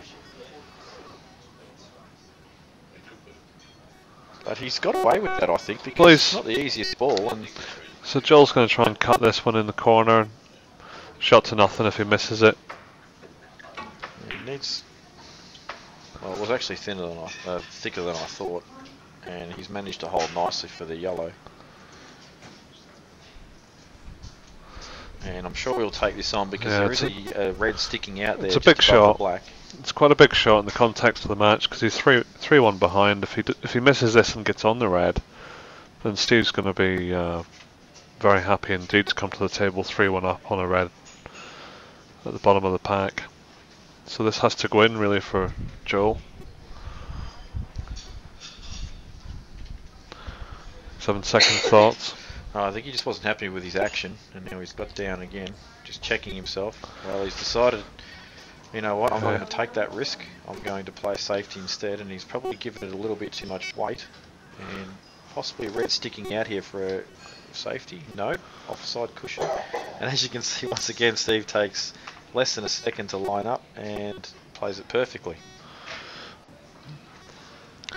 Yeah, it's a good lesson there from Johl for any young players playing snooker. It would have been so tempting just to stroke that yellow in the middle pocket to get on the red at the bottom of the pack, and the reality is he's still in the frame by playing the safety. And yeah, I think the reason he didn't absolutely commit to it is he might have been a little straighter than he would have liked to be able to just get right down the table without having to play too much power on the yellow. So he's decided, and a lot of the time when you try and produce position like that, you'll overcut the ball and you'll miss it, and then obviously you concentrate on the white a bit too much. So I've not seen too much of Johl Younger play really, but he does seem to be the Steve Davis of Australian snooker, don't you think? Yes, in some ways he is. I don't think he plays the same type of tactical expertise that Steve Davis did, but he definitely is very methodical and takes his time on everything that he does, and he's always been like that, even as a junior. I saw him playing when he was 15 years old, and he's never been any different even from that age. So yeah, he seems to play the right shot. I've seen him play snooker and pool now, and often he'll play the percentage shot rather than the thrash, which many of us have become famous for. But as I said, Steve, I do believe that he could, if he got himself into a more of a rhythm and a faster break building rhythm, he'd actually, I think he'd actually be even better. I really do think that. I've always thought that. And I think Steve's trying to, I think Steve recognises this too, and he knows that Joel's not the fastest player, and he says, and he's basically trying to quicken this match up. And he wants Joel to play at a faster pace. But weak safety there from Steve, and kills the blue and leaves Joel a medium range pot. But nothing real simple available. Obviously the blue would have been the ball that to get onto if he makes this red, but it's dead now, so he needs to find something else to get onto.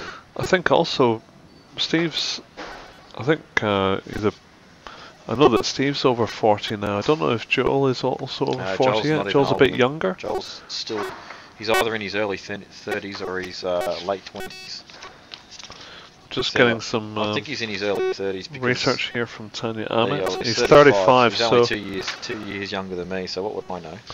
So look, there's 5 years difference between them, and he's over the hill. I wonder if this stage, after a couple of days of hard yakka,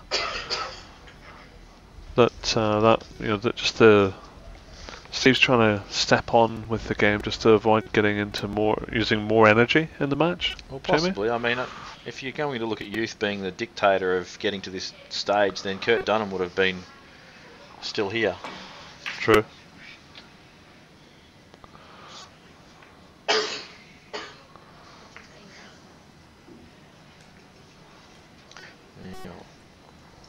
Once again, difficult to tell whether he can sneak this red in and avoid contact on the reds that are to the left of the black. I don't think he can.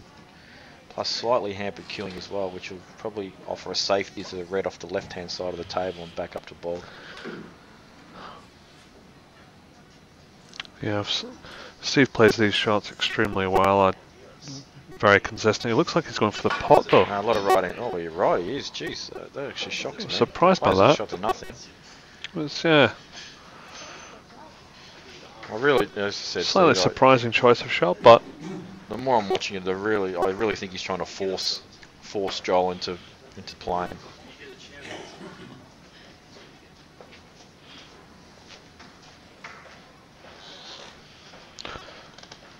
But does this red go through the pack into the left corner, Jamie? It does look close, and it will be a shot to nothing.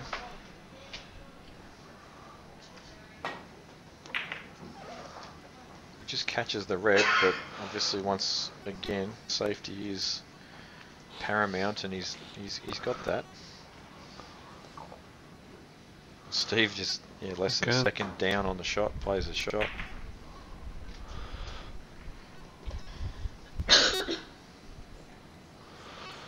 So these reds have gone pretty messy again, so we may see a long frame like the previous one.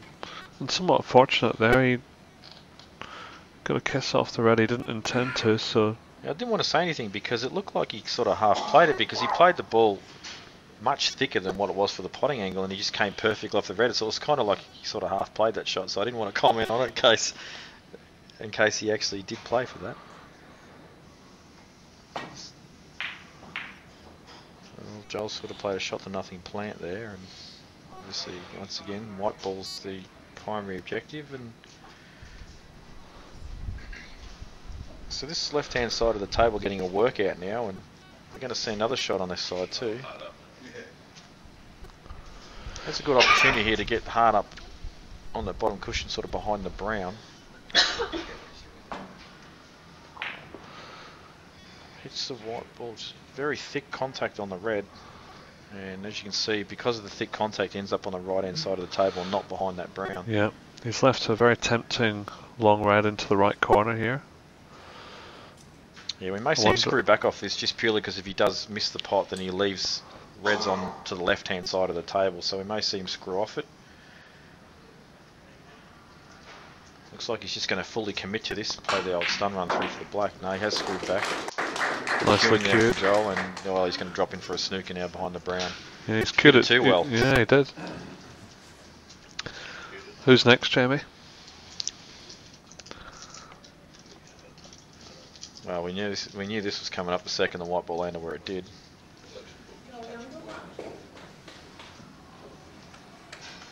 Now we might see Steve slow down a touch because this is not just a matter of just get down and hit the shot.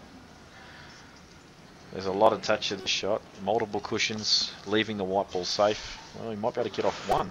Yeah, 2 cushion escape, nestle on the red on the top cushion. It's nicely done. Nice shot. Little flick off now from Johl if he wants it, if there's no pot of old, which I don't believe there is. So we just see him glance off the right hand side of the red that's just above the white. I think he'll aim to try and hit the blue here if he can, ideally on the left hand side of it. I think if he can get a Chinese snooker on, he'd be even more happy. Oh yeah, I'm sure, but the blue will be his marker.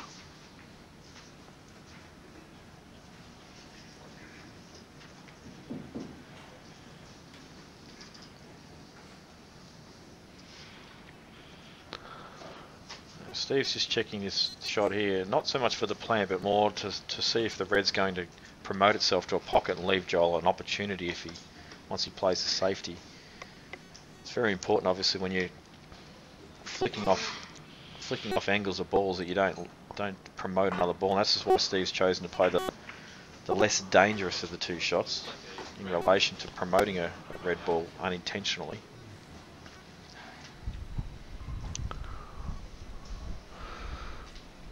And Johl may play the same shot. This is on a glance off the left red, back to Bok. And now this black is destroyed now by reds. It's an excellent shot. Johl needs to take the game to Steve now, he's 3-1 down. Steve just needs to keep it tight, he doesn't have to do anything flashy. Just wait for his chance. Whereas Johl, I think, needs to actually turn the screw a bit now on Steve and come back into the match. Yeah, and obviously Steve's brain is picking safety shots quite quickly and is allowing him to play the frame quickly as well. And I think that he wants Johl to play the same pace as him, and Johl seems to be getting involved in that too. He seems to be playing safety shots very quickly now compared to what he was earlier on in this match. That's right.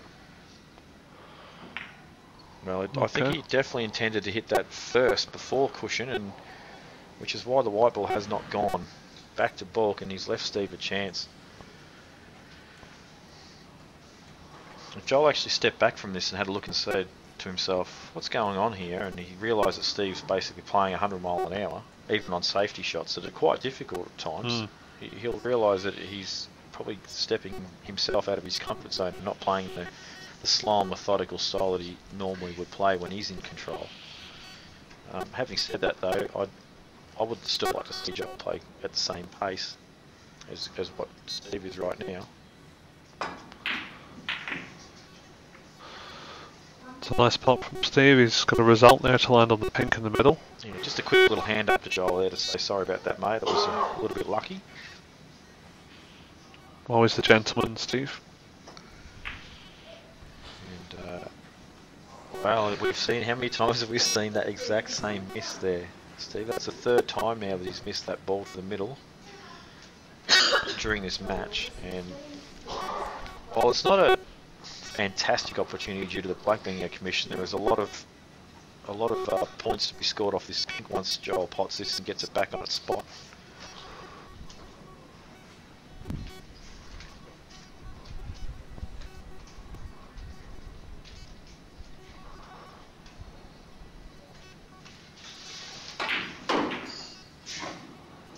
To hit that. Didn't look like the greatest of contacts either, it just seemed to just die after it hit the cue ball. I didn't see a kick. We're going to see Johl come around the angles now, I think, and off free cushions, just catch the cushion before the blue, some left hand side, and try and get around the angles to get for this red that's to the bottom of the table near the right hand side pocket. Bit of traffic. So he's just missed it with side, so that's executed absolutely perfectly. Now the pink spot comes into play. How are we looking? No problem at all.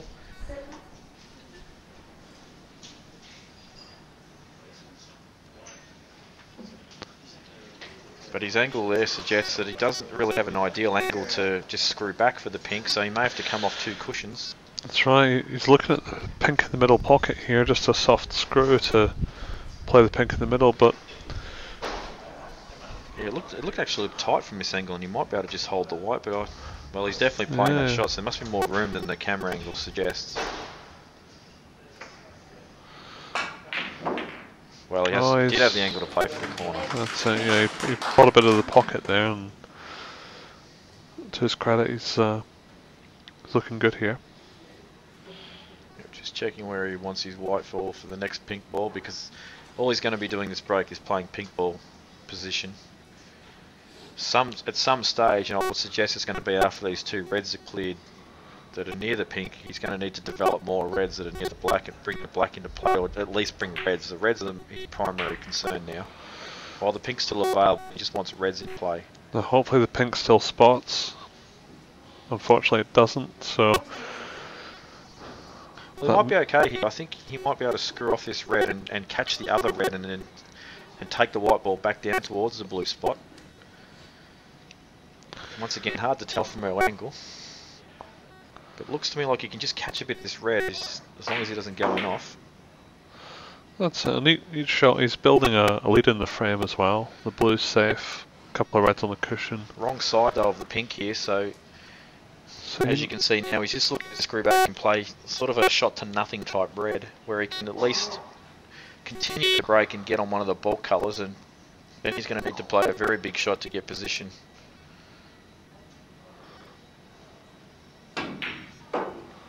Well, he's underplayed that a bit. I think he wanted to come back probably at least another foot, so he could actually bridge over the side of the table rather than the bottom of the table, and plus he's not so thin.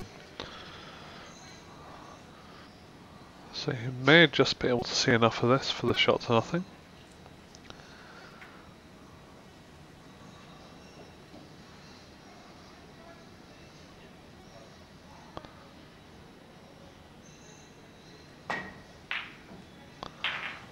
It's a nice shot. And perfectly on the brown. So here comes a big shot now. We're going to see some cue power here from Johl, where he's going to pot this, stun off the side cushion with a little bit of right hand side, and he'll be trying to go into, well, at least 4 of these reds are near the black. And hope to land on one of them.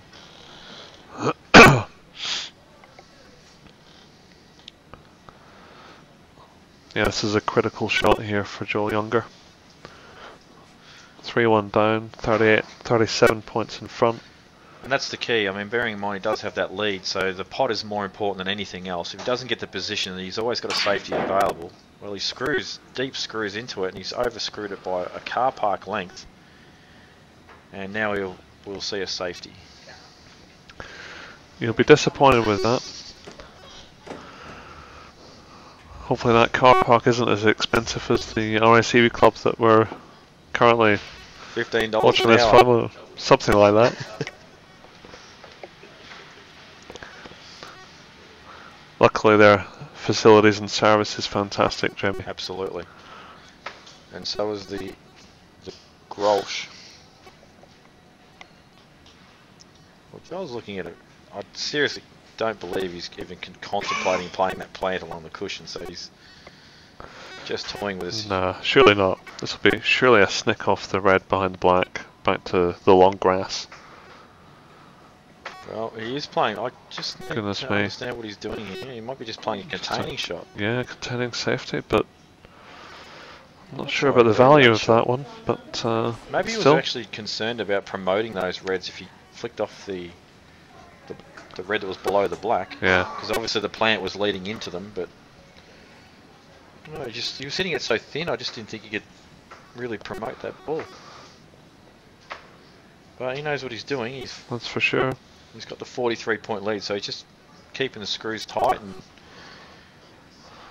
at the end of the day, if 1 or 2 reds flick out and there's still a big cluster, Steve's still got a lot of work to do to promote the balls and produce the frame. Now that blue obviously is going to be very important to Johl as well, I would guess.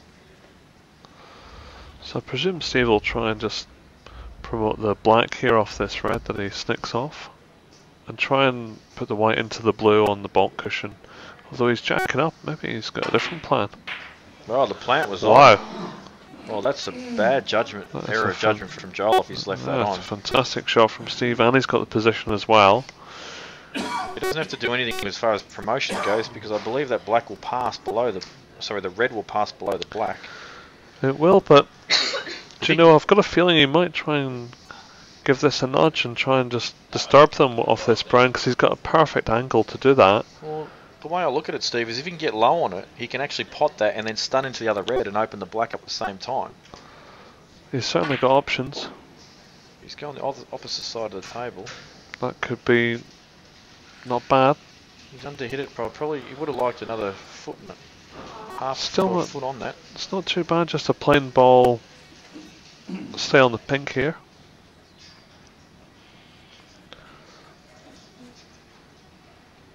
Maybe just hit just below centre of the white, just to stay on the pink and avoid that red on the top cushion.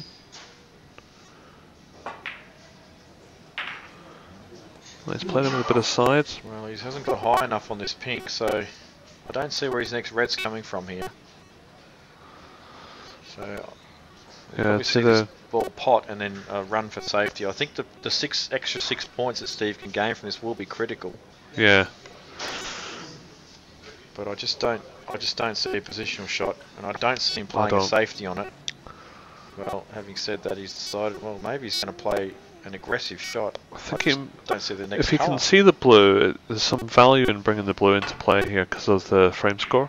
Absolutely, and well, he's pushed it to the side cushion, unfortunately for Steve. It's absolutely no better off. Just caught that green on the right hand side and just killed the blue. So it'll be interesting to see if that 6 points matters later on. Thin contact required here. Well, so thin required that Johl's missed it. If he nudges the blue here, Steve will leave that ball there, and he'll probably send Johl back in. Yeah, that's a nice result for Steve. There's no way Steve will say, please replace the balls. And Steve, in fact, says, you know what, I'm happy to play this safety shot. Give that to me. And he does the same thing. It's a funny old game, isn't it? And he looks at Johl and says, do you want me to play it again? He gets that smile on his face. Well, I think Johl will play this shot because it's not too bad a safety shot that he can play thin off this. Yeah. I wonder if Johl will try and put this white behind the blue, Jamie. Do you think he's technically that strong that he knows the angle so well he could get behind the blue? I think what he'll do is he'll actually play this land up near the pocket, near the yellow pocket. Just like a thin sort of stunish sort of shot. It can't really promote anything then. That would be a lower percentage shot, wouldn't it? I've got a funny feeling he's going to try. I've got a feeling he's going to try and get the white behind the blue here. I don't know why. Maybe it's the.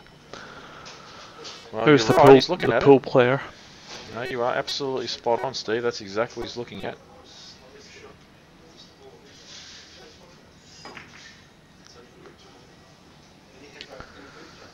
Only risk is the in off. Has he done it? Well, he was not close. Too bad. He'll settle for that, that's for sure.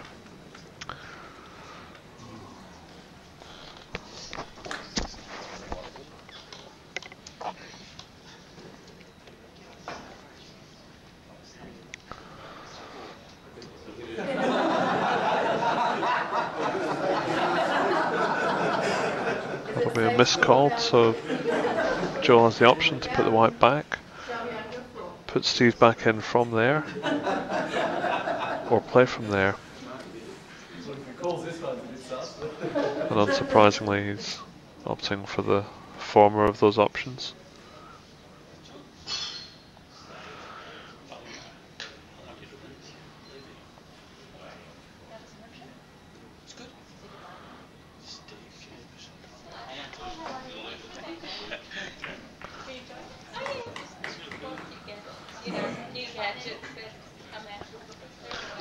George High's just walked in, the legend of Victorian snooker.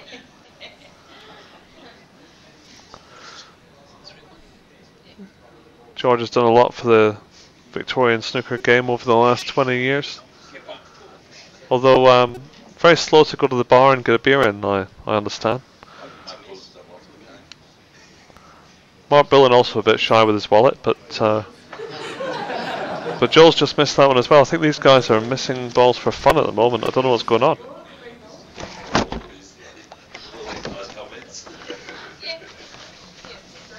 So Jamie, we're getting a good lesson here in how to miss pots. Or miss balls, sorry. If they wanted that lesson, they should have got me playing them. I showed them all day how to do that. And James Mifsud's actually standing behind me too. He obviously is barracking for his brother and hoping that so nobody gets the a 138 or higher. So I just noticed there is a high break prize available. That's right. How much is the highest break prize? Well, it's 250. 250 for the highest break for James. So, that I reckon you can probably get about 50 schooners out of that, Jamie. Well, he can add that to his extra $1,000 he got for making the semis, and yeah. Not that too far for runner-up prize. And definitely, I think, worthy of going to the bar and buying the guys that are doing the hard work. Buying That's the right, I reckon. beer. It's a fair shout.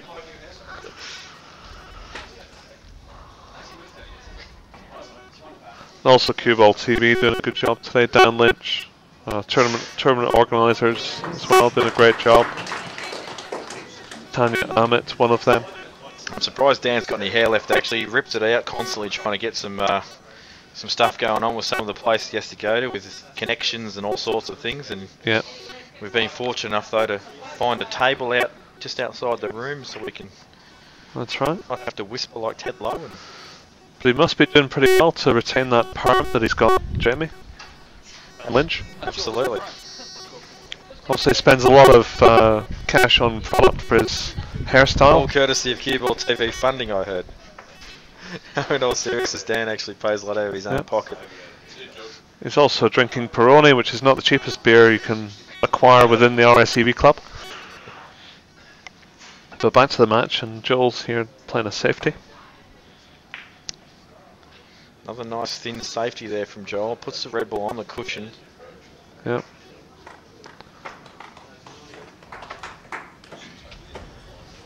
He's pulled himself right back into this match, Jamie. He's obviously a favourite here to go one frame behind at 2-3, unless Steve has a great comeback. The way the balls are, I think that obviously Joel just needs to keep a lot of distance between object balls and white ball, because there's no break building or break clearance, available here with these balls, unless you were to play a very excellent couple of shots and develop balls and make them align. I just wonder if actually that little thin cut there that Steve has played has made that plant available, not maybe off this shot, but later on if someone was to get in and get behind those reds.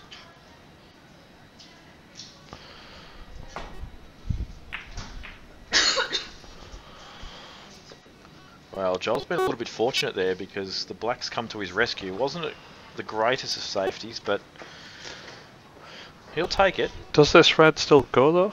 It does look tight. Well, if it was on, I think Steve would have already got down and played by now, the speed that he's been playing at, so I don't think it's on.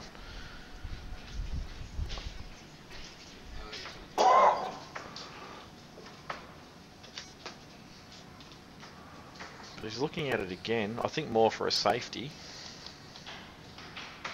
Might be a containing safety, this one, but I'm surprised he hasn't gone down the other end of the table just to check if that plant goes, unless it's blatantly obvious from where he's standing that it's not.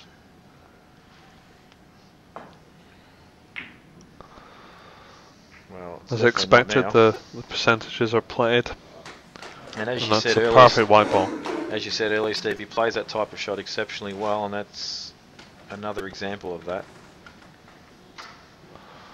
It's so easy to not play that shot right, hit it thick, get the double kiss, leave yourself down at the wrong end of the table. Yeah. I think Joel's in trouble here. He may be forced into playing this difficult fine cut, or just drop on the left red. Two options. Yeah, I think it's in his interest to get rid of that red near the black, like get it out of the way of the black.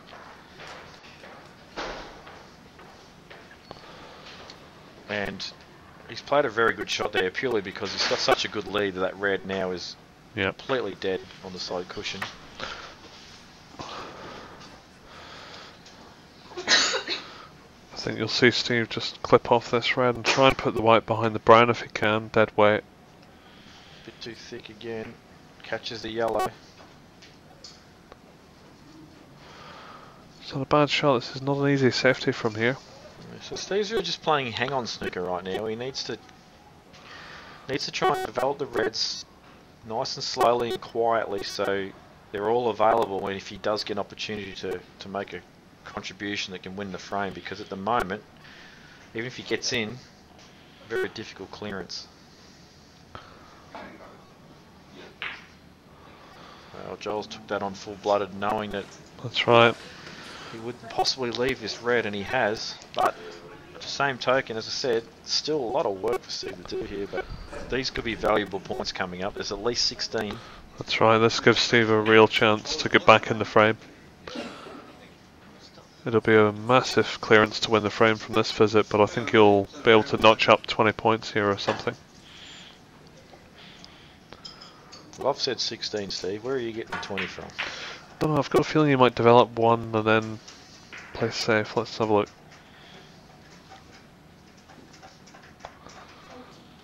I know in his mind he'll be thinking clear up. Well, it all depends. If he can get an angle here to get high on the black, he has a very good chance to go into the reds, but well, I don't think he's got high. I can't see from the head in the way of the angle, but that doesn't look high enough.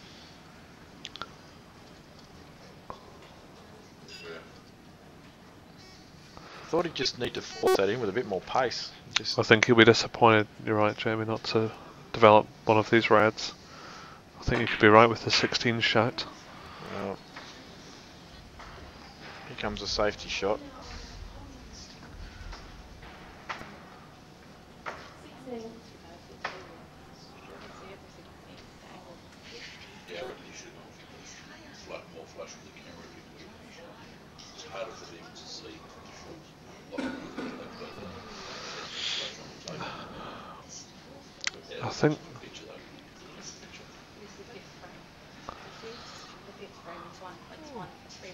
I think he might have a stab at getting behind the blue here, Jamie. Yeah, I just looked at that myself. Just wondering if the green was in the way.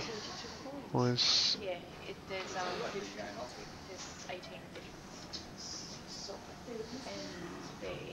Well, I think Johl will have a shot at this red because he can only leave the red on that he plays. There's a tempter. Absolutely certain he'll take. There's absolutely no. It's actually just as hard to play a safety shot off as what is the pot. So I really think he'll take this ball on. Yeah, he's not practically his frame ball. He gets a high percentage of these. Well, he's missed it by some. He actually tried to play a controlled stun there, and I think that's why he's undercut it.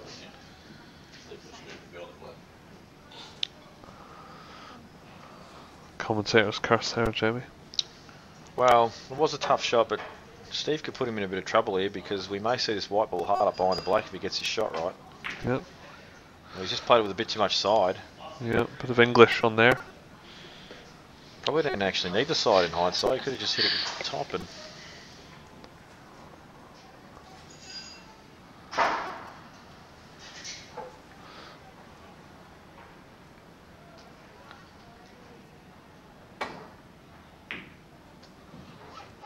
Oh, this is looking a pretty good shot from Johl like here. a superb safety shot. Absolutely perfect. Yeah. And just misses the front side of the black. So this black ball proving to be a bit of a tease for both players. But nonetheless, the safety was the primary concern, and the blue ball covering the red that he's just played. So we'll probably see Steve still play that shot. And just a word for a couple of good performances in the tournament as well, Jamie. You've got Peter Hawkes, who's one of the elder statesmen of the game, making it through, I think, to the last 16. And in doing so, I think he also may have beaten Adrian Ridley, if I'm not mistaken, who is one of Australia's best players, by 4 frames to 1. So well done to Peter Hawkes. Augusta Georgia, one of Victoria's state pool players, also getting through to the final stages and missing out narrowly. Yeah, Gus full of confidence at the moment for two reasons. One, obviously, he loves pool. He's playing pretty much every cue sport you can play these days, but he loves pool as well, and he's never actually made an open state team before, and this year he got first emergency, which he would have been absolutely disappointed about, but one of the guys that did make the team made the Masters team and pulled out for him to get in. So he's officially made his first open stateside, but if you're out there listening, Gus, don't be happy with that. You need to make it outright on your own merit. So next year, that's your goal.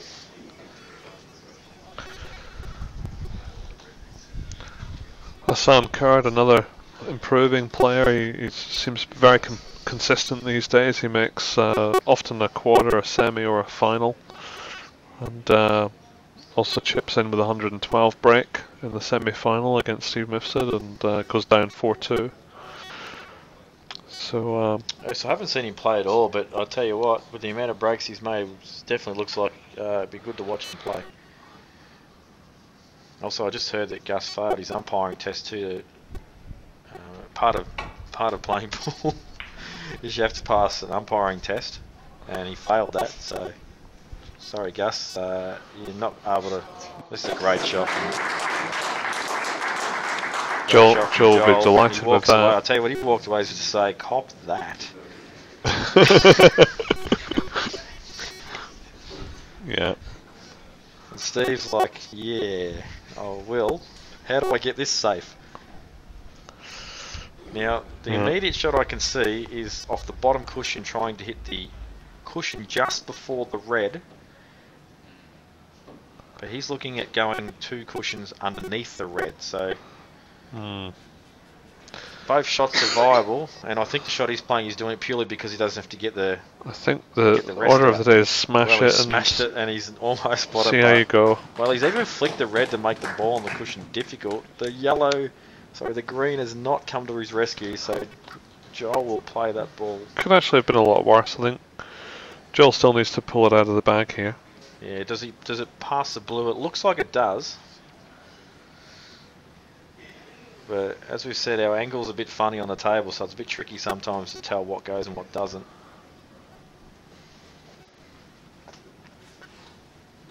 But no, Johl's setting himself up to play this red medium range inside the blue.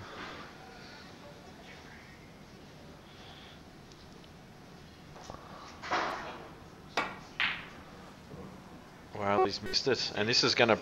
It's promoted for Steve. So Steve has grinded this frame out.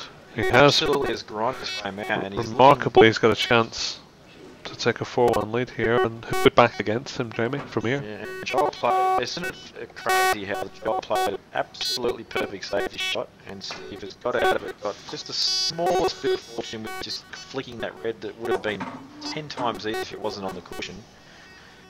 To produce a Johl back into this frame like this. But having said that, he hasn't played the greatest of shots there. Would have liked to have been higher up on the shoulder to screw to the side rail. Maybe we've got to run through that and still produce the same effect. As he has, and overhit the touch. These are actually not too bad if you play them with a bit of running hand side, right hand side on the white ball. You just catch the cushion and the red just where they meet. They're usually fairly potable. I don't see him missing from here, Jamie. Well, it looks like he's got an angle on this to stun up for the yellow as well, so you could be right, Steve. Great shot that from Steve. He played that with quite some power.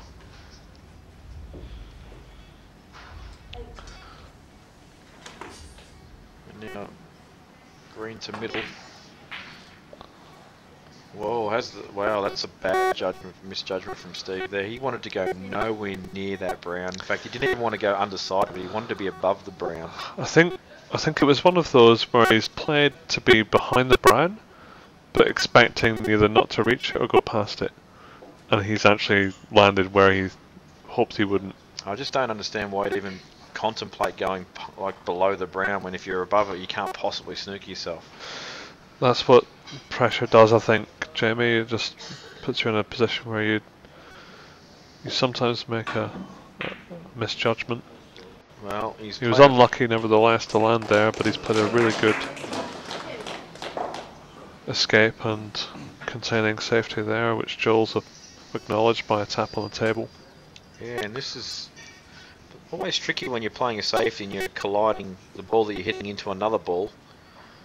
But it looks to me like he can play it sort of so it hits a black full ball and the green should stay there, and if he hits it in such a way, maybe he might be able to kill the black as well to the side cushion. Yeah. I think he might need to try and get up behind the brown here with a bit of left hand side on the white ball.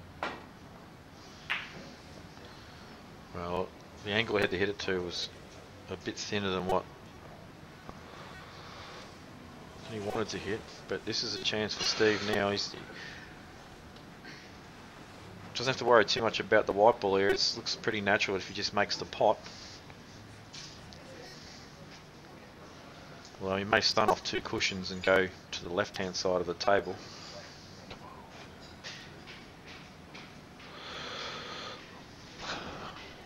Oh, he's missed the pot. And Johl's other saving grace could be that the black's gone semi-safe. Absolutely. He will need that one. Yeah, needed to make transition from pink to black to either nudge it or get right behind it. And although this looks pretty easy on camera because we're right behind the shot, these are never easy shots. No, it's not an easy shot unless you're... You just think, oh, I'll just get down and knock this in straight. Unless you're Adrian Ridley or Mark Bullen, who stood behind me, this is very difficult. And it needs a bit of Judd Trump on this. He just decides, you know what, I'm happy with the pot because he's done a Johl Younger instead, which does the job nicely. Well, he can actually play this brown still. He can still pot it. So, and he knows in the back of his mind that black is not over the pocket. So, what do you? It's frame ball, yeah. So, I'd expect a full-blooded pot here with the white on the top cushion. A couple of guys that no longer in this tournament would have actually played that shot, screwed back full length of the table, landed perfect on that brown. So, that's right. Unfortunately, they went out first round, Jamie.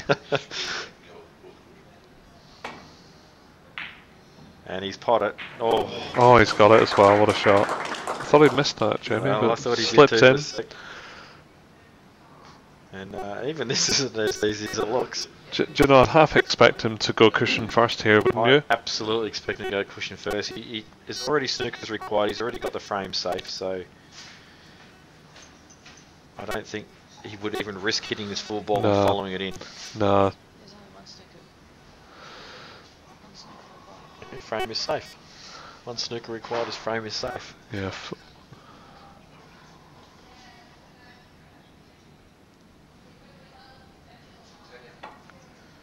cushion first. No, he's playing it dead weight. I'll tell you what. The risk involved in that shot.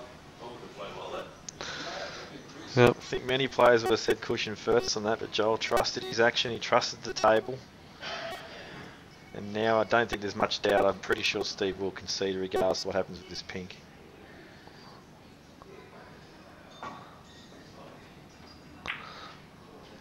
And unsurprisingly, just dollies it to the pocket. Steve's going to carry on though. Well, I think he's doing this just to make it so I'm here longer. Well, it's 24. Was it 24 difference?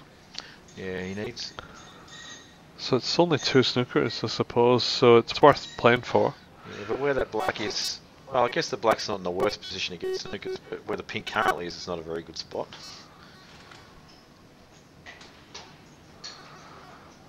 But this is where Stevie might be able to come to my rescue and offer some good safety shots that I don't know, but now he may not even. Yep. Well, it will just depend if he does the gentleman thing and says, Johl, finish this off, and he decides to do that. So Johl will not even need to pot the black. And there we go, it's 2 frames to 3.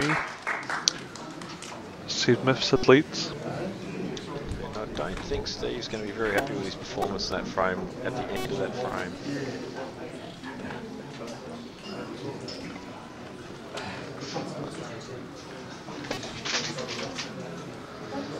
Yeah, I think there was a chance there, Jamie, for Steve to come back and extend his lead further to 4 frames to 1, but he'll still feel pretty good, I think, at 3-2, and Joel will obviously feel pretty good as well to have come back into the match. So we've got it's all to play for now. I think if that had gone to 4-1, I think how Steve's playing with the flowing, forcing sort of style that he's playing, I think he would have run away with it. But now, who knows?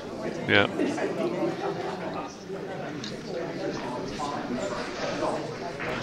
James Mifsud narrowly missed out on a final berth by just the 1 frame against Johl in the semi-final. If he had made it through, that would have been an all Mifsud final, of course. Yeah, I heard that he just choked and pot of blue and pot of red at the same time. Just kidding there, he was a bit unfortunate from what I heard. He stood behind Jamie, of course. He went into the pack and played the aggressive developing shot, and as sometimes can happen. Yeah, I think if James had worn his green waistcoat, he would have probably had a better chance, do you think, Jamie? Well, he's wearing a sort of a navy blue, dark blue sort of navy vest. I don't really think it flies the Malta colours, so...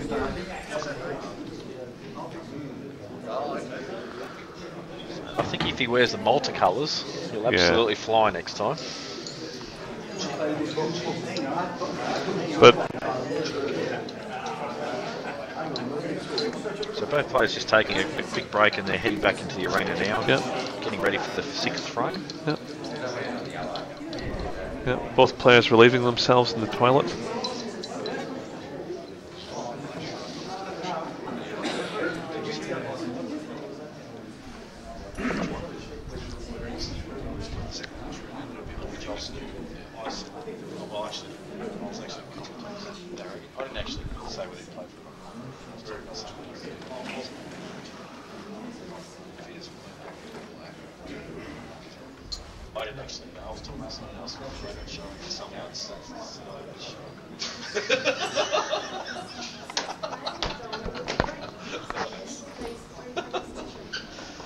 So Johl breaking off here for the 6th frame. One thing I didn't notice before this, and I've been watching Johl play for a long time, and I can't believe I just realised it now, is that he's very left-eye dominant. Indeed. Cues under his left eye quite obviously. He's, if you look at Steve, straight down the centre. And again, hardly any feathers to the white ball, straight in. Yep. Wants to keep it flowing.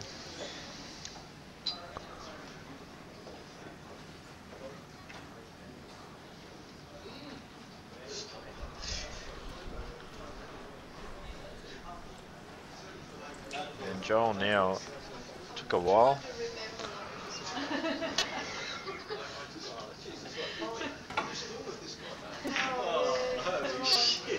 I do think it's important for Joel's sake to slow down the stem of this match.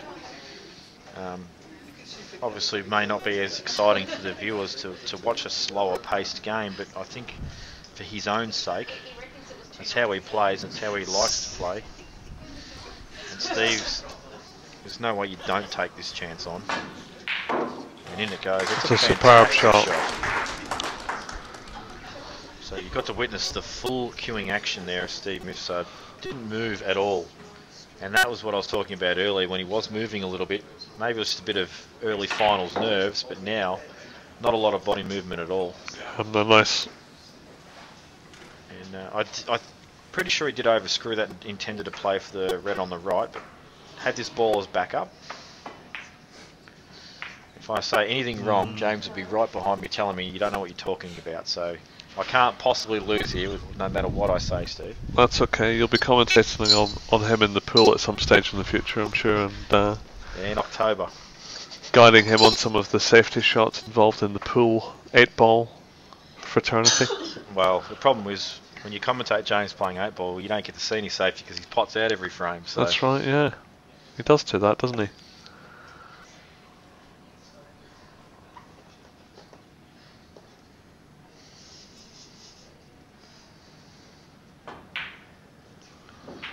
And a good confident shot there from Steve. We've seen him miss a number of balls in the centre with angles similar to that, but at the other end of the table. So Yeah, he'll be he's happy to get that. He looks like he's hitting the ball well now, and he'd be difficult to beat, I think. And he wants to be low on this so he can just nudge the other red out of the way.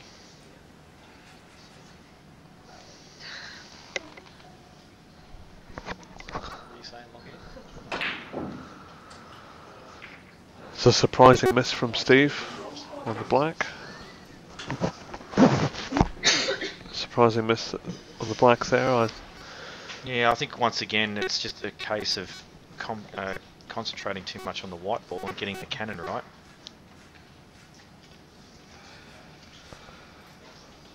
But, you're right, you'd be filthy about that because it just gives Johl another opportunity to get back in amongst the balls and bridge closer to not only the match, but obviously he's got to bridge the deficit first in the frame score. But as people always say, you know, you can have a big lead, and then if you keep losing frames and allow your opponent to catch up to you, then the pressure reverses intensely. But I'm not sure Johl's played the greatest of shots there. Although he did seem to get a bit of a kick, I might say, because the white ball did jump off that. It did, yeah. Red, so he's eyeing up the blue here, isn't he? well, I don't think he has a choice. Well, he's Oh got no, the black it's ball. black. He's played an excellent little sun shot off it. Probably would have liked to come back a little further because now he's presented with a shot where only Jamieson can say where this is going to go. I think all he can do is go 100% for the pot with deep screw. Yeah. And then, although he might be following through for the it'd be black, fantastic for the blue was on its spot because he could play that shot, but well, He's done it charged that well, with yeah. absolute perfection. And so I didn't hear him, but James said, "Just run through this. It's easy." So my mistake. So now Johl might actually try and, depending on his angle, it looks like he's got a bit of angle. He may pot this, come off the bottom cushion, and just cannon the red on the. It's hard to say where the pack is, but there's a red that's sort of to the left of the pack, and if he cannons that, he can hold for the red that's on to the left of it. yeah, I think he's going to pot the black and just. Oh, maybe that red at the bottom of the pack goes in the left corner, Jamie. He's, In fact, it does. Absolutely Yeah. spot on. This red does We're go. a little bit hampered with this table angle. Yes, but this one he can play and screw off the red that's just above it and still hold for the black. So most likely this will cannon a pink into play as well. Yep. Where's he gone? We're not going to see this shot though. Yep. Luckily, the referee's head is not as big as Jake McCartney's. Otherwise, we wouldn't see the We table. wouldn't be able to see the yellow ball if it was as big as Jake McCartney's head. That's right. And well, we'll just wait to see what happens here. Hopefully the referee decides to just move a little bit. We may have to get some words to it and maybe not stand in front of the camera if we can from Tanya a little bit later on in this frame. So unfortunately we can't tell you what he's going to do here. This is mystery snooker right now. Well, we can see the black's not going in, so we don't know what he had. But having said that though, it's been played in such a way where if he did miss the black, he wouldn't leave the red in the same pocket. So Apparently, there's a few people wondering who I am, Jamie. From the feedback we're getting, people don't know who I am. And the reality is, I just came in off the street, and I'm a derelict. So who doesn't know who you are? Apparently, a few people have messaged in saying, "Who's this dude commentating?" I'm surprised they haven't said that about me. Me too, actually. They got you, but not him. Yeah, I was just sort of hanging around Burke Street and sort of happened to be here with it. Well, I actually put a sign out the front of the RACV club, and I said, looking for co-commentator, and this guy that I just sitting next to right now walked in and said, "Jimmy, I'll do it." Worst English accent ever, I might add. And Steve decided to walk in and say, "Yeah, have a bit of yeah, you're actually meant to be telling me how to play the game too, mate." So, well, don't let me I've stand enjoyed the up. lesson, learning about how to play snooker from a pool player. And it's much easier to commentate when you've got a massage from Mark Bullen of the Brunswick Club It's very nice. But before I get wood, maybe we can go back to the match. How far away from the pocket is this black? Because if it's a fair way away, it's a very simple red, but obviously it's closer than what we think. But that might be a bit of pull background coming at me there because we play that shot all day. And well, it's unfortunate for Steve. To be pretty blunt, a shocker there from Steve. Misjudged, but not too much damage done. In fact, may even get sent back in this shot because this is not the greatest shot for Johl to have to play. Do you know, I've got a feeling that Johl will go for this because... Or is that Steve that's at the table? Yeah, I think Johl's not even hesitated. I think he's just said, Steve, have another go at this because this is ugly. Yeah. This could be dangerous here. Steve could put the white right back in some trouble here. Well, he's put it in a very similar spot.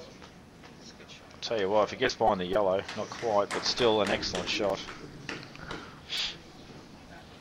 And I don't see a real simple safety shot here either, Steve, so... I think he may try and snick the right-hand red below the pink.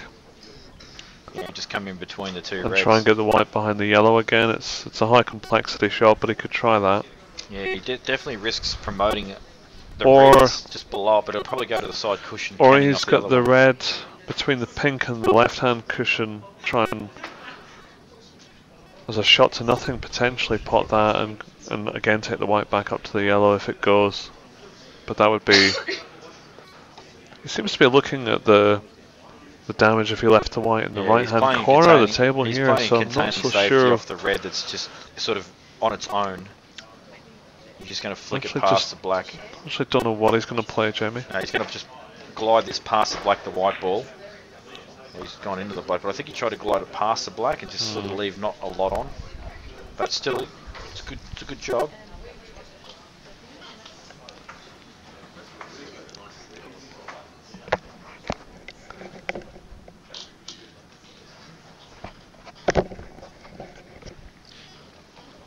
Steve will be trying to get this white ball up near that yellow again.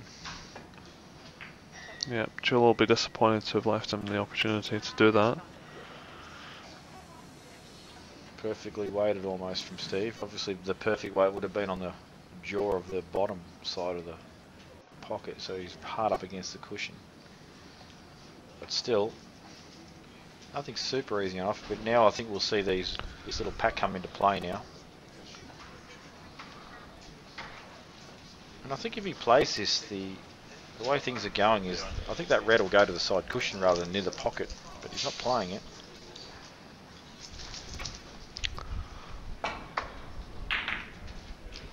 Wow. Took a risk there, Johl. Obviously tried to move both balls, if not take the plant on, but he definitely didn't want to leave a ball over the pocket. He thought if he missed the plant, maybe they'd both sort of kick out and not really leave anything on, but yeah, you'd think that Steve's in here and it's pretty simple because he's got a ball right over the pocket, but getting a position off a ball that's right over the pocket isn't as simple as it sounds unless he's got a bit of angle to work with. Well, he's taken cushion first, I think. Yeah, it was dead straight, so...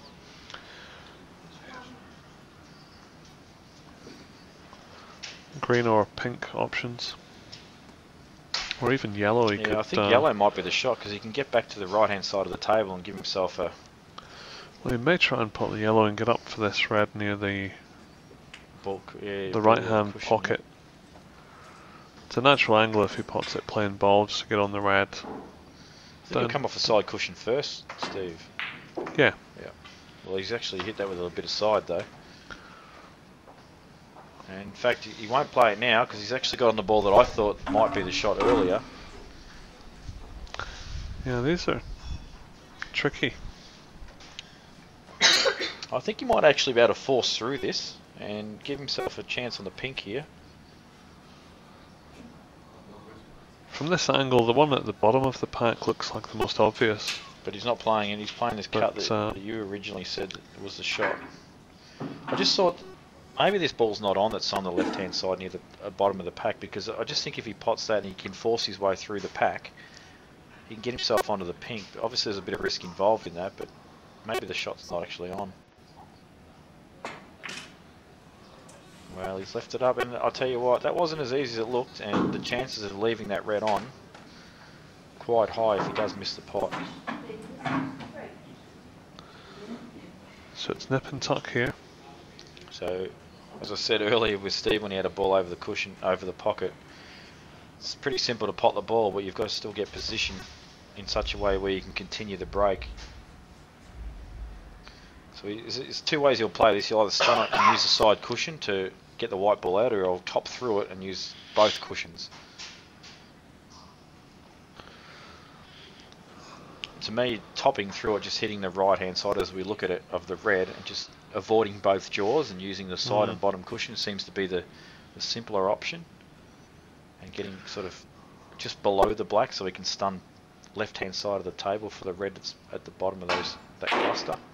But he's played the stun, and the only reason I said the top spin shot is because he gets further away from the cushion.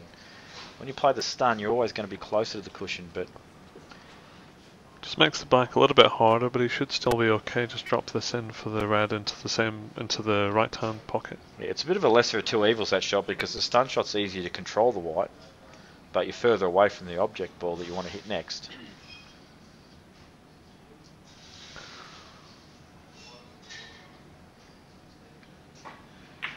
And, well, it's nudged its way and he's got the ball to the centre. Does that go, does it? Looks to me like it does.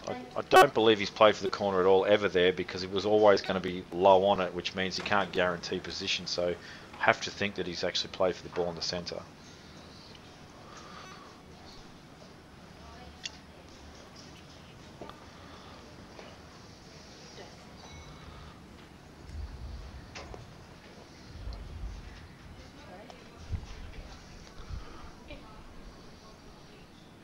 So top and three, this must be able to get on the pink. Oh, he's played a safety. Well, that shocks me.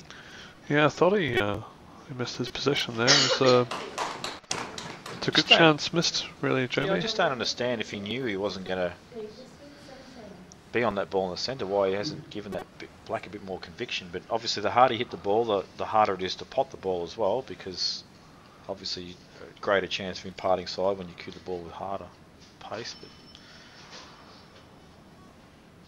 good safety shot nonetheless, and Steve now 15 points behind, needs to...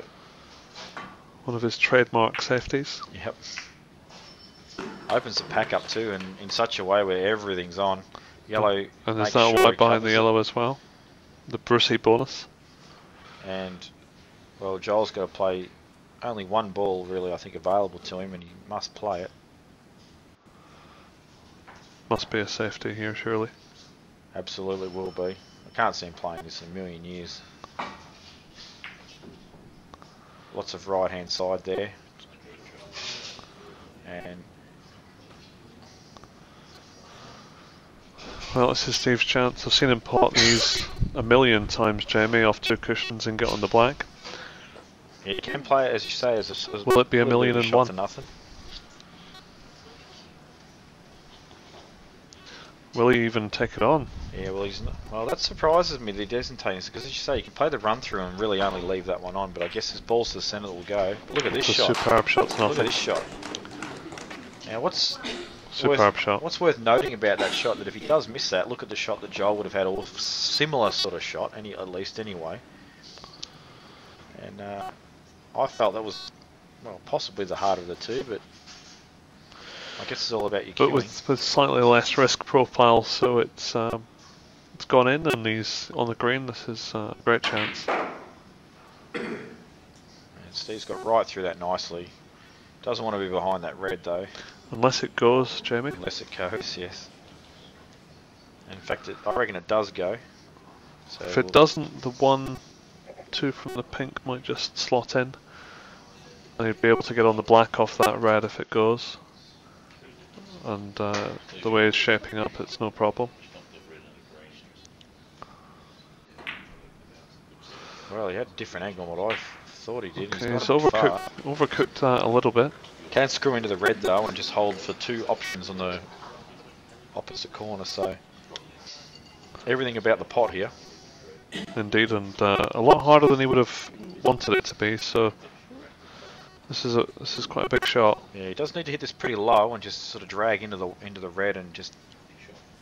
Not. I mean, obviously there's two components to this shot. Obviously, potting the black is utmost priority, but the second part of it is making sure you can in that red. If you slide past, it's end of break. So.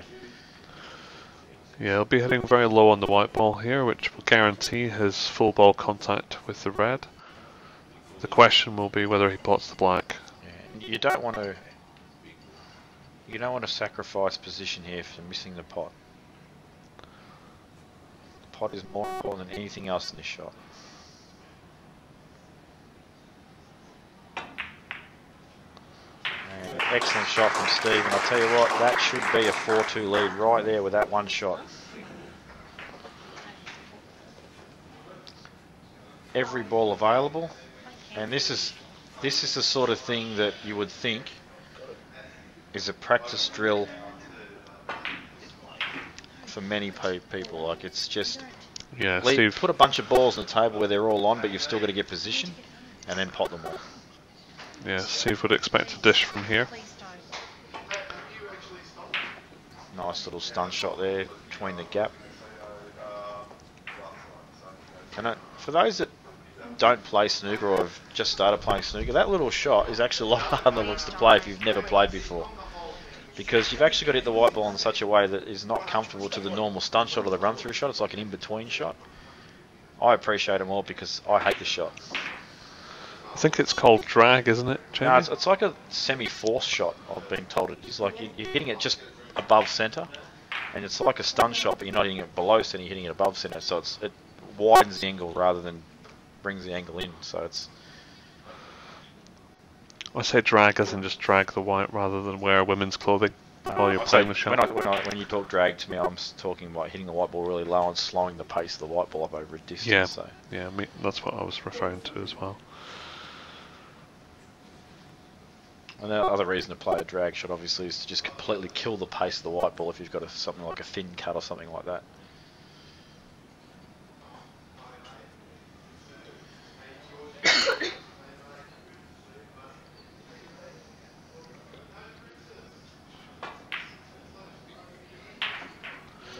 This black and one more red. Yep, so he just needs to clear the reds basically to make the frame safe, and just getting the white ball clean, bit of self-composure. Yep. Knows that a 4-2 lead is probably, in his eyes, he's thinking he's won this match. He knows that he has to make a lot of mistakes. I don't think we've mentioned it, but the winner of this final also gets to play in the IBSF World Title. So it's not just a matter of playing for $4,000, $2,000. There's a lot at stake, and both players have played in that tournament before in the past. In fact, both these players have shared this comp over the last 3 years, I believe. So neither of them unfamiliar to winning it, but I think the man standing behind me probably should be in the final. Probably wants to punch me in the face for saying that. So Steve mopping up now, frame is safe, nothing to worry about. Looks at the scoreboard just to ensure that what he thought is correct, because obviously that you didn't land perfectly on this yellow. Open his shoulder a bit on this yellow for the crowd, Jamie. You reckon he'll layer up? I don't reckon he'll layer up. Just a little bit. Too much for a professional. I think he'll go off the 3 cushions here with a bit of shoulder. I thought he might left-hand side it. Oh, maybe not. Oh, well, he didn't get enough on it. Maybe not. Or is he perfect for the ball in the middle to get on the brown? I think Luke Hoff from Sydney would have certainly raised the shoulder there and put it around 3. Luke Hoff probably would have gone cushions. off and cost himself the frame, Steve. Yep. Had he not gone to bed at 5 o'clock in the morning last night, I'm sure Luke wouldn't. Luke would excuse me. I have met Luke. There. I actually went over to. Did you? I went over to Sydney to commentate Ben Noonan play Hock in the $20,000 match in the pool over there, and I met Luke and we commentated together on that. Oh yeah. It wasn't anything like I pitched him with the lip off that he gives on the pool forums and stuff, but a bit of a pussycat, really.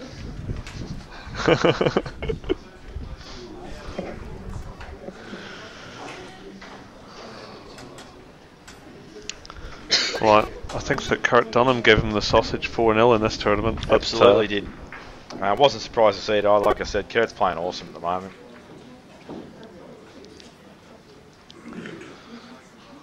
I honestly think Kurt will win this in years to come. Look, he should do. He certainly should do. He's I mean, I've played both formats of the game, Snooker and Pool, and I've noticed that Kurt is, really one of the very top pool players in the country. And on the Snooker circuit, he's certainly becoming one of the top players as well. So yeah, he's knocking on the door in the Snooker and already there in the pool, from what I can see. I'm pretty sure. Well, Kurt hasn't won a major tournament in pool yet. He's got very close, but from what I can tell with Kurt, he's not interested in playing pool as what he is in Snooker. Yeah. And I think maybe he might even not play pool next year. I think he's going to concentrate 100% on Snooker. Yep. So, I think that's where he wants to be, and I can't blame him. I mean, I think it's a better game. It's just obviously a much harder game to play. Yeah.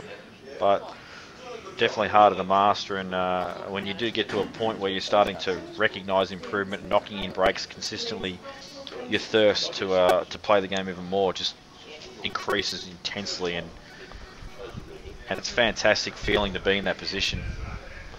I know when I started playing snooker at a young age, I started knocking in obviously you start off at your 20 breaks, and you work to your 30s and your 40s, and when I knocked in my first 50 break, I was absolutely over the moon, and didn't really go much further from that, of course, but it really made me want to play a lot more snooker when I was knocking in breaks. And Kurt's in that stage at the moment where he's knocking in breaks. He's probably practicing making some centuries here and there, and there's not a better feeling really if this is what you want to do.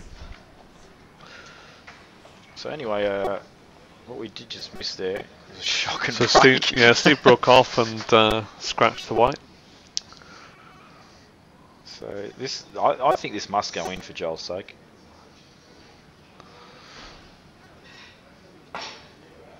Well, that's a risky shot to drag. He's played an excellent shot. It's a great shot. Yeah, it's not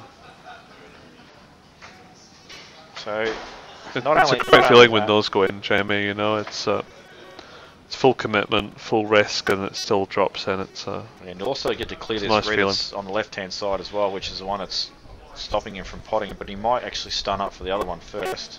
He's definitely playing that one. Well, that's a bad shot actually. Yeah, he'd be disappointed there. Yeah, I'm not sure if he actually... It's sort of like he tried to play for the ball that was to the left-hand side, but then decided, no, I'm going to just get rid of this other one first because I've got too much angle, and then just got stuck in between two decisions. Which is very unlike Joel. Could have just been just a dead set misjudgment. I think it's worth mentioning as well that these guys have been playing for a good 48 hours now, or similar, and it's really, it does take its toll. No matter what age you are, you still have to be pretty physically and mentally fit to produce your best game in the final of an event like this over 2 days. Yeah, absolutely. So it's really almost like a battle of wills, who's got the most stamina as well. And probably yet another reason Steve's trying to play 100 mile an hour. Just get on with it. And, he's probably like, I don't want to play this till midnight and I'll be dead. So. And I've seen Joel Younger play in the Big Guns pool competition, which was a massive event over 2 or 3 days at Bar 8 this year, and he proved there very much that he's got huge stamina over the long frames and the long matches. Absolutely. And I think that's a huge attribute to have on top of the skill sets he's got. I actually, it's a tough gig because I personally, if I could play all night, I will.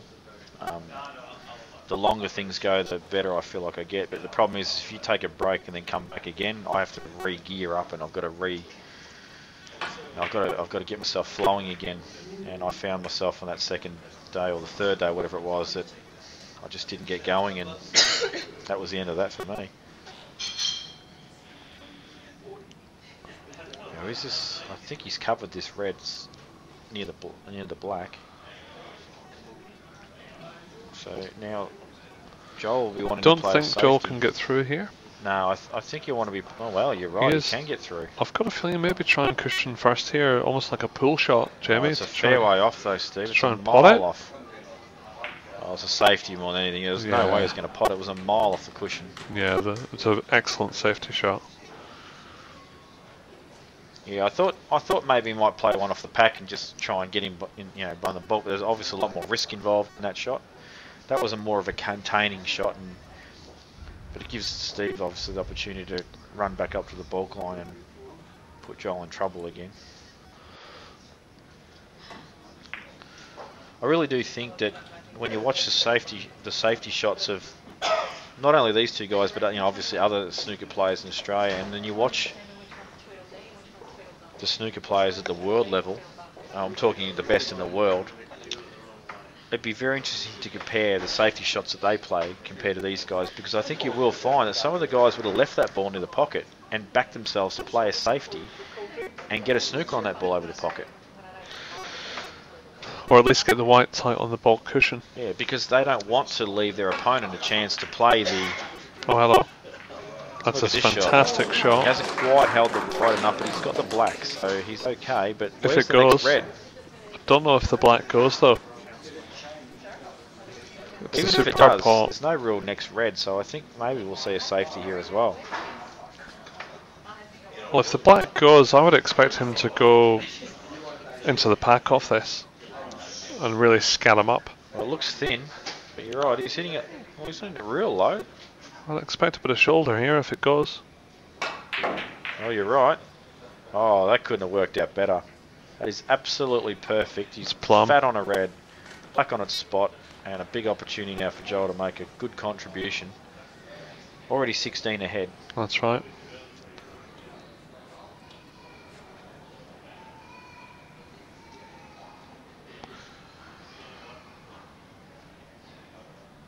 So running through this, obviously because black not available in the So pocket. he's still very much in this match here, Jamie. He's not lying down, is he? Never does. Absolutely never does. And well, after this, black goes in the red near the pocket. It's just a matter then of which ball he's going to use next to keep his break going. They're all a little bit clustered still.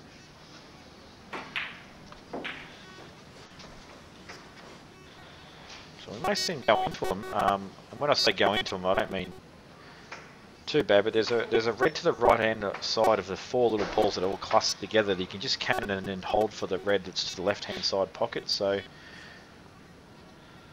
still needs to be hit perfectly though. Yeah, it's difficult to see from here which of those bottom reds pot. But I think we're going to see him play the shot that I've just said. So he's pot this black and then screw onto the red that's to the right hand side of those four that are clustered all together. Unless there's another ball that I can't see from this angle that's on. Possibly you could drop this in as well. I think if he cannons the far left hand red, he will be on the red in the middle. So it depends if he fancies a bit of pace here into the pack or just stun into that red for the middle pocket. He's gone for a bit of both. I think you're right. I think not he too plays bad. the shot you said. Not too Just bad. got a bit of purchase on it, but looks like he's on that ball to the centre. I think the shot I said he had too much angle on, because he did get into that a bit.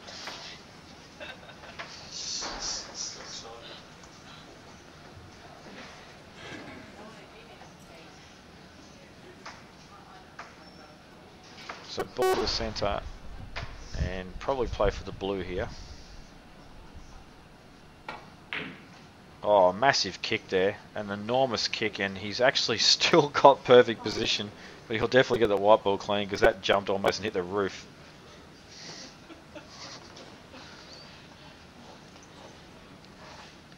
He'll actually be delighted that the kick has actually still not impacted his position.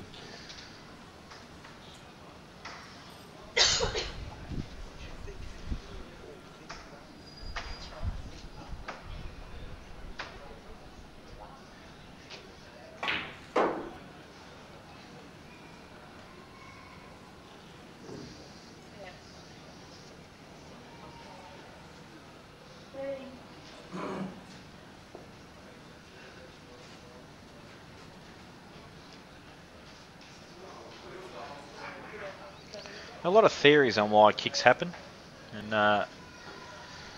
no one's really got the real answer. If you think you got the real answer, why don't you get on the CueballTV forum and create a post and let us know what you think the reason these kicks happen. And I'm sure you'll generate plenty of commentary, discussion and comments on your reasoning for it, and get other people's feelings on the matter as well, because my personal belief is, and I've heard a lot of different beliefs, but I stupidly studied physics at high school, and my belief is that it's when some kind of dust or chalk or something like that gets on the object ball or the other ball, and when the balls collide, that basically that dust or chalk explodes and it creates a bad contact. Other players believe it's the balls, what they're made of now. A lot of other players think it's the cloth. It's amazing how many theories there are on why kicks actually occur.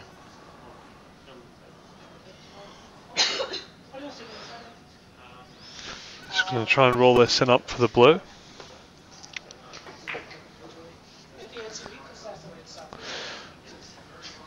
Okay, so James Mifsud has just ordered a banquet.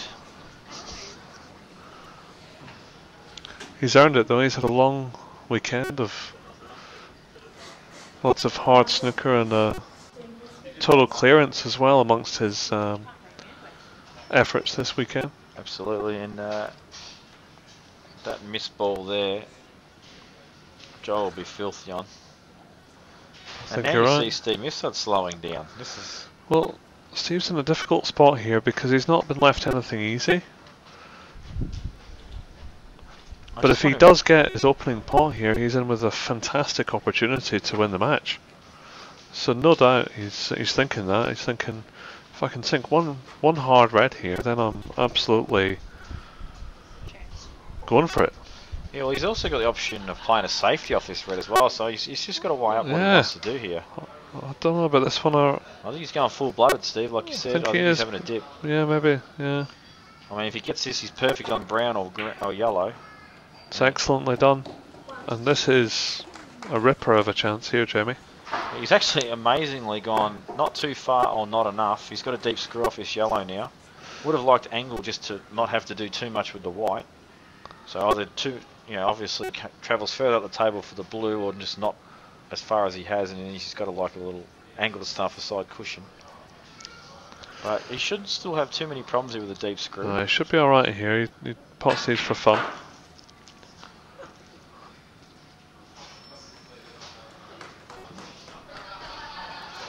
Well, hard to tell what he's on, but I'm guessing that that red that goes just the right hand side of where all the reds are. The one near the pink, you think? Into the left corner, up to the blue. Should be pretty regulation for the Mif. Looks to me like he's got a fair bit of angle on that. I don't know if he can hold for the blue. Yeah, you're right. It does depend if he's got the angle or not. We're a little bit from the side of the table on this viewpoint that we've got. He's on this red that I suggested earlier. Actually, I think he's playing the bottom of the two that are clustered Looks like together. it must just roll through for the black, Jamie.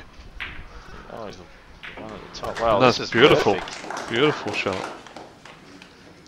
So our lack of knowing what was on there eluded us, and in actual fact, a couple of nice little pots from Steve there have just given him a massive opportunity to not only bridge the gap of the now 35 point deficit, but now to win the frame at this visit, because these balls are beautiful to. They are absolutely perfect. Having said that, I'm not really sure that Steve will be happy with that positional shot.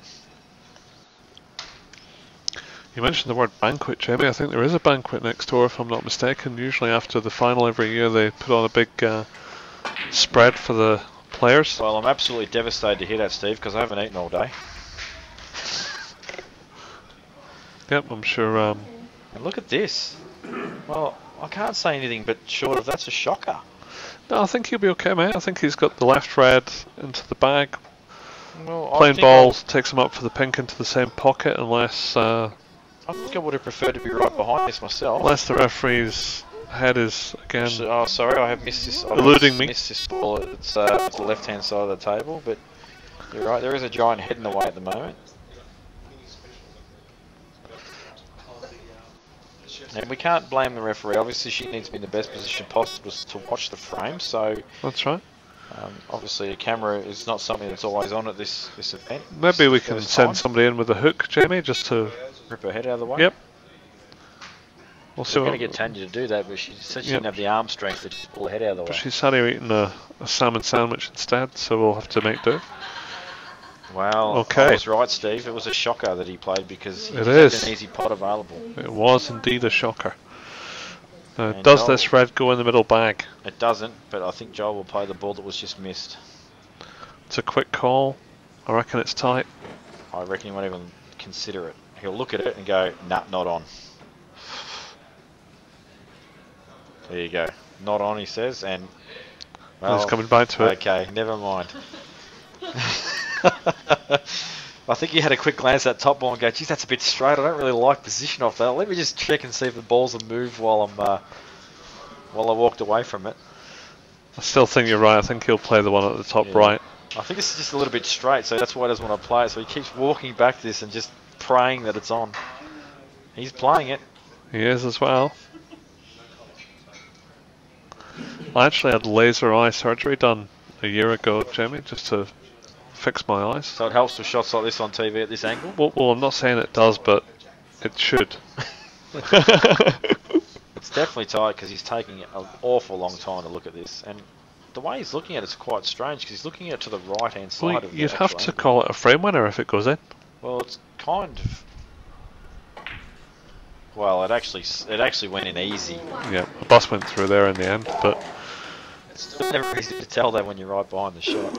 But his judgment was perfect, and now this frame has been handed back to Johl. Another twist and turn. We expect nothing less, really.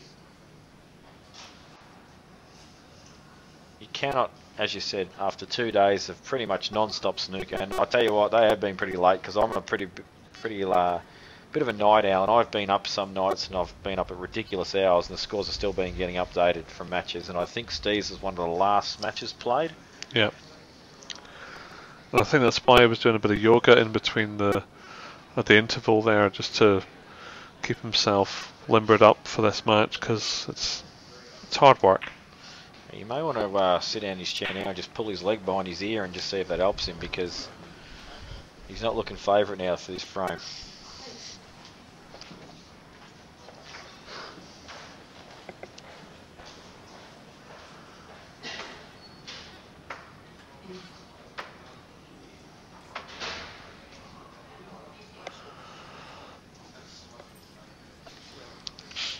Once again, we're just not going to quite see the outcome of this next shot, but I don't think there'll be any problems.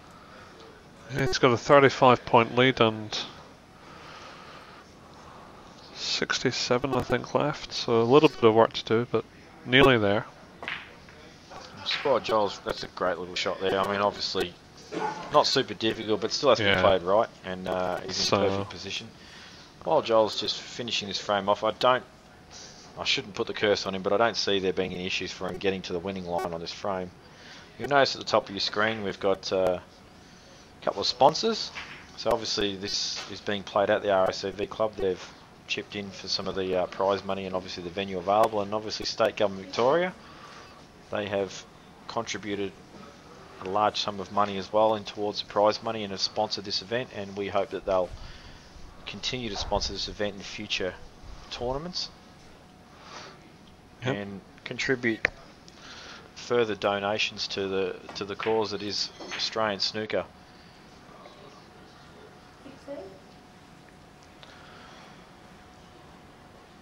So slightly too far, but not really an issue. Do you think we'll see him come off two cushions here, Steve, and just play for the reds to the right hand side, or just basically try and get the white ball back into the centre of the table again? I'd expect him just to drop the pink in with a bit of screw. Leave the white close to where it is, sort of there. Fair enough. I thought he had a bit too much angle for that. In saying that though, he's overdone it, and This is no gimme, but in saying that though, he's 'He's 49 points in front with 51 left on the table, I think, unless my maths is rubbish. So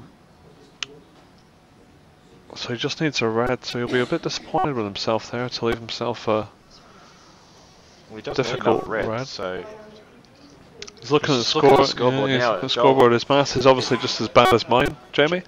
Well, he's got 49 on. Sorry, he's got a 49 lead, and he's got 51 left. Okay, so he needs this one red. But I think he can pot the top red near the green, so he's eyeballing this long pot. And the way he pots long balls, you'd back him to knock this in, wouldn't 52. you? 51, sorry. And that was cued nicely. So he's delighted here to draw one back to 3-4. Now Joel sitting on the perfect score. And the Mif will be alright with a 4-3 lead as well. Everything to play for. Yeah, and although Steve's played a couple of pretty bad shots this frame, as you said, this frame still doesn't put him behind, so he's still got a lead.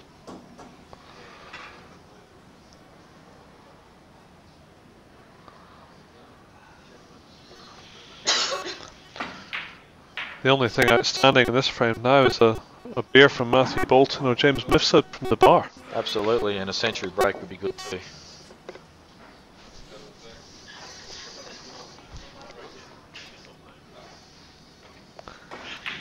And credit to the lad, he may be the world billiards champion, but he's not shy when it comes to getting the beer in as well. He doesn't even know who I am, and he's buying me a beer, so I rate him. Once he finds out who you are, he probably won't want to get you a drink, Jamie.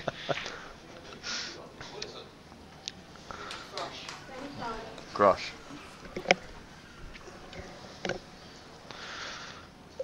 And George Spiteri's just walked in now. He normally takes the photographs for all these major snooker events. And I'll tell you what, the last time I saw George Spiteri, you won't even know who I am. Yeah. He was a junior, same as me, and he had a fair bit of little puppy fat on him, and now he's a skinny bloke, and he's absolutely looking $1 million. Yeah. And he usually takes the photographs for a lot of the major snooker events. SpitiriPhoto.com, I believe, is the website. Well, if you want to get any wedding photos done, Spitiri Photo apparently is the place to go. I did offer to do a photo shoot myself, Jamie, but he said it would break his lens. So it's a bit harsh. Yeah, I thought so. You're a strapping young lad, Steve. Bit harsh, but fair.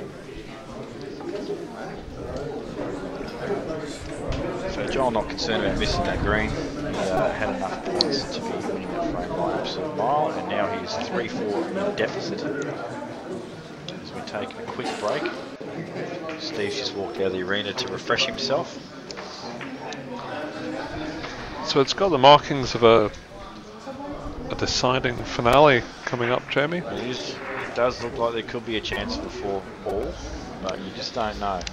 It's been a bit weird this match because the way I've seen this match so far is when Steve hasn't made an absolute shocker of a mistake, he's won the frame. And that frame there, for him to lose it, he had to make 2 pretty bad mistakes for him to lose it. So. Thanks, man. Cheers, mate.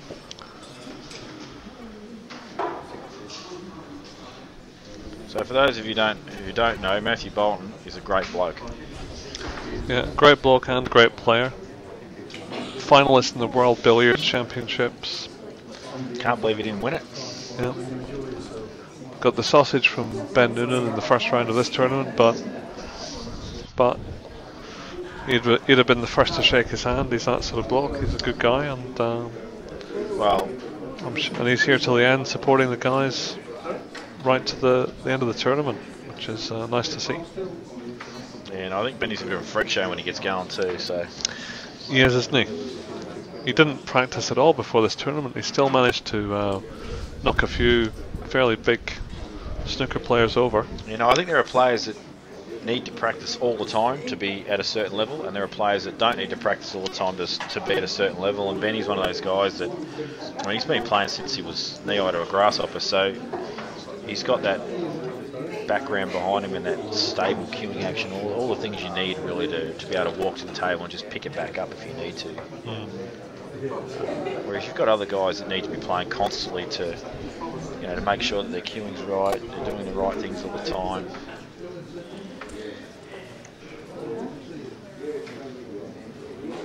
Unfortunately, I am one of those guys, Steve. I can't fire at all unless I'm playing all the time. Me too, and it's one of the reasons I've taken up 8-ball is because it's easier. Well, it's less commitment, and also I don't know the game, so I've been learning how to play, and that's been very rewarding for me to learn how to play 8-ball. But snooker is probably a better game all round, but it requires more commitment, a bit more practice, and absolutely. I mean, when you've got 12-footed table to play on, and rather than 6, 7, whatever you want to put it down to, it's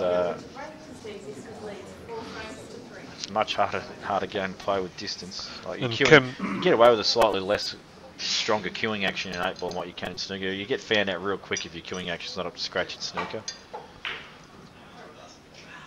And Kim Yvette doing a good job refereeing the final here. She does a lot of hard work for snooker in Victoria, and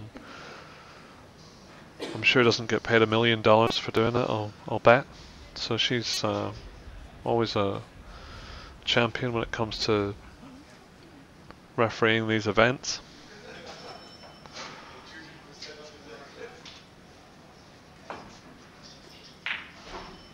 Tell you what, I know a bloke back home in Ballarat who loves umpiring. Actually, I know a couple of them. Yeah. I wasn't thinking of Gordon actually. I was actually thinking of Graham Wright, but both of them love umpiring. Do they? And Graham Wright especially is just absolutely in love with the game of billiards. In fact, that's his preferred game now. He loves billiards. And I spent a bit of time with him a couple of weeks ago. He was just, because I believe personally billiards is one of those games that you can't just pick up and learn, you've got to be taught. And he taught me that much about billiards in about a 1 hour little session that we had. It was actually enlightening because I... Did he create the hook for you, did he? No, not so much, but I mean, obviously at the moment I'm taking a little bit of a break from the game, but it certainly was an excellent and refreshing change. And also learned a little bit too about, you know, little things you can do with the white. Obviously going off, which is, you don't want to do that in any other game, but it was amazing some of the things that opened me up to be able to do, and also how to not going off when you don't want to, because obviously that's the primary aim in something like snooker, so it teaches your angles really well. Yeah, it's a great game if you get into it, billiards. It's certainly not my cup of tea, but it's certainly a useful game to improve your snooker or your cue sports ability. Yeah, and Steve, obviously a very proficient billiards player as well. I don't think Johl really plays billiards, although I did. That was an excellent pot there from Johl. Absolutely, and he's in here. He's fantastic absolutely result here. He's eyeballing 4 each here, I can tell. When Johl and Aaron Money actually, they were both 15 or 16 years old. I was about 17 or 18 because we've got a couple of years gap between us. They actually turned up to the local pool hall in Ballarat, which is where I live. And Aaron's father basically said one comment to me which I've never forgotten, even though I never followed it through. He said, "You can be a great player if you play one type of cue sport, but you can be a fantastic and above better than average player if you play all facets of cue sports." So he had the kids there playing snooker, billiards, 8-ball, 9-ball. He had them play all the different facets of games over about a 6 or 8 hour session. And I sat there and watched the whole lot. Didn't even pick up a cue. I just watched them play the whole time just to try and learn something. And it's probably the best 6 or 8 hours I ever spent watching these two kids that were younger than me play these shots or these styles that I just wasn't accustomed to. So it certainly helped my game in ways that probably aren't visible to a lot of people, but mentally especially as well, it was very good too. I think it can help your game playing all different facets of cue sports. I will say though that I I do believe that if you want to be the best at any individual one of those games, you have to focus just on that one. Absolutely. I mean, Pankaj Advani, snooker player who's quite highly ranked now, is a world billiards champion. He's a fantastic exponent of billiards and snooker, and still he can't break into the top 30 in the world or 40 in snooker, so don't know if there's enough money in billiards to earn a living all year round, so he has to mix it up. But yeah, I think the unfortunate part about billiards is it's just not that exciting to watch in comparison to what, say, snooker is. It's, there's 3 balls on the table, and while the skill level is extremely high, some of the shots they have to play, yeah, it just doesn't fascinate the crowd as much as it does as like producing a century break. So, you know, and that's the same thing with 8-ball too. I mean, obviously Dan's set CueballTV up with primarily 9-ball and 8-ball as a focus. Obviously it's branched into snooker and other cue sports because you know, there's a calling for it, but you know, rules have been changed in 8-ball to make the game faster because of that reason.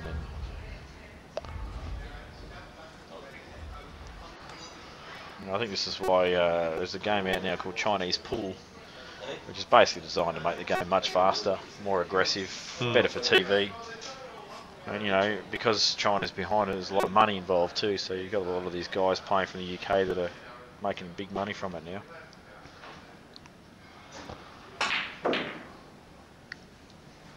Nicely cued there from Johl. I think this is perfect.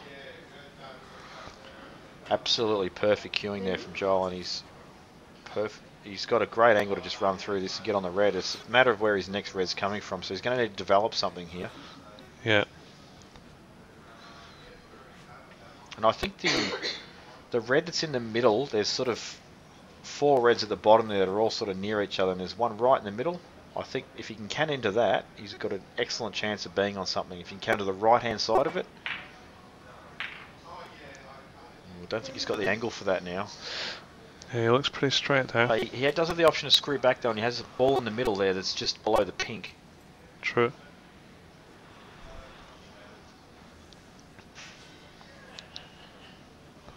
He's just looking at that now. He just wants to look at the angle, unless he's eyeing off the pink because obviously has you can stun off this and has a linking ball to the left corner with the red. So he's got less to do with the white ball here. Yeah, the left red goes in the corner. He'll be right behind it, just like Mark Bullen is with me right now in this commentary box, which is somewhat disconcerting, I must say. Well, the amount of massages he's giving you on your shoulder in the last 25 minutes is really concerning me. So, well, he hasn't charged me or even gone once to the bar yet, Jamie, which is a concern, but or a relief. Blessing. Well, this pink being spotted now has just been put in the most ugly position possible if you actually want to be on it. So consider pink completely out of commission until a later date. So Kim's just, this is Kim, isn't it? Just making sure everything is in alignment. So obviously if no spots are available, the ball must be placed as close as possible to its origin behind the spot. So she's had to put it in between a bunch of reds, which requires a good steady hand.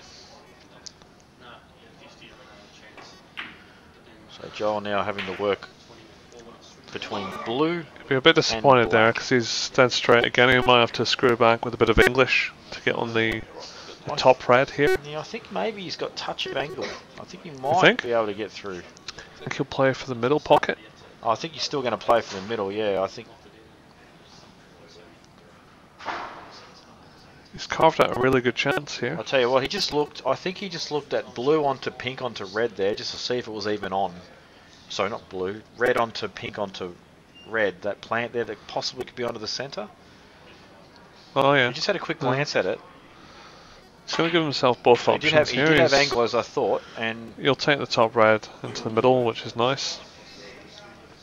And that takes him 45 points in front, so he's looking pretty good here. Yeah, he's an absolute favourite now to win this frame, but still a little bit more construction required to produce a frame winning break. .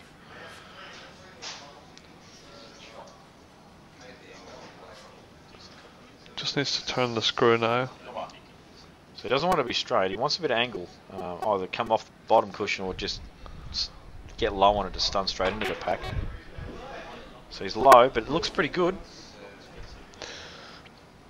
I think that little nudge that he got on the red there wasn't ideal because the angle he had off the bottom cushion, he could have got into that red that I spoke about much earlier on in this break, and it's in the way now. Does anything actually go here? Because I think he's going to have to go into these with pace now.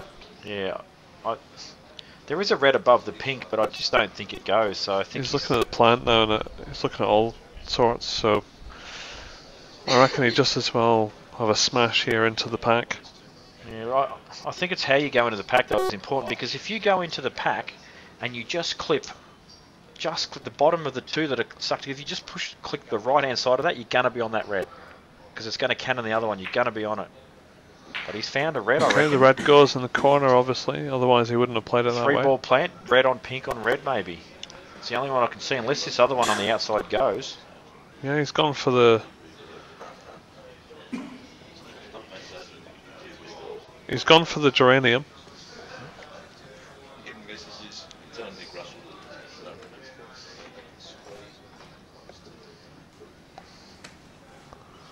So here it goes.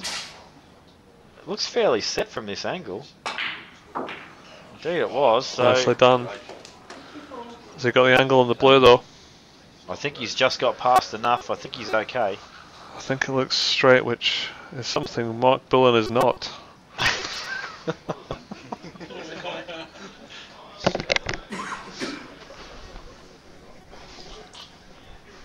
I think he's got a touch of angle, but maybe not enough to force the white ball forward or back.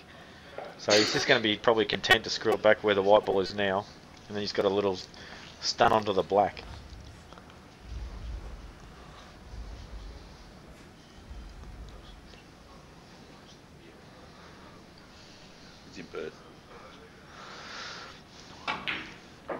We've been asked to give a mention to Nick Russell from Perth, who apparently is a big sponsor of Q Sports in Australia.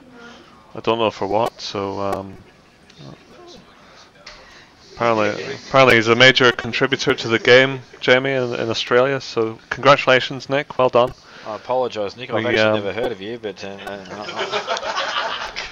and I've done a lot of commentating in the days since CueballTV started. So you're the first. It's the first time you've been mentioned. So I really do apologise there for that, if that is the case.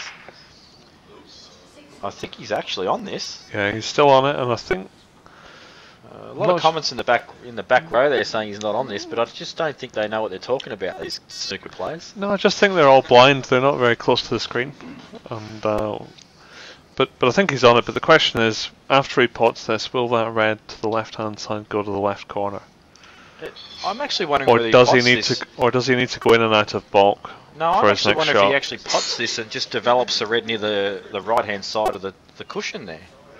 Because if this actually, the one that the red's just below the whites, see where he's queuing now, the red just below the white, I'm wondering if that goes, if he just nudges the red to the right hand side of the table, whether it's still going to be on.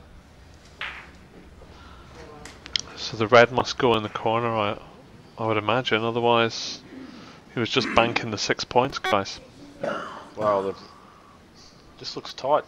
Once again, our angle's a little bit deceiving. I'm just wondering if you can get past the pink, but I don't think it goes. I think it's... I really thought that maybe he sort of stunned it a little bit. I just thought he should have cannoned the red on the side rail, but obviously that's a bit of an insurance ball for him, but he needs one more red. 66 in front, 74 on the table. Safety first, but then they're all there, so Steve will back himself if he gets a chance, so he's got to be careful here. That's probably why Johl chose not to move that red, though, because he only needs one more red for the frame to be safe, so... I just felt if he had have cannoned that, he would have been on that outside red. But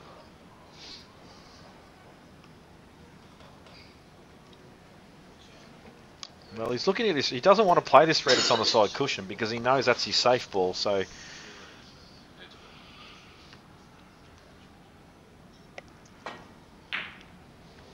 well, that's a very good shot there from Johl. He's underhit it. I think it's... Well, he's left the red on. I did call that a touch early. So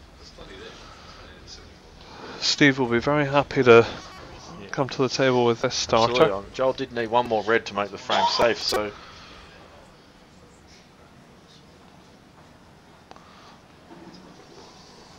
I think he'll probably play for a bulk colour here rather than just drop it in dead weight. Just hit it a little bit harder. yeah, he doesn't want to play for too many ball colours through this because he'll run out of points, but he's still got a fair few points to play with, providing he was to make the clearance at this visit, but it's far from easy. Oh, it's well played. Although, has he got the angle that... The pink looks pretty tasty though into those 4 reds if he fancies that. Well, he's straight down on this, so he's seen something straight away. Yeah. Well, he's decided to develop this ball, and why not? Because it was really the ball that was costing him. And although he's not perfectly on a ball, he still has an option of a safety, and he's still in the frame.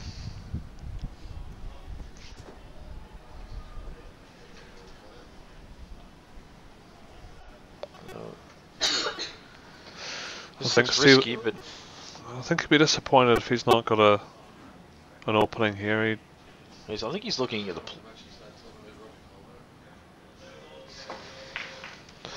He's gone for the thin cut, and it's in. That's a fantastic shot. Not only is that a great pot, but the white ball control there to hold the white is fantastic. Yeah, it's a potential match winner. Well, he's opened up the pack with that shot as well. Everything's gone according to plan for Steve's sake, and Joel will be sick right now in his chair.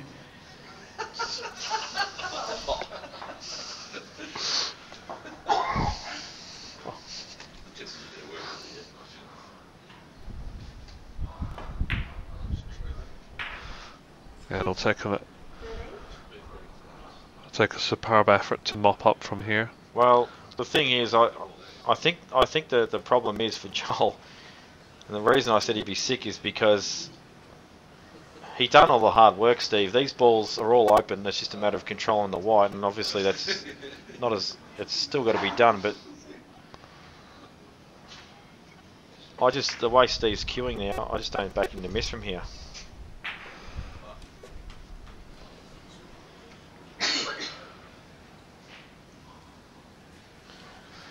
So if he gets the angle on this shot right, Steve, it's curtains, I think, because he just needs an angle where he can either stun behind these or just come off the back cushion. And he's just bowed. Wow, that's amazing. I've never seen that. It just shows you he's feathered the white. Anything can happen in this game. It's never done until the fat lady sings. Well, I'll tell you what, and a fantastic. I think he's called that on himself as well. I think. Yeah, and, credit to Steve for his sportsmanship. And if you've ever heard the 2 words "turning point," I don't know why there's a mouse flying around our screen at the moment, but. So Joel must come to the table here thinking it's Christmas. Oh, this is absolutely the biggest turning point in history possible here, and.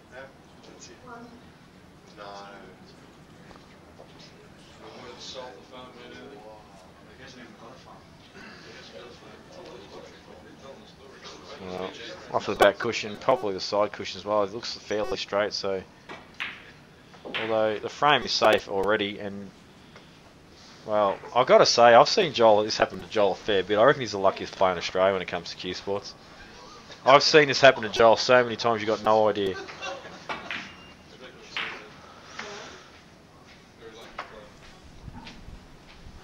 I think. Well, we will just recap on that luck because I know Jimmy Miff got very unfortunate against him too in the semi, so he's not going to be even worried about missing that pink. It's 4-all. We're going down to a decider. It's all on. It's on like Donkey Kong. How are you, mate? Hey, Jamie. Sean Budd, how are you, buddy? What's happening, mate? Sean Budd has just walked in the room. Previous Australian champion, I'm sure, many times, no doubt. Sean Budd, this man here. Sean Budd.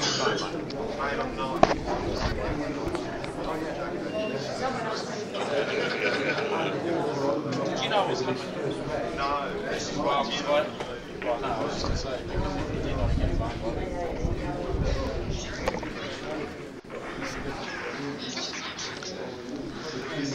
First time ever. Yep, Sean's been a multiple winner of this event, I'm sure, over the years in Australia,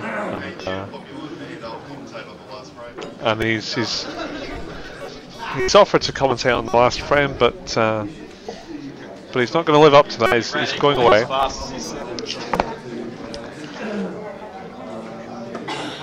But yeah, Sean's got a good record in the RACV club. He does pretty well in this venue.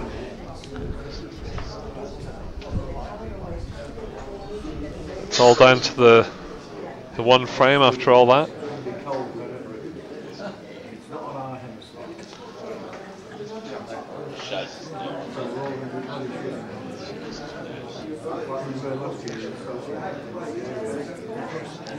Anything can happen in these circumstances, as we've all seen it, and I think the good news for Steve Mifsud is that he's got another opportunity to win the frame in the match, and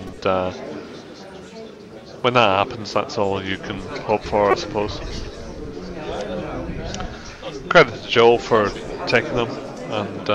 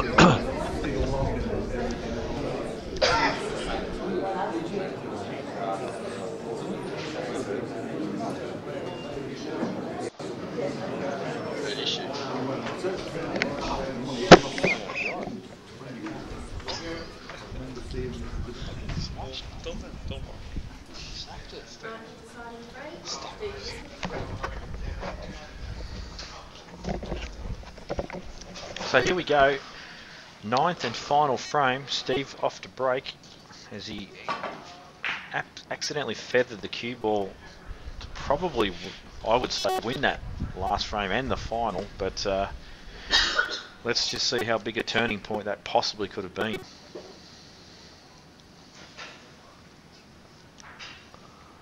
So nice break off anyway, and Johl with some immediate concerns. Does have this long red, but it looks like it's got a bit too much angle to possibly pot and hold for blue.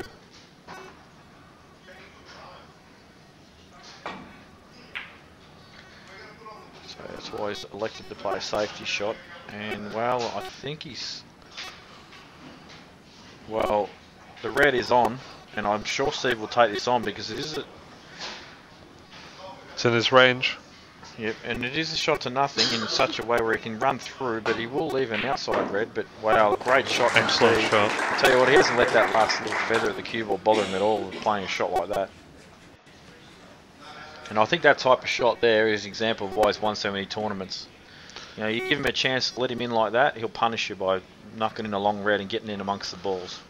Yeah, he will. Once he gets flowing, he's very difficult to stop. Yeah, it's not. Very knowledgeable crowd behind me has mentioned that he's stuffed it. I didn't realise. And in actual fact, the words were correct. He has not made perfect contact on that red, so immediate safety shot to follow. And well, Steve will be a bit disappointed there because he will be very disappointed. That was a lovely early chance. But certainly had a chance to rack together 30 points and get a bit of a start to this final frame. Yeah, I think.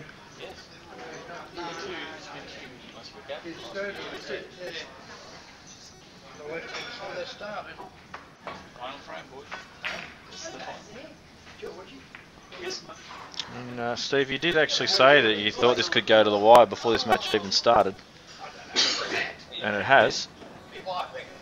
Yep. Steve? With it? I actually think it's going to go to a black ball game as well, Jamie. Oh, that's a big call, mate. I don't see that happening. I think he'll take this ball on. No, didn't have the angle to slip behind the black. What odds will you give me on the black ball game, Jamie? Black ball game, I'll give you 3s. 3s? Okay, I'll have $20. You have $20 at 3 to 1. All right, you've got It's me. done. It's done. 3 to 1. He's a tight horse Ballarat lad, obviously. Absolutely. 3s was really 3s is conservative. Extremely I'm not around the light game as odds much for a as you, black ball Steve. game, but I'll take it just because I've got a feeling. And even though if I win, I probably still won't take your money. Sean Budd, who's behind us, is I believe a bookmaker. I'd like to know what he thinks of the 3 to 1 odds I've just been given for a black ball game. Yes, and quite rightly have been absolutely shafted by Jamie Stevens, but still. Which website's that, Sean?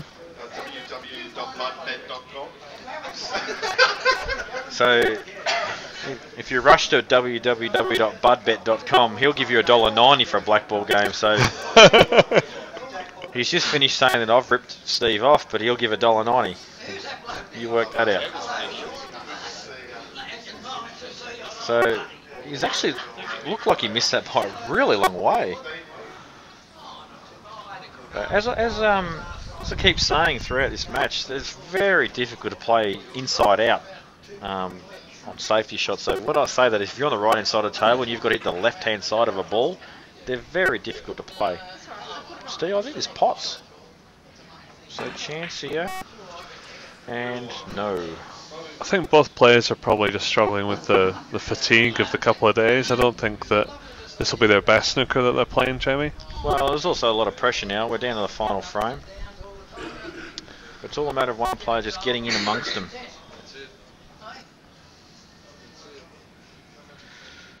Almost need to see someone do a quit in hand here and just smash the pack open and go on with it. Yeah, he certainly had a reputation for scatting them up, didn't he? Well, he did, and I think probably, I don't know if he'll hate me for saying this, but I think possibly the biggest waste of talent in Australian 8-ball snooker that we've ever seen in our lives. But I honestly do think out of all the players that are currently playing snooker in Australia at the moment, he was by a mile the best player. Bit of an opening here for Johl if he can get the red in and come round for the blue. Yeah, you've got plenty of room there to sneak in between the reds and the pack.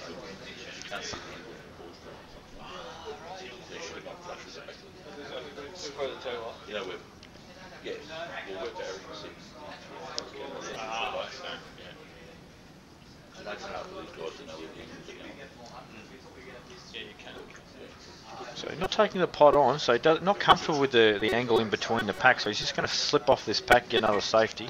Taking no chances at all. Yeah, uber conservative, Mr. Younger. And that's a pretty good safety.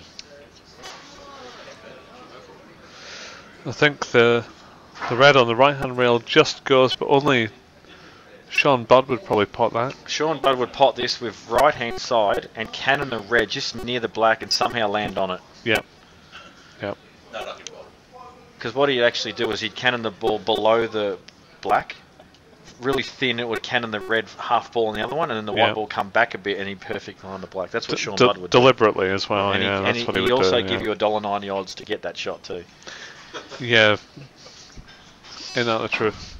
No, he's not even here. He did, he had a go at it. Well, he actually took the shot on. I'm actually shocked that he did take that shot on.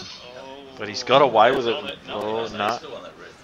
So blue, yeah, absolutely. And I think pink possibly is available, and if not, well, he'll be able to travel up for the blue spot. Yeah, it's a reasonable opening at this stage of the match. It's a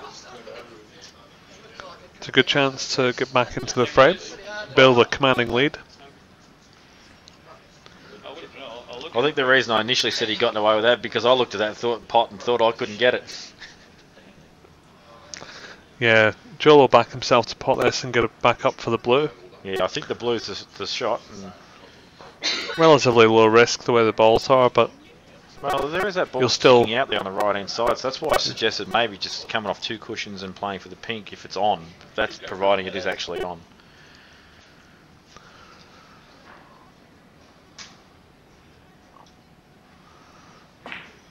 Tell you what, Joel doing his best impersonation of that rock guy off the Fantastic Four there. He's played it well, he's looking good here. And a message out as well for anyone in the UK watching. I've got a suspicion that you might find that Neil Robertson and Vinnie Calabrese, amongst others, and Ryan Thomerson maybe in the UK are tuning in to watch this final. Oh, I'll tell you what, if Neil's actually watching this final, I'll be shocked, because that means he's had to drag himself away from the computer game called League of Legends, because he's a very big fan of that game. Is he? He loves his computer games outside of playing snooker, Neil, and I have a chat to him here and there about, because I'm a bit of a computer game nerd myself. Yeah, it wouldn't surprise me if the boys are tuning in to support these lads. I know that the Australian snooker community are very together and look after each other very much, and it's one of the great things about being involved in Q Sports is once you get amongst that family, you are generally embraced by all, and you can disappear for 10 years and come back and it's like you never left. Yep. And it's a fantastic community to be a part of. Unless you're a tool bag. I don't know what that is. Not a nice person. I'll just call that an imbecile, but yeah, we'll go with tool bag for this. Fantastic shot from Johl. Now, I'll tell you what, deserves, I shouldn't put the curse on him, but deserves a decent size contribution from that visit, because that was a super shot.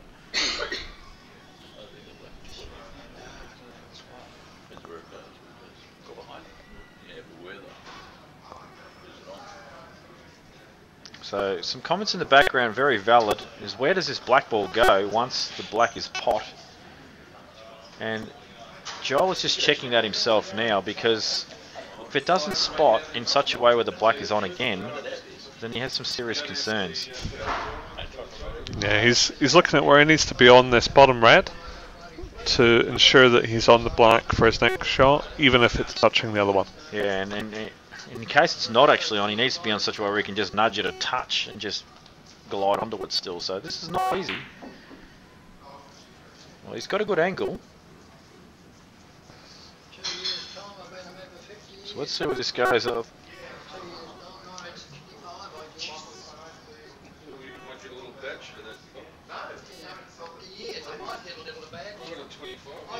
Well, that doesn't look very nice at all. No, certainly could be better. I think he's got a bit of angle though, Jamie. He might be able to go up for the blue or the pink if black doesn't go. I really don't think this black's, unless, well, he must be on this red. Yeah, well, I think it does go, yeah. Wow, that's absolutely perfect for Johl in such a way, but he wasn't happy with the white ball there. He's getting it clean because he didn't like some kind of contact. It didn't look like there was a kick, but... It's a nice chance to have in the deciding frame though. You'd be happy to have your hand on the table at this point. And I believe he can get through enough to be on this bottom right. Once again, we've got sort of a weird angle on the table, but he might be able to just get through enough where he doesn't quite hit this red.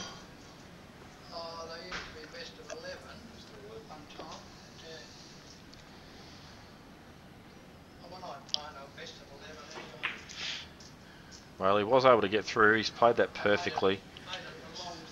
Fantastic shot. So a couple more simple reds, and he's got a couple on the right hand side of the pink as well that he can play onto if he doesn't want to go into pack early. But after that, he's going to need to produce some type of pack opening shot.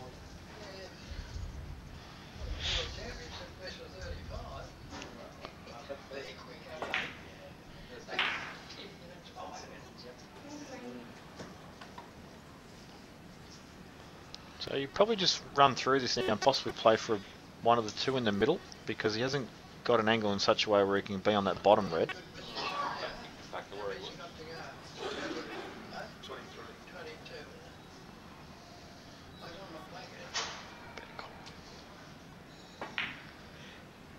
No, he can get through. So he was a bit straighter than I thought, and now he can actually screw off this well, get back on the black. And after that, Steve, it'll be decision time. Will he go into the pack or will he continue to play for loose reds? I believe at this stage, and especially being the last frame, playing for loose reds is probably the better option. Yeah, I think he'll play for the loose reds into the left-hand centre pocket, because he's got two that go in there. But he may feel a bit more attacking than that. Let's see. Well, at the end of the day, world-class players, they take that opportunity to go into the pack as soon as they can to open up frames. So it'll be interesting. I mean, he's got the opportunity to do it right now if he wants to. Well, he's got a nice angle, I think, on this black, if I'm not mistaken. So he's got the option to go into them, but I just have this feeling though he's not going to do that, and he's going to play for a loose red. I think he just wants to accumulate as many points as he can early on and just put the pressure on. I think the position that the white's in here, I would be going into the reds, but I just don't see an easy. I don't see a routine shot other than into the reds. He's looking at which one to hit as he goes into them. Yep. So I think he's definitely going to the pack here. Well, the way I see it is the two reds on the right hand side, he can actually go off the side cushion on the left hand side, and he can still be on that red. But you're right, he's gone into him, he's taken the risk, and he's got a long red. Yeah, he's got the long red, that's all he's got. Yeah. So he takes a 26-point lead.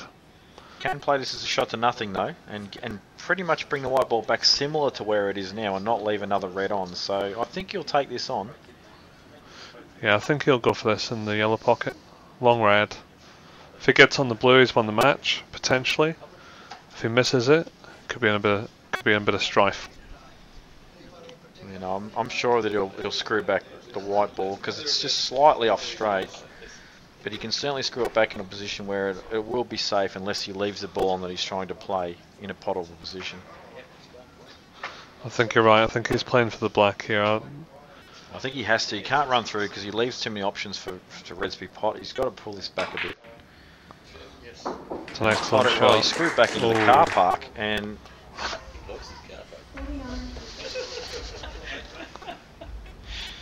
I'll tell you what, Joel, $15 not quite the car park, Jamie. Not quite the car park, maybe the ladies' toilets. Well, wherever he's gone, it's in no man's land, and that's another spot that is no man's land, but...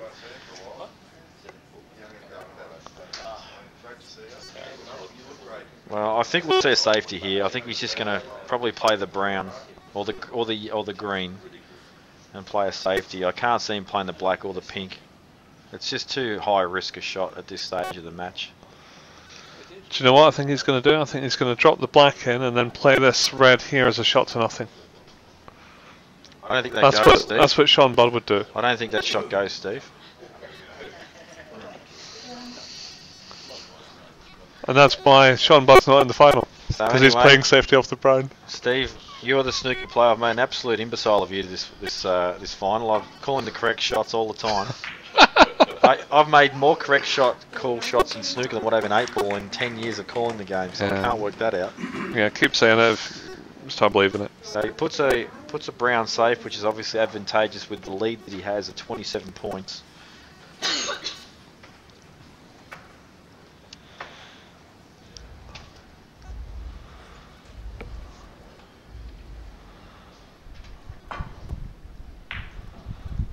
There's that shot to nothing that Steve spoke about. So picks a bond out of that.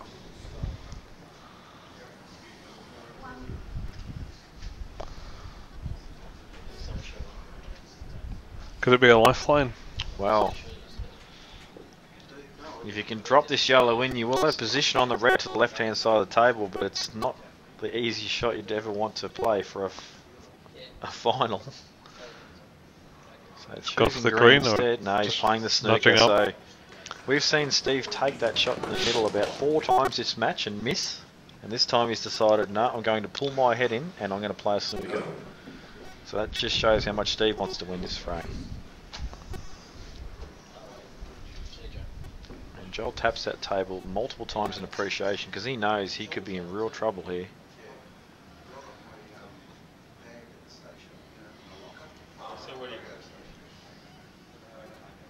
So just expect a bit of a delay in shot here, because this is far from easy, and I think Joel's going to need to take a bit of time just to work out what goes on here.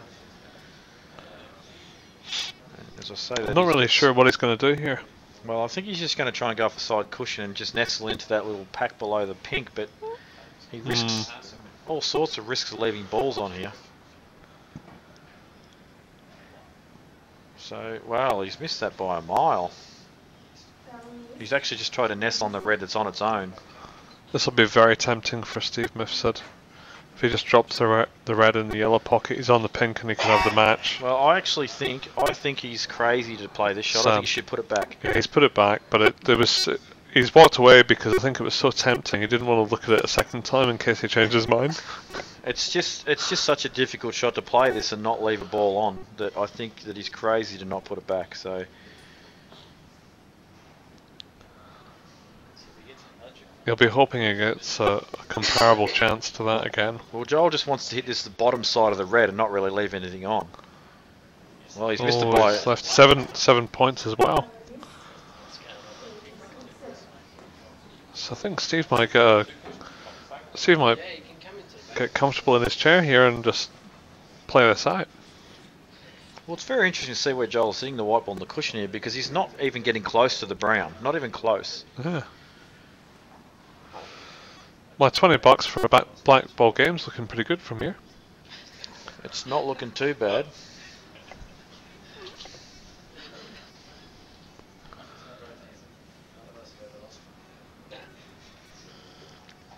So Joel's just decided, you know what, that option might not be the best option ever. I'll look at another option.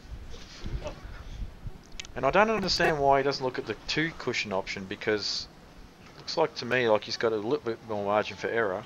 Yeah, you're right. He's got the angle there. And he sort of quickly looked at it then.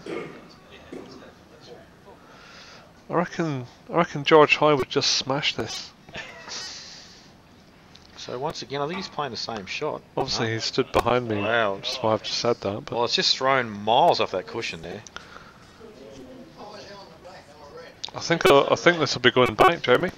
Well, Steve once again had a ball in the middle, but.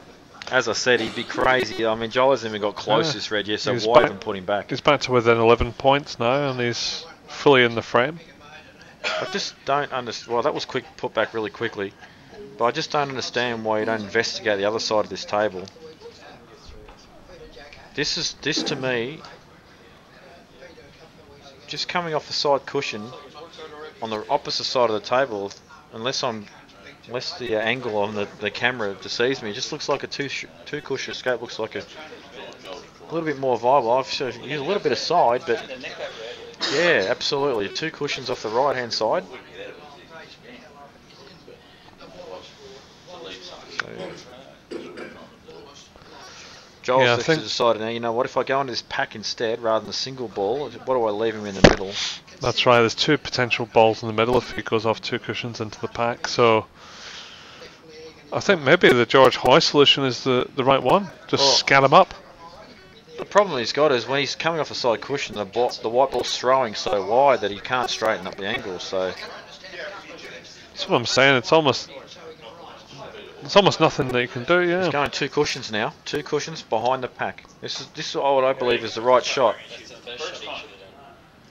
He's hit it a bit hard, but he's okay. No, he's not. Got the ball in the middle, actually. Yeah, he's left one in the middle, which was the big risk. And see, George Hoy wouldn't have left that shot. He'd have just smashed it and left the white behind the yellow. Which George Hoy is one of the most experienced Victorian snooker players of all time. Is he here? Is he? And he's right behind me at the moment. Is that you? Oh, yeah. Yeah. So I don't know any of the snooker players. Well, Steve's taking a long time at this. Like, this ball's definitely on in the middle. There's no doubt about that whatsoever. But I think he's just putting the plan in place, and now he's ready to execute it. I think.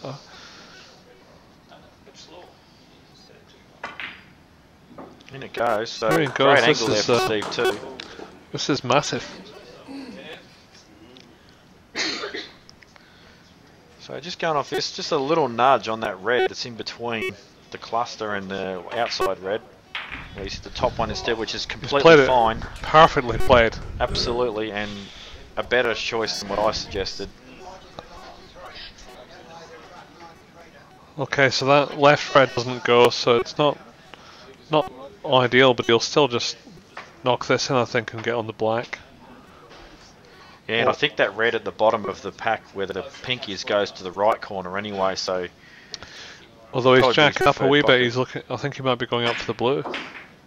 You're right. And that's perfect. It's lovely. So just 2 points in it now, and I think Steve's in the driving seat. So this black ball Do frame... you think he'll dish from here, Jamie? Well, the brown ball's not a concern for him if he does clear up to that point. But he still has these balls underneath the pink, I believe, are the main concern. So let's see what happens after probably 3 or 4 more shots. When he clears these 2 open reds. The difference now, here... Steve, he's got a really good shot here to basically get on the black and get up behind that red that's at the bottom of that little cluster.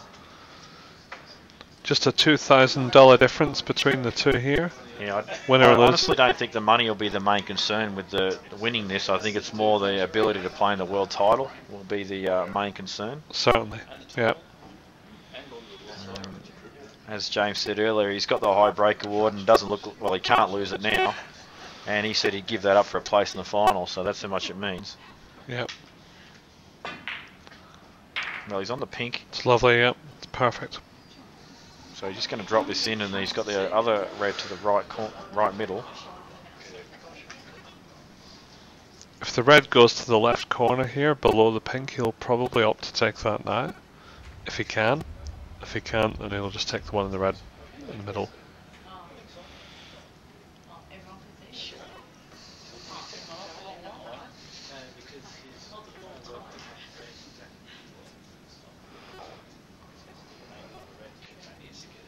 Well, he's playing in such a way that maybe this does go.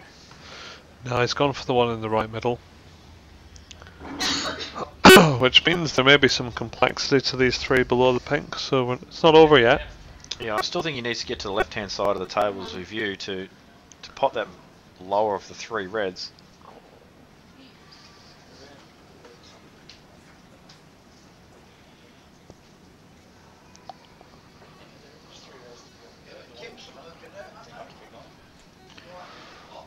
And poor Kim, she's had to reach over full length to actually clean that. I tell you what, lucky she might need some high heels if she needed to get over any further than that. And he's got through, so he can get below this red that we were speaking of earlier.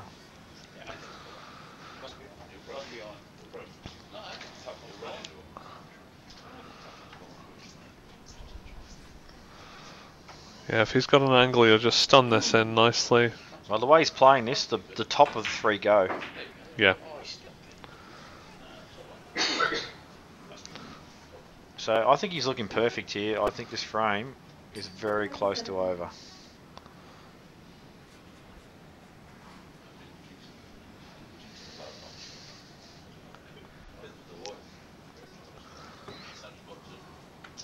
Does need all 3 reds though, Steve. That's right. Needs them all. It's never over till the fat lady sings, as they say. But he does have all the tools required. And should just be able to... Yeah, have you actually noticed too, Steve, his pace has slowed down dramatically as well compared to what he was doing earlier. He's no longer forcing the issue because it's 4 all, it's 1 frame. It's perfect. Well, I wouldn't say perfect. Perfect if you like stunning balls to kiss balls. I think he can still screw back enough to get behind these, but he would have liked to have been slightly higher on the shot. It'll be a soft screw, just kiss the second red on the left hand side here. Absolutely off your head, Steve, if he plays that shot. If he does, then I'll go E, because, well, you might be right. Look at that. I'm glad I didn't bet $20 on that shot, because he played it to an absolute perfection. Thank you for the reminder that I've just lost $20. You're right.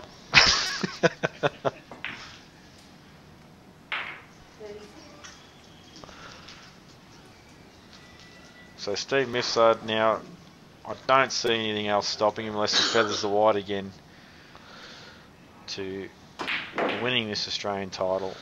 And a well-deserved win as well.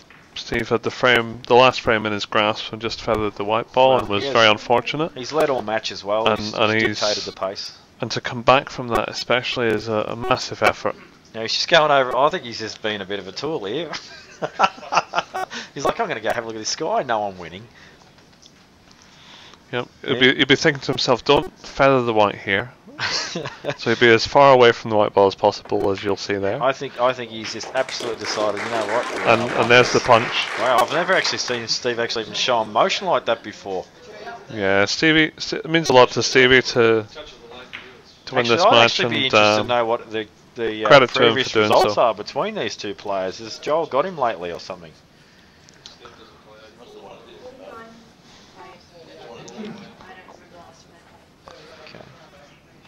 So Steve Mifsud, he's not been the most prolific break builder in the tournament this year, but he's been the most prolific match player. Well, is this his highest break actually for the tournament? It's got to be close. I think he had 90. He's got an 82, but this is his second highest break. Yeah, actually they played in the city of Melbourne last year, and I think the quarters or semis they were quartered. So the last time these two played, Joel did beat Steve. He's gone enough, but it's not going to matter. We may see a shake of the hand here. We think it's all done. Joel's decided, no, I'm going to keep playing, is he? Is he going to carry on? He's just checking the scoreboard, and then... We got 25 on, and we have 40 diff.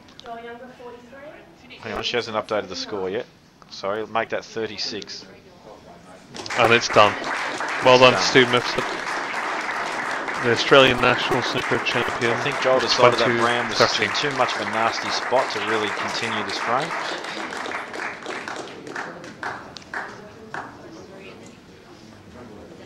Anyway, the scores aren't exactly spot on, but basically what was indicated is Steve has done enough to win this frame and this match, and well done to both players. I think it was a fantastic match, even though there were a few shockers in between, but what do you expect for a final?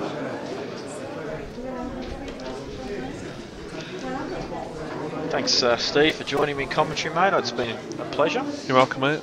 My pleasure joining you. Thanks to Dan, Tanya, getting involved behind the scenes to do all the business and giving us all the stats and all the relevant information that we're required to talk these guys up. Yep. And yeah, we haven't mentioned it yet, so if you're still tuned in, because I forgot to mention it, we've got the 2014 Australian Under-21s at the Brunswick Club on the 10th to 13th of April in 2014. Last year's winner was Charlie Chafe. And we've also got the 2014 Australian Masters, which is 40 plus years of age. The Mingara Recreation Club in New South Wales. That's on the 1st to the 4th of May. And Glenn Wilkinson won that last year.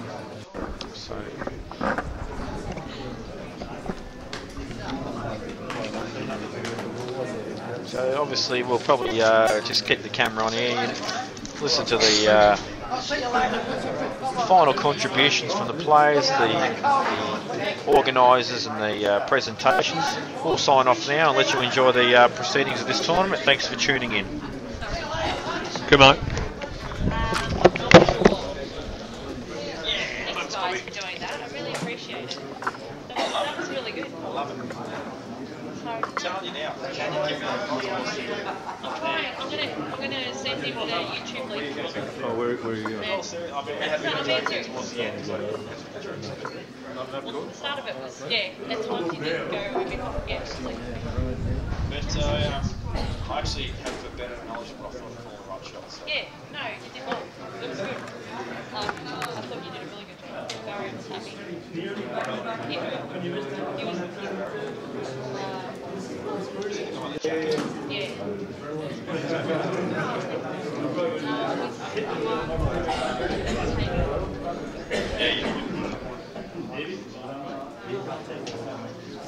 That's Frank. He's the new. He looks like he will be the new president. Because big young officer too. Barry's up. So it looks like Frank is taking it.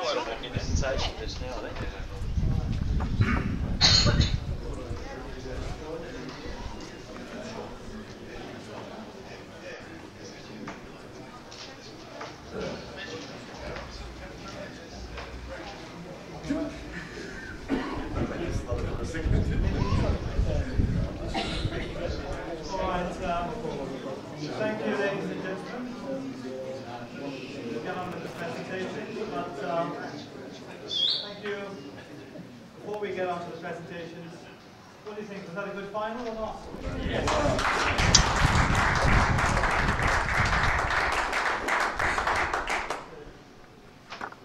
Once again, a big, big thank you to our two players, Johl and Steve Mifsud.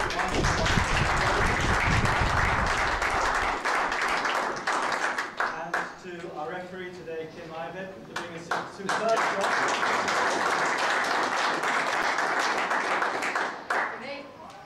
And I would now like to call on the President of the ABSC, Mr. Barry Jones, to say a few words. Thank you. Thank you. Ladies and gentlemen, yes, we've witnessed a fantastic final, befitting an Australian Championship, and played right the way through to the very end. There's obviously a few thank yous that need to be made, and if I can just take a little bit of time, I'd just like to make those thank yous. First of all, to the RACV club. This is a fantastic venue.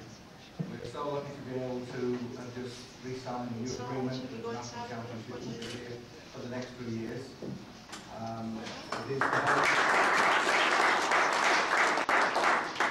It's become the home of the Australian Men's National Snooker Championship, and we hope that that will continue for many years to come. This year, for the first time, we had a new sponsor, which was the Victorian Government, and we welcome those, and we are greatly appreciative of the fact that the Victorian Government joined with us this year with regards to supporting this particular event.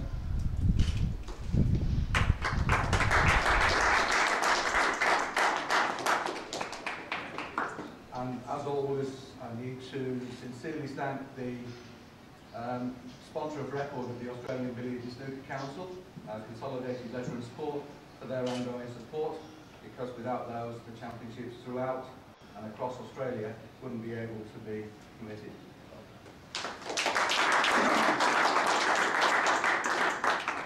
To the VBSA, we've run this event for the Australian Council, to Ron Cole and to all of his board, but more specifically to Ian Dale, to the tournament director Mike Silver, to Tanya Ahmed for all the work that she's done with regards to assisting in putting this championship together.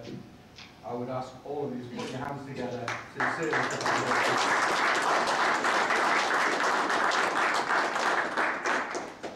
For the referees, both local and interstate, it's always a thankless task to be a referee, and it's great to watch some of these referees giving up their time. Some of them travel around the country at their cost. All they get is a little bit of accommodation and a couple of meals, and it is greatly appreciated of all the work that they do. So thanks very much to all the referees.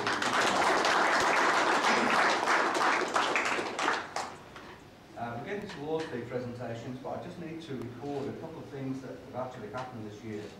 It's been a sad year for the Australian Billiard and Snooker Council because we've lost two of our champions. Earlier in the year we lost John Mackay, and more recently we lost Bill Barrett. These two gentlemen, both life members of the Australian Billiard and Snooker Council, they were stalwarts of this game, they were champions and they were giants within our sport. They will be remembered fondly, and I would just ask everybody please just to give us a few moments of silence just to record their passing.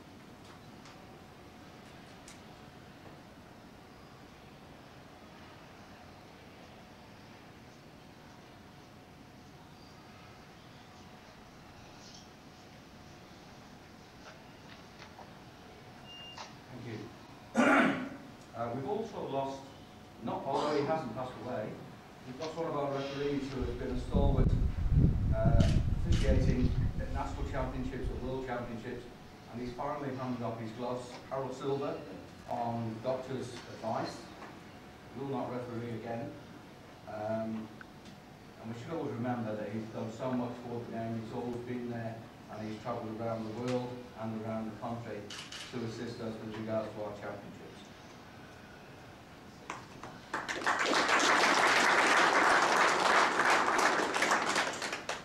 That all being said, I would now like to hand back to Mike so that we can do the trophy presentation. Thank you very much for your time.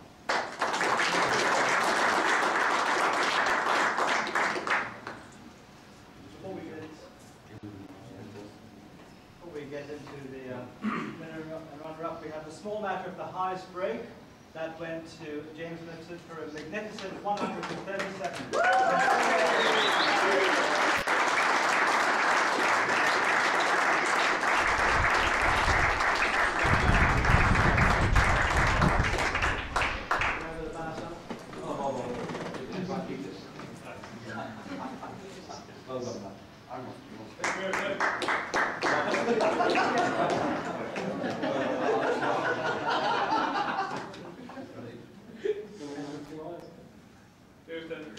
Stage bubble.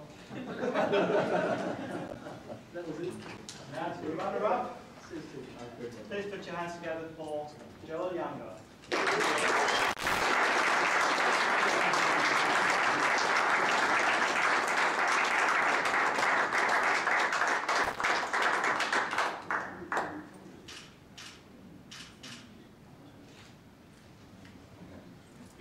Yeah, I'd just like to thank a few people. The RACV club, it's an amazing venue. The tables are fantastic. It's probably, I think it's the best snooker I've played in the world. It's fantastic. I'd like to thank the organisers, Mike and George, Boy and Tanya. It's a very, very professional run tournament.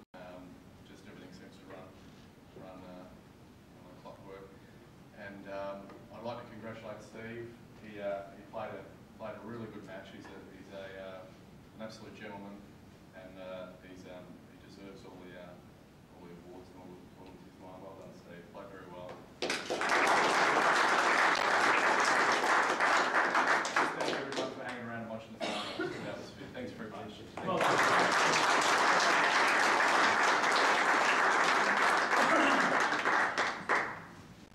And to the winner, Steve Mifsud. Thank you.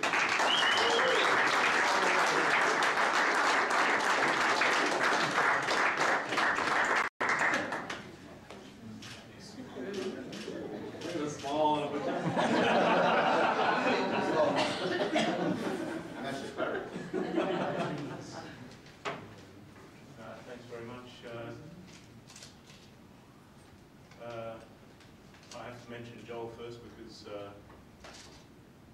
we've had a huge rivalry over the years, and I'm not sure who's won the most out of the times we've played, but it's pretty close. And we lived together in England for a few years there, trying to become professional snooker players. It didn't work out for us, but I know how tough he is on the table, and he's just he's a great bloke off the table as well, and it's always a tough game. And I thought you had me there. So did I.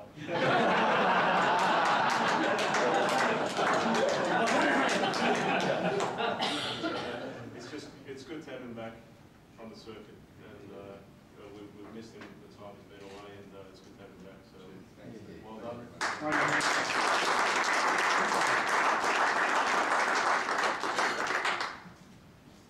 Everyone's been thanked, but I'll thank everyone again, because previously they do a fantastic job.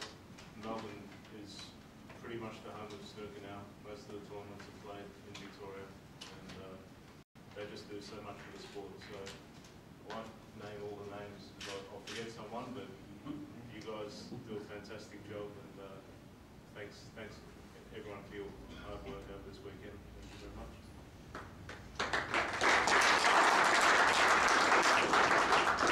Referees, as always, fantastic job. We can't play without the refs, and it's just lifelong friendships really. We've known each other for over 30 years now. So, thank you very much. CueballTV. Yeah. Yes. Yes. They've been televising all the major finals in Victoria, and they do a fantastic job. So it's really important for the sport. Everyone who stayed and watched, thank you very much, and thank you to my friends who have supported me this weekend. I've needed a bit of support, so thanks very much.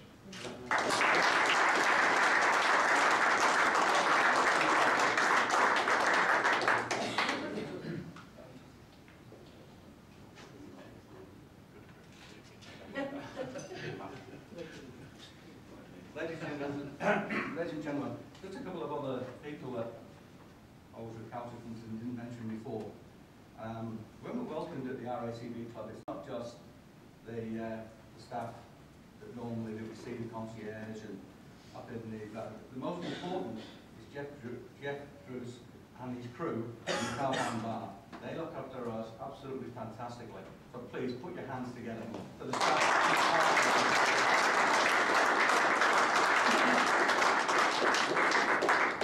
And just on a selfish note, I just need to point out that this is my last year as Australian President. I've enjoyed my time thoroughly, and I look forward to possibly coming back in future years, but in a different capacity, and thank you very much for your time.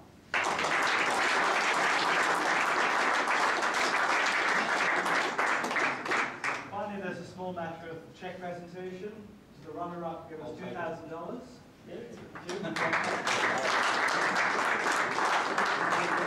The winner, $2,800.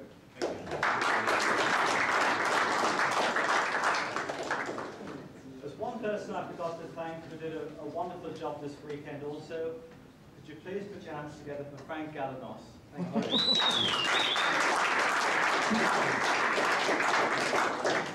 And that concludes the meeting. Supper and drinks. Let's have some drinks. Supper and drinks in the Carlo Garden. Into the bar.